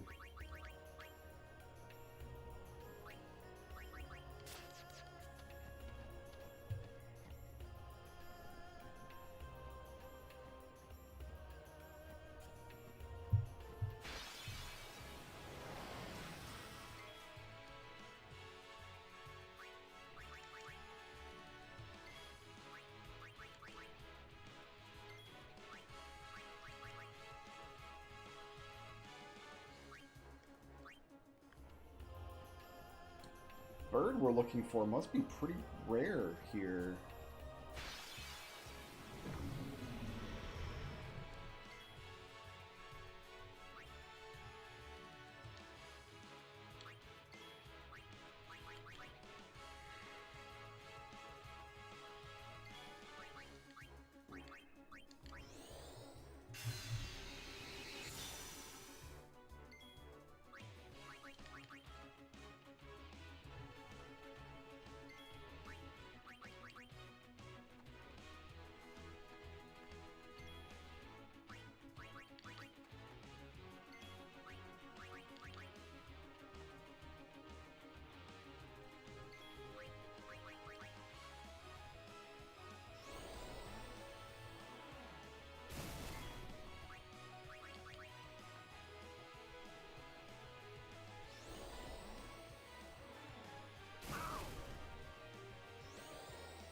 Well, Waka, if you would have run away when I told you to, you would not be getting blasted with electricity right now.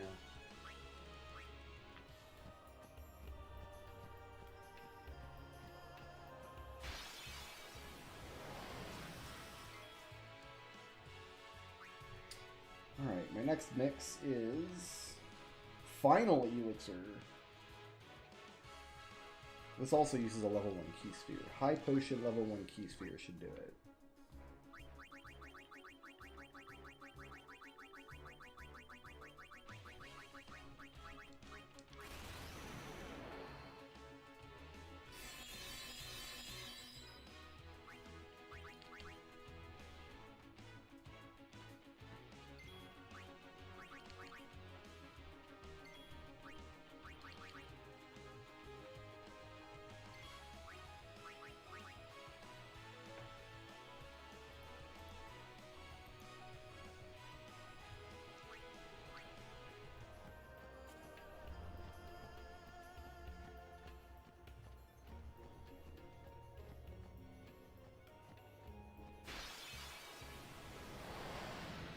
I didn't imagine it right. There were birds on the road.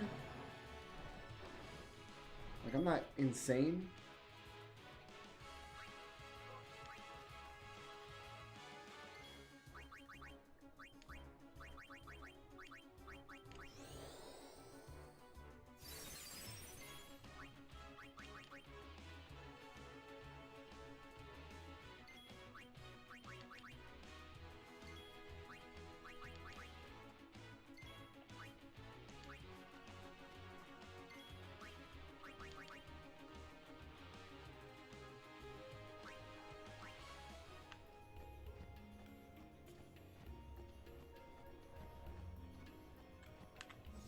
I'm gonna look up the bird, I think, and make absolutely sure this is where I saw them. They were called Simmerg, if I recall. The rare enemy, notoriously difficult to capture.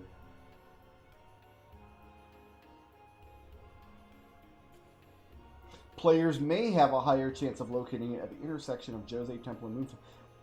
May have a greater chance, or does have a greater chance.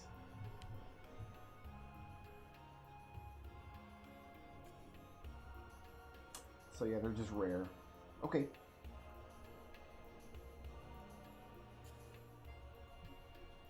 Back to work.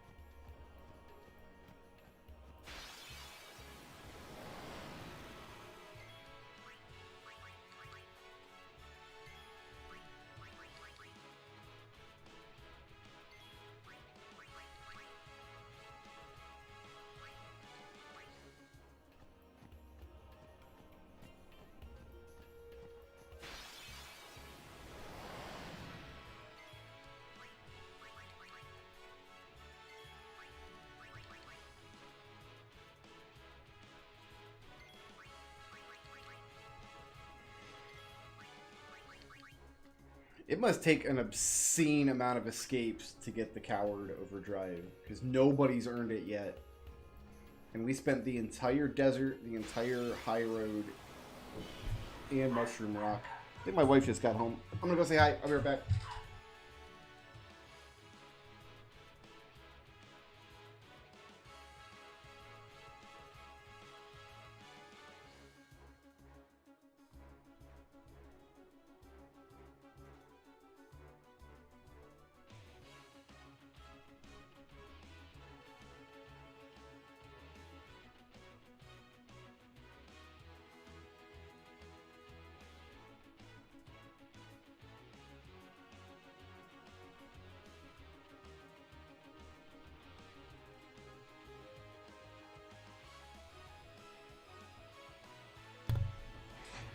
All right.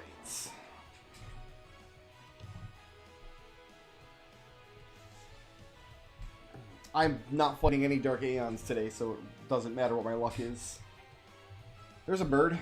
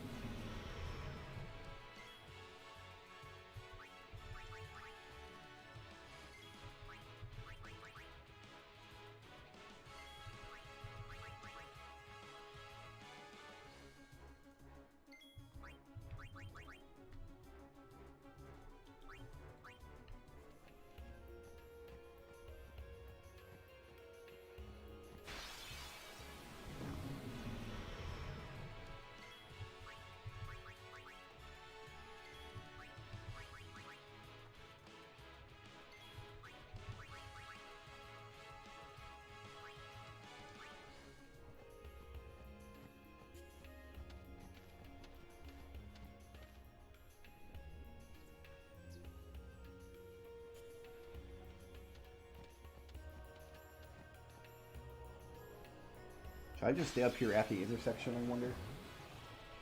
Out of my way!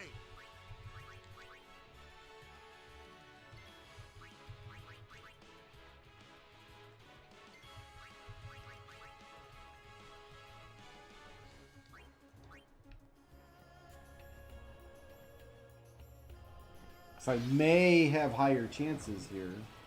We don't know if I do or not, but I may. Skip your turn.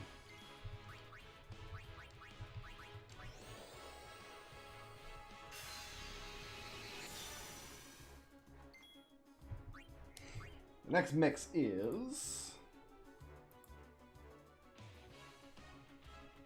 No All.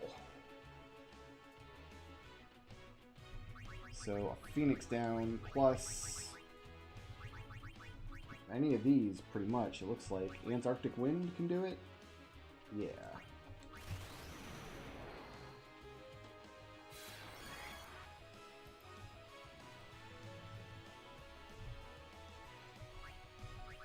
Yeah, it's looking like it's this Sigurd bird.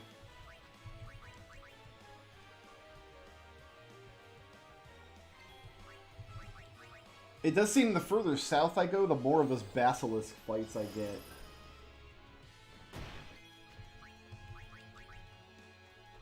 So I do wonder if it has different encounter rates in different areas of the map. We'll just stay up here, whatever. This way I can easily screen transition after each mix. Well, no, because here's a basilisk right here.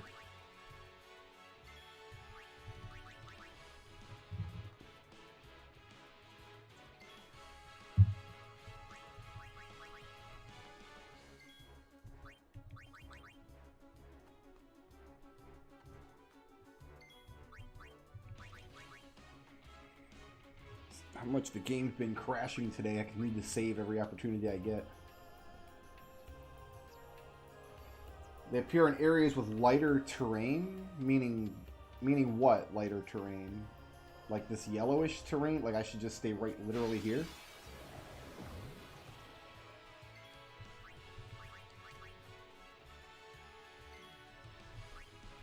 So Final Fantasy VIII, we're doing Angelo search. Every few minutes, Angelo comes out and finds a random item.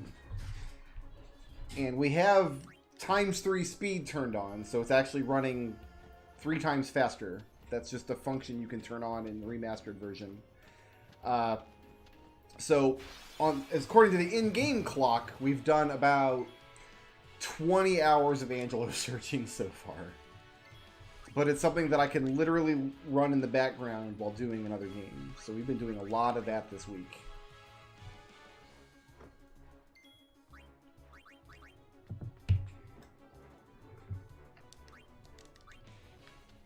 Is it an HD remake of Legend of Mana? Because I like Legend of Mana, but I don't think I'm going to buy it again unless I can get a widescreen HD version of it. There's a bird.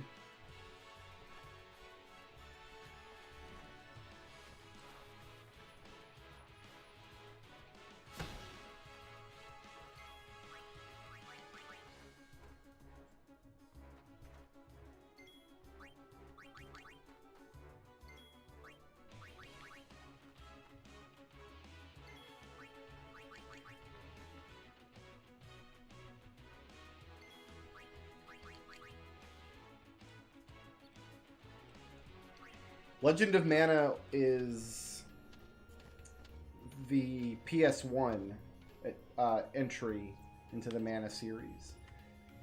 I don't know if you could call it a sequel to Secret of Mana. It's in the same series. It has the same like mythology and stuff with the mana tree and the same kind of elemental spirits. And a similar kind of battle system. It's more similar to Trials of Mana, the battle system.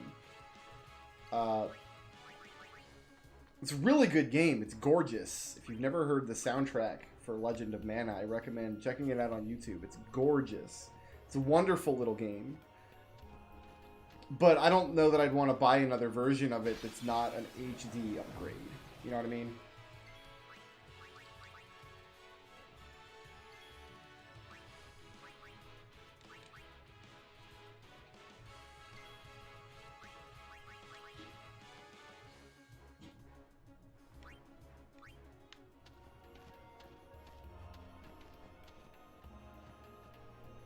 So let's just run circles right here then and find the birds. Fair enough.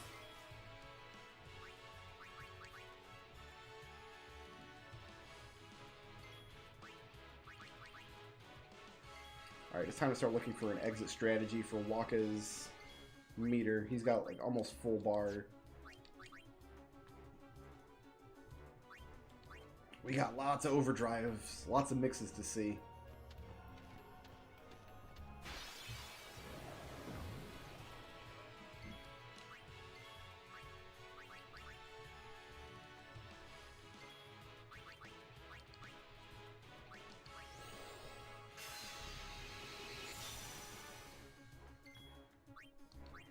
Next mix is Mega Null All, which should just be an X potion in Antarctic Wind. Okay, you asked for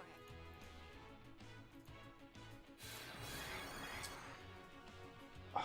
I don't know of a playthrough of Legend of Mana. I'm sure there are plenty of people who have played it.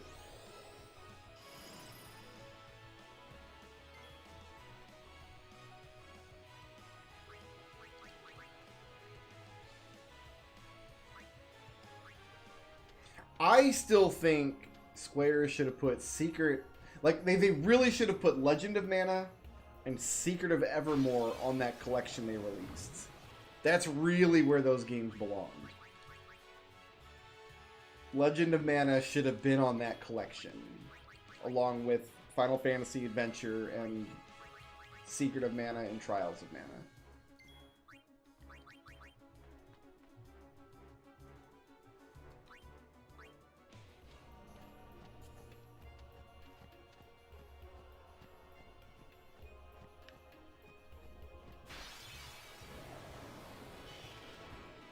And I would just love to see, like, some indication that they haven't forgotten that Secret of Evermore exists.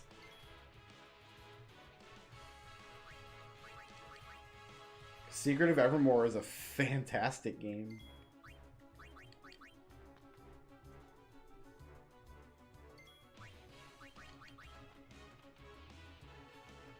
I think you could do Secret of Evermore. Because, you know, they did that Trials of Mana remake, right? I think you could do Secret of Evermore in about that same style. It'd have to be a much darker game, of course. Like, like the super thick anime aesthetic would not work for Secret of Evermore, but I think like audiences would be much more receptive to that game now than they were back in the 90s. I think Secret of Evermore could find a much bigger audience now.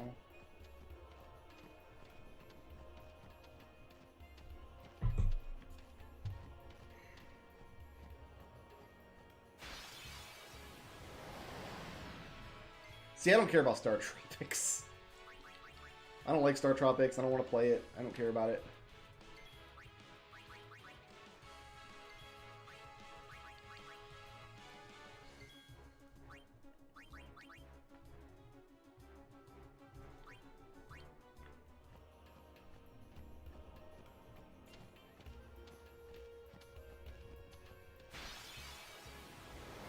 I have a Trials of Mana playthrough that's stalled out. Not the remake, the original version on the collection. I think I'm stalled out at like the halfway point. It just, oh, that game is so cumbersome to play. The menus are unfathomable.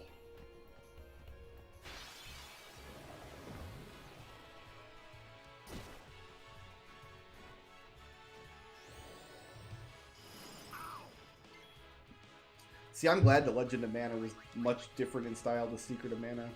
Because I'm not the world's biggest Secret of... It's okay, Secret of Mana. It's fine, but...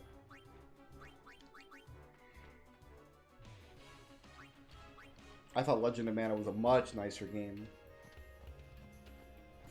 I like the little interwoven storylines you can do. I like how there's not like one massive overarching storyline. I liked how the battles were set aside rather than like monsters running around on the map pretending like it's an action game when it's really not. I like the robot building, and yeah, I just think it's a great game.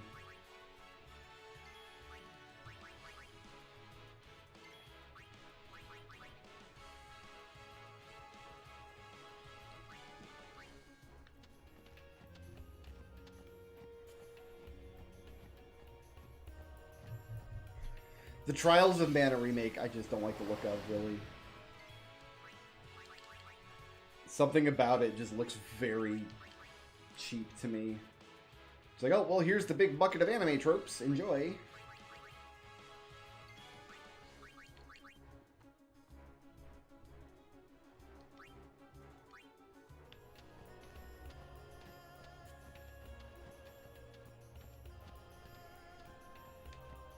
And the Legend soundtrack is fantastic. Fantastic. Oi, these birds, man. Lulu needs an exit strategy for her barn now.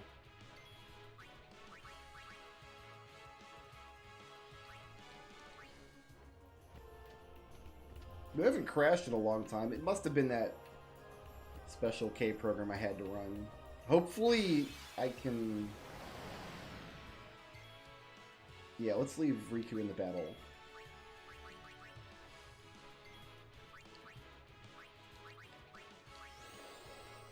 It seems to be running fine without it, but it might just be because it's in fast forward.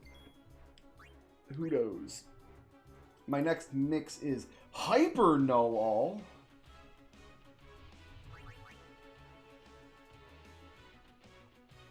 Okay. What can I do here?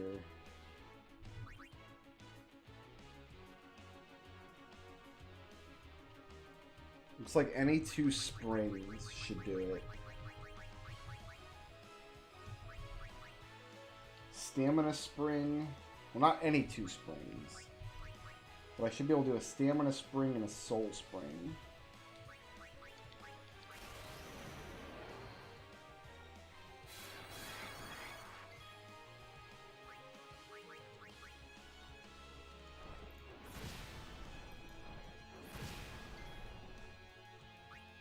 Special K is a like cheat engine kind of thing for Steam games, and the reason I have to run it is Final Fantasy VIII Remastered has terrible FPS issues, and I need to use Special K or some other software like it to release the FPS cap in Final Fantasy VIII Remastered. I don't know why, but I had to. I'm not hunting for anything. I'm just hunting for the birds. That's all I care about right now. Although I've been running around in this yellow circle for a minute now and I haven't seen any.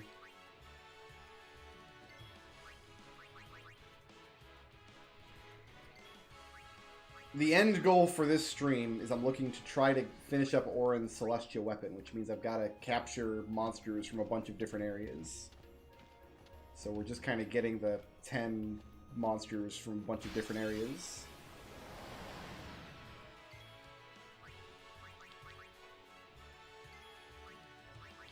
And while I'm at it, because I didn't know before today that you had to actually use each one of Riku's mixes to populate her overdrive menu, but now that I know that that's a requirement, I'm just doing it while we're here.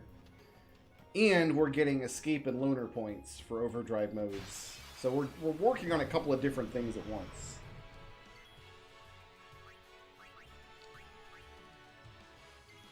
But the big thing is Auron's weapon.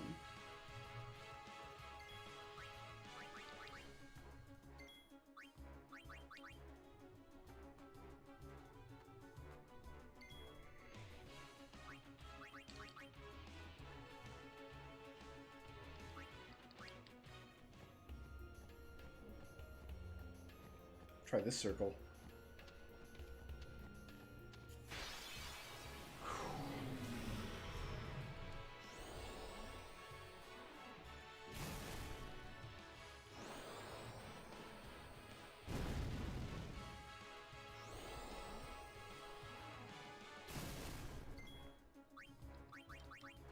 See, I think the thing to understand is like Trials of Mana and Legend of Mana have a very different battle system from Secret of Mana. They're not trying to do what Secret of Mana did.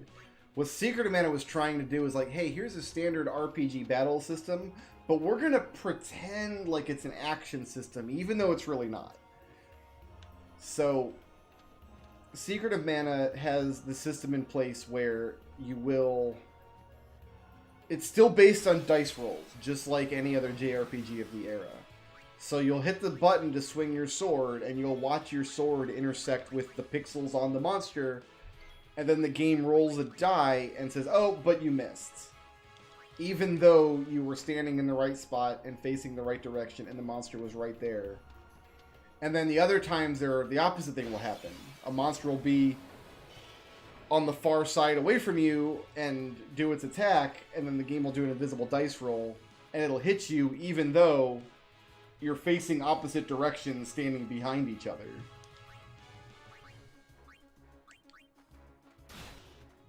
There's another bird. Waka should give his goods over.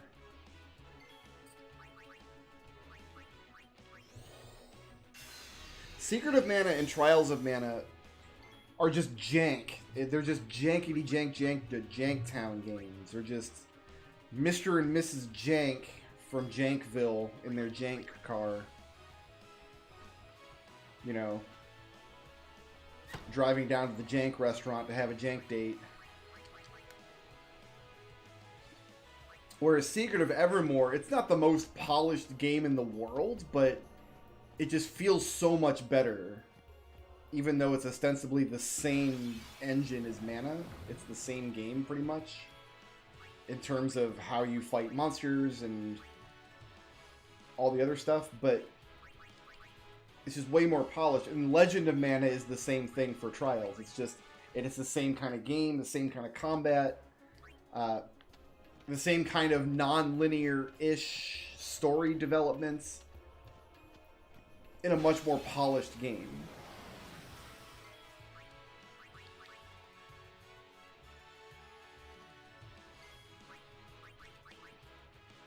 While we're wishing for stuff, though, if we're submitting our wish lists to Square Enix, like, here's all the old games you should remake, I'm gonna put out there that the game they need to remake the most is Parasite Eve. I think a modern remake of Parasite Eve would be really, really nice. Ooh, a bird. Oh, we're mixing though. Ultra Null All. Casts Cheer ×5, Focus ×5, Aims ×5, Reflex ×5, and all the nulls. Okay. Oh, we need a Healing Spring for this one. Do we have Healing Springs? Yes. Healing Spring plus Stamina Spring will do it.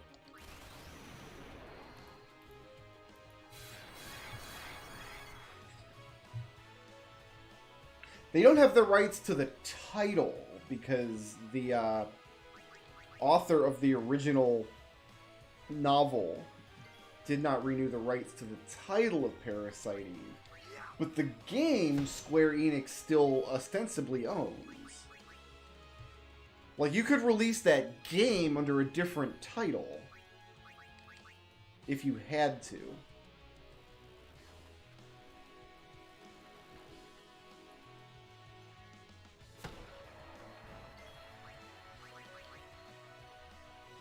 Like, they still own the characters and the scenarios and the game systems and stuff. Like, that's all still theirs.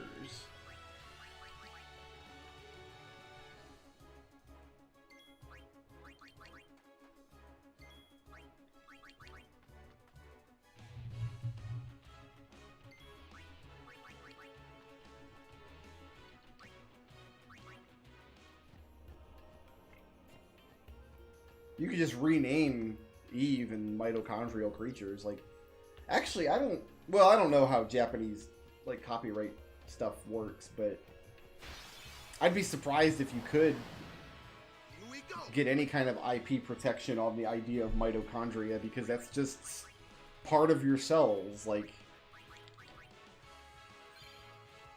Lulu has learned Loner. I really thought Riku had learned it earlier. I guess not. I don't want to take Lulu out of the party because she's one of the only other people that knows and trusts. Yuna doesn't know it. Kimari doesn't know it. Tidus knows it.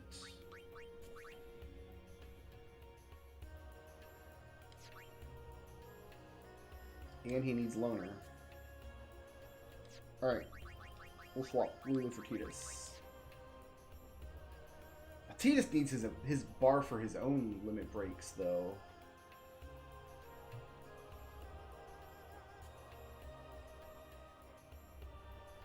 Whatever, we'll just keep Lulu.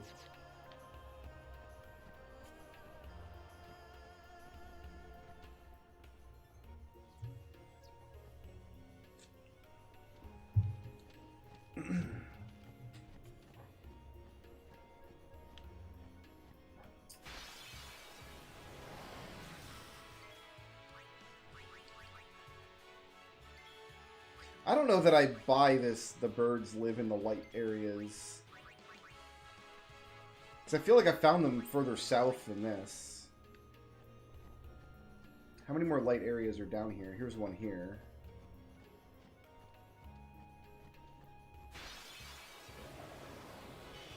No, there's one here. I just got a bird in a dark area. Like, this bird has no business being here.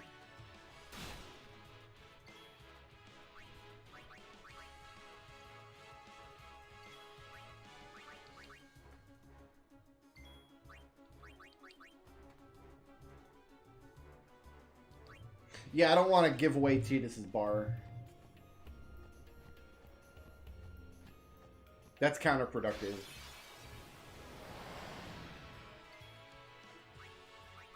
Lulu and Waka don't need their bar, and they have Entrust. I think Riku also knows Entrust, but Riku can't give herself her own bar. That would cause the game to completely implode upon itself.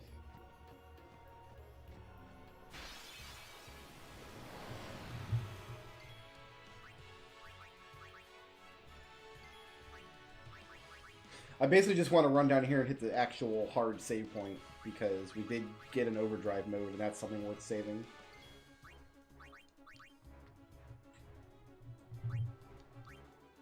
Because Waka doesn't have Loner yet. Does he? No.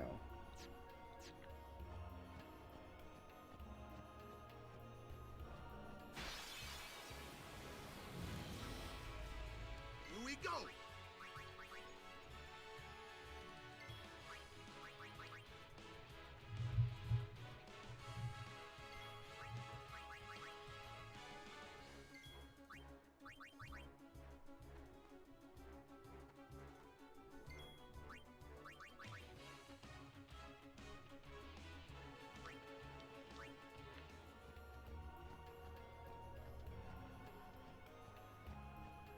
That seems like the kind of thing that somebody made up. That the birds show up in the light areas. I think I would need to see some evidence that that exists in the code. Lulu should give her bar, I think, here.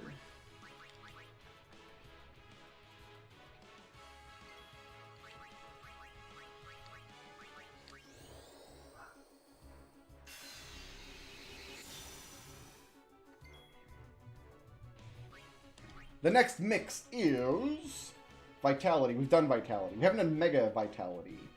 We need a Stamina Tablet.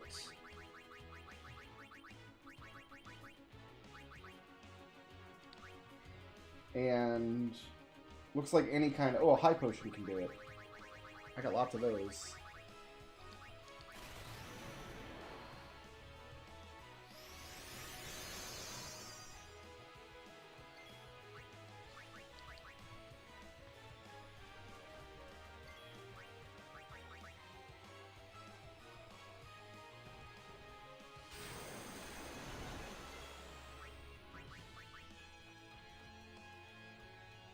Okay.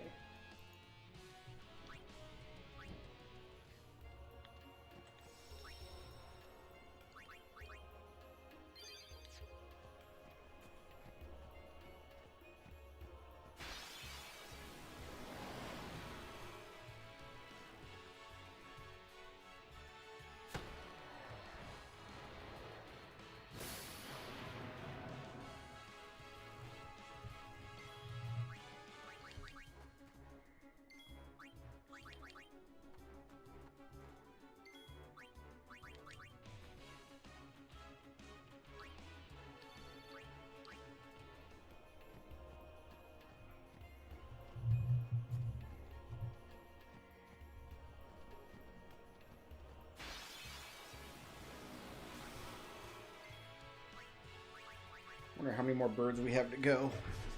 Ugh.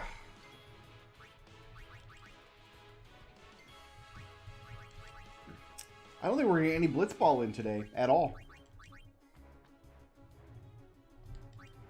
You know what? I think having a stream taking a break off of Blitzball is probably for the best.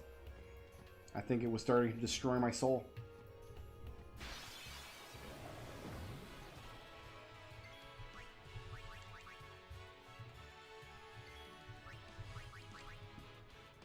Alright, I should have Waka give his bar over in the next fight. I need Riku to gain her overdrive on her turn. Otherwise, I'm wasting bar. Like, if I have Waka or Lulu give their bar over, some of that bar probably generally just gets wasted. I need to give the bar over before Riku fills up, so Riku actually does hit full bar on her turn. That way I'm not wasting any bar.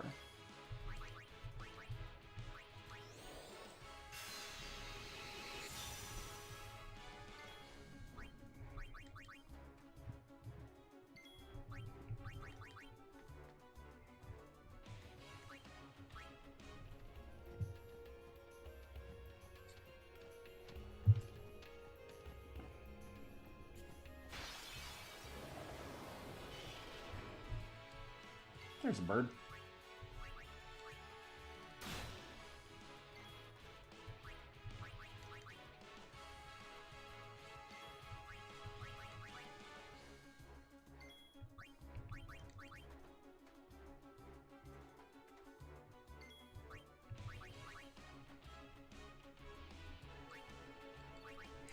There has to be some variance in how people learn their overdrives, because I swear we had Loner on Riku back in Mushroom Rock, and then the game crashed and I lost it. And we haven't seen it for her again yet. There's another bird, 2 in a row. Beautiful.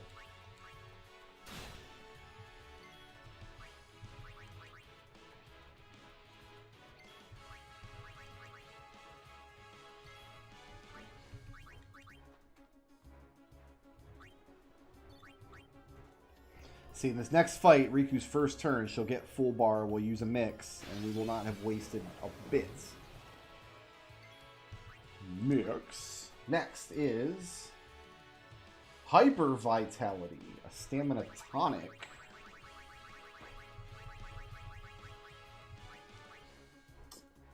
Plus, looks like any distiller. Oh, a grenade will do it. I got lots of those.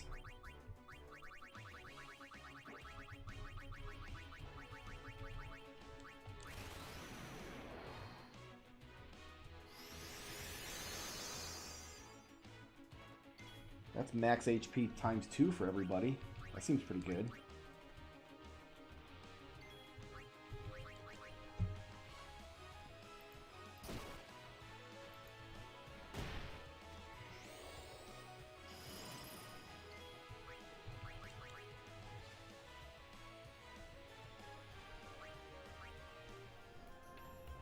Is it always the same for a character? I must be mistaken that I saw her learn it earlier then. I must have tricked myself into seeing something I didn't.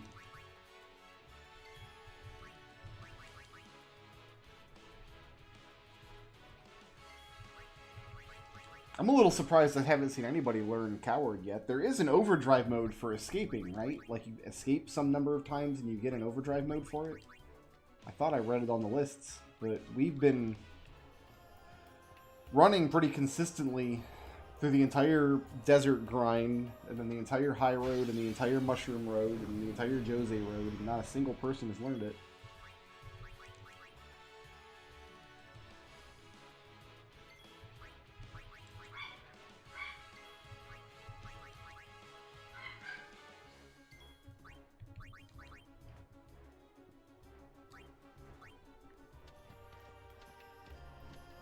I hope we're almost done with birds. There's a bird. They do seem more common up here. So that's good to know.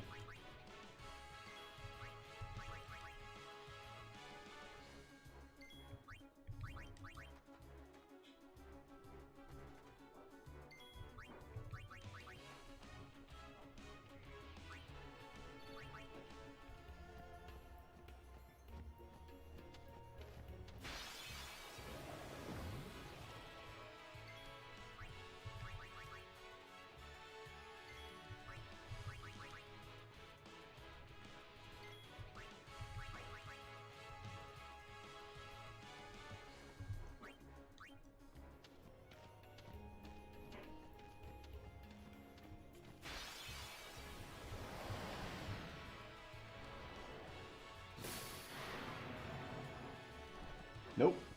Oh, you big mistake, buddy. Sorry about you.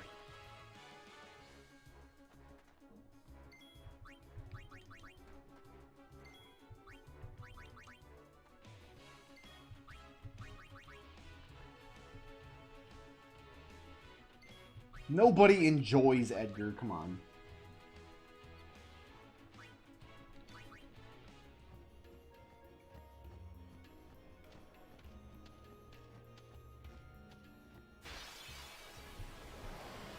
Where my birds be at?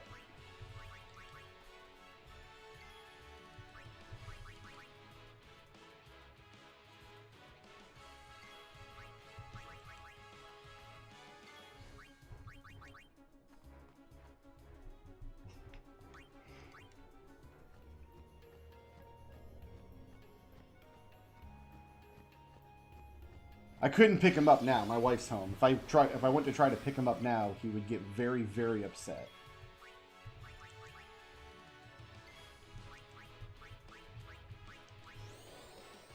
Now that Peanut's home. Oops, didn't mean to do that. Get out of there.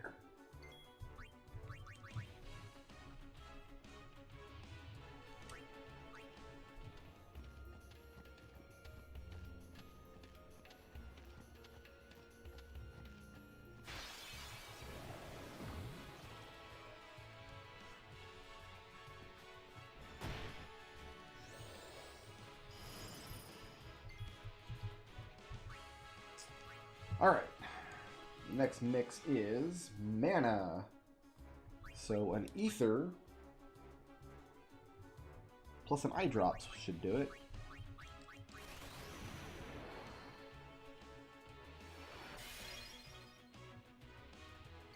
Okay.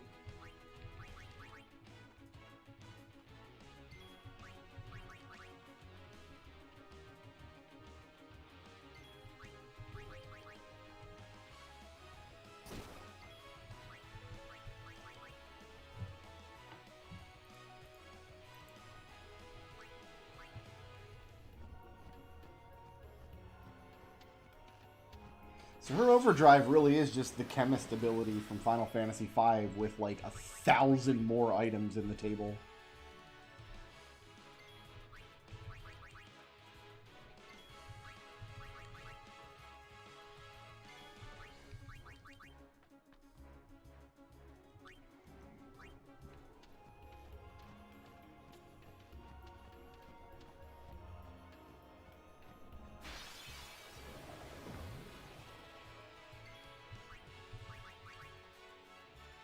Are they going to announce any new games for Switch, or is it all just ports forever? This is something I've never understood about the diehard Switch fans, is how can these people get super duper excited every single time they announce a port of a game that's been out forever? I mean, Skyrim was I couldn't believe how over the moon people were about Skyrim. Like, listen, I like Skyrim. Love Skyrim. Great game. Absolutely fantastic game. But is it really like a major announcement that we're porting this big list of games over? What do they have that's new coming out?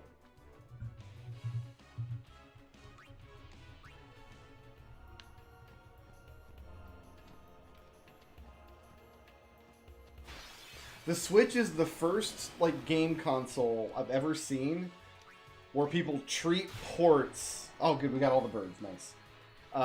Or ports are treated as exciting as new games are.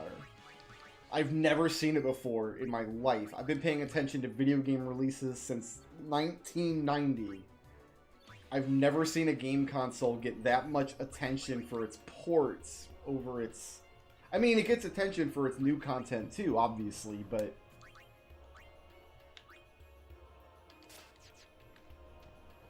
to me, it's like, get super hyped up for, like, the new stuff they're announcing, and then the ports are, like, a nice bonus. Like, oh, cool. I'm gonna get Skyrim on the machine that I bought to play, you know, Breath of the Wild on. That's really nice. Not, holy crap, Skyrim, yeah! Guys, Skyrim!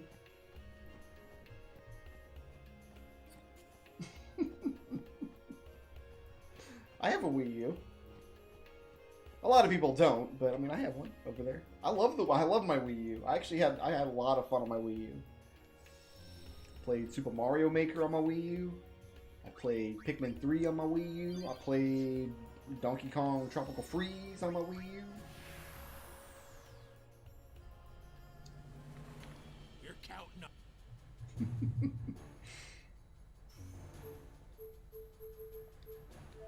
People went nuts when they ported the Final Fantasy games over to Switch too. Like, oh man, Final Fantasy IX on Switch. It's like, yeah, I agree that's a good thing. Like, I would never, ever, ever say it's a bad thing to port a game to a new console where it's going to find a new audience. But, like, it's Final Fantasy IX, guys. It's it's a fantastic game, but it's been out forever. Can't really treat it with the same level of excitement you could a brand new title. Like, listen, the port I want the Final Fantasy 13 trilogy announced for Switch or PS5 or Steam or something.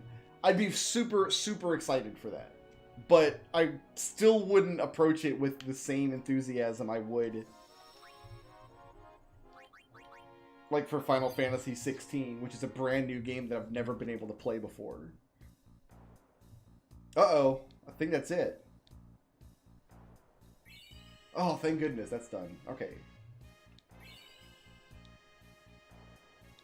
Nah, not now.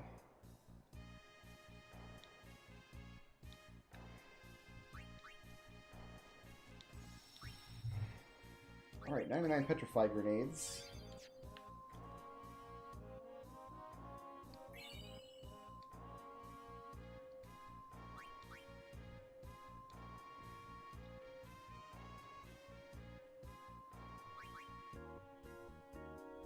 Oh, it's our first species conquest. Oh no, we got another one too. Okay. We haven't started fighting any of these. The conquest stuff.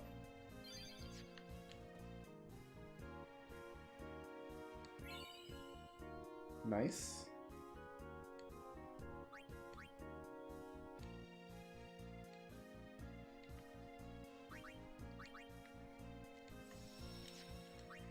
Actually, can I customize anything with that stuff?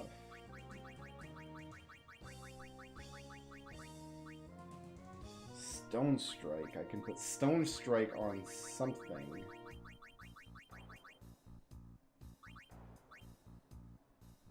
What are we gonna put Stone Strike on?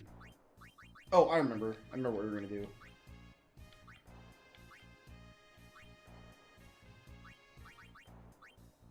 We were gonna put Stone Strike on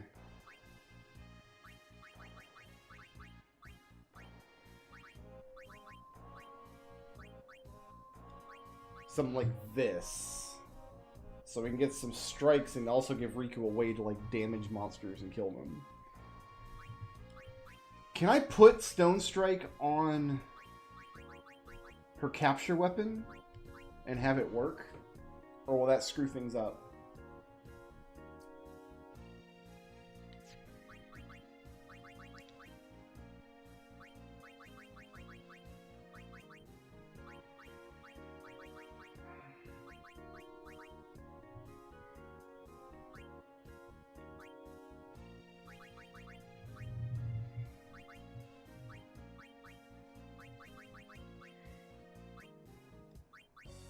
Ooh.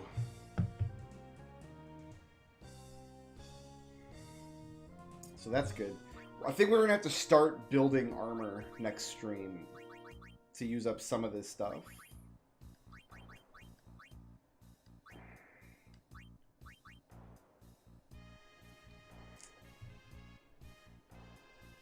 Stone Strike does capture? Okay.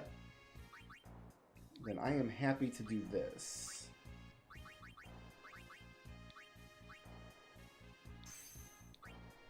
So now Riku can capture as we keep going forward through more areas.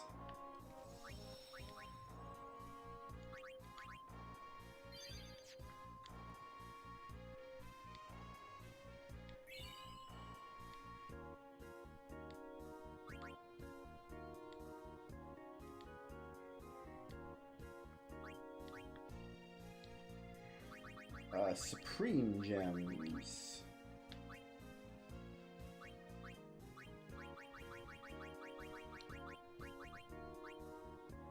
Strength 20. Nice. We might give that to... I don't think we're ever going to need strength on weapons. No, we're not, because we're going to have maxed out strength anyway. So we'll probably just make one weapon that has all the strengths. In fact, I think I've started that process, haven't I? I thought I had one that I was starting to put all the strength on.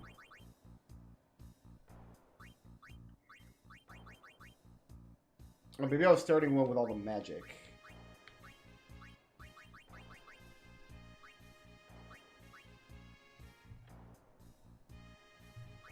Yeah, because we're not actually going to equip anything with the strength or magic buffs, so we might as well just stick them all on there. Does anybody else have an empty 4 weapon?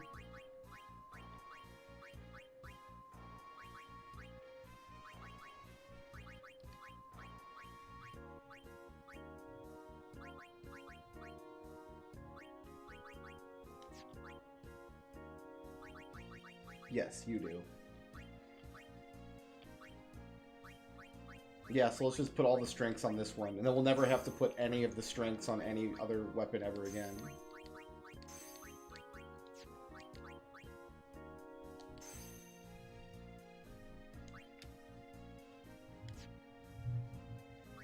Lulu, I don't think had... Yeah, she didn't have a blank 4 to put on.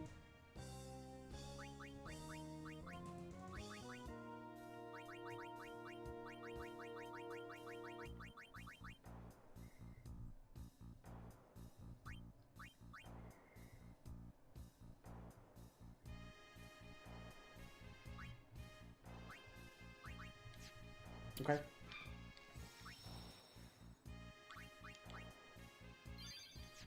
We might have to start building armor next stream.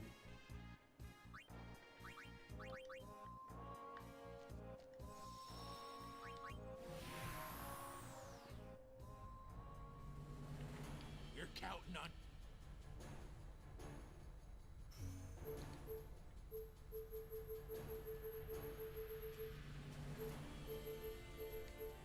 Yeehaw! Here we go!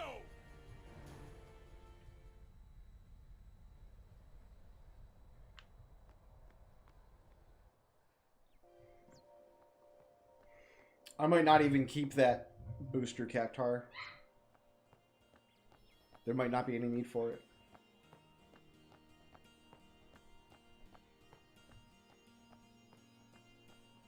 So maybe when we pick this up tomorrow, we might try to kill Dark Valifor and look for a piece of ribbon armor that has 4 slots and break HP limit on it. Because that would be a really good thing. Because then I can put Auto Phoenix on it, and I think Auto Haste as well. And that would be somebody who's just perfect armor.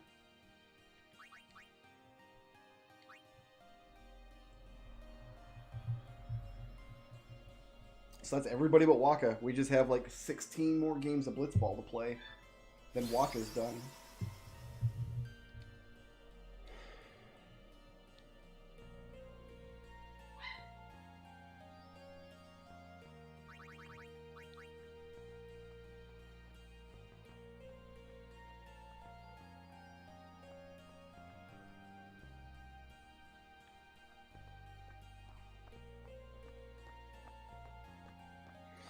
Alright, kids. I think that's going to do it for me today.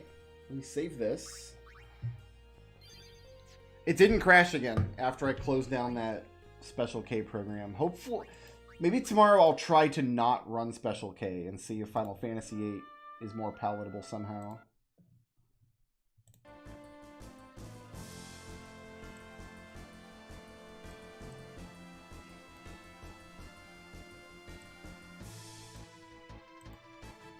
Let's see what we got.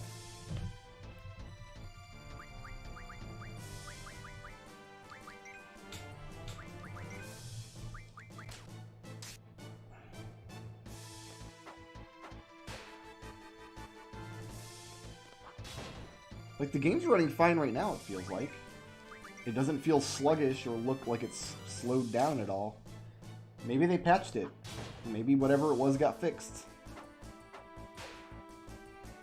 I did notice one day last week the game had to update.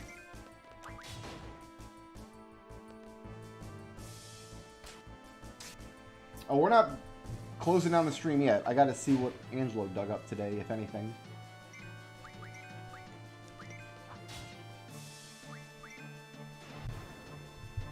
So let's see.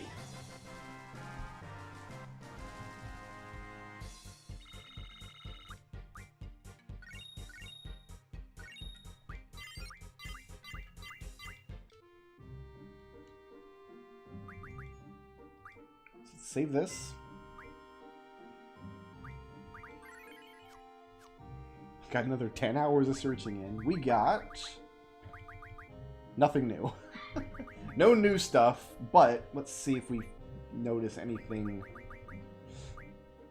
Let's see here.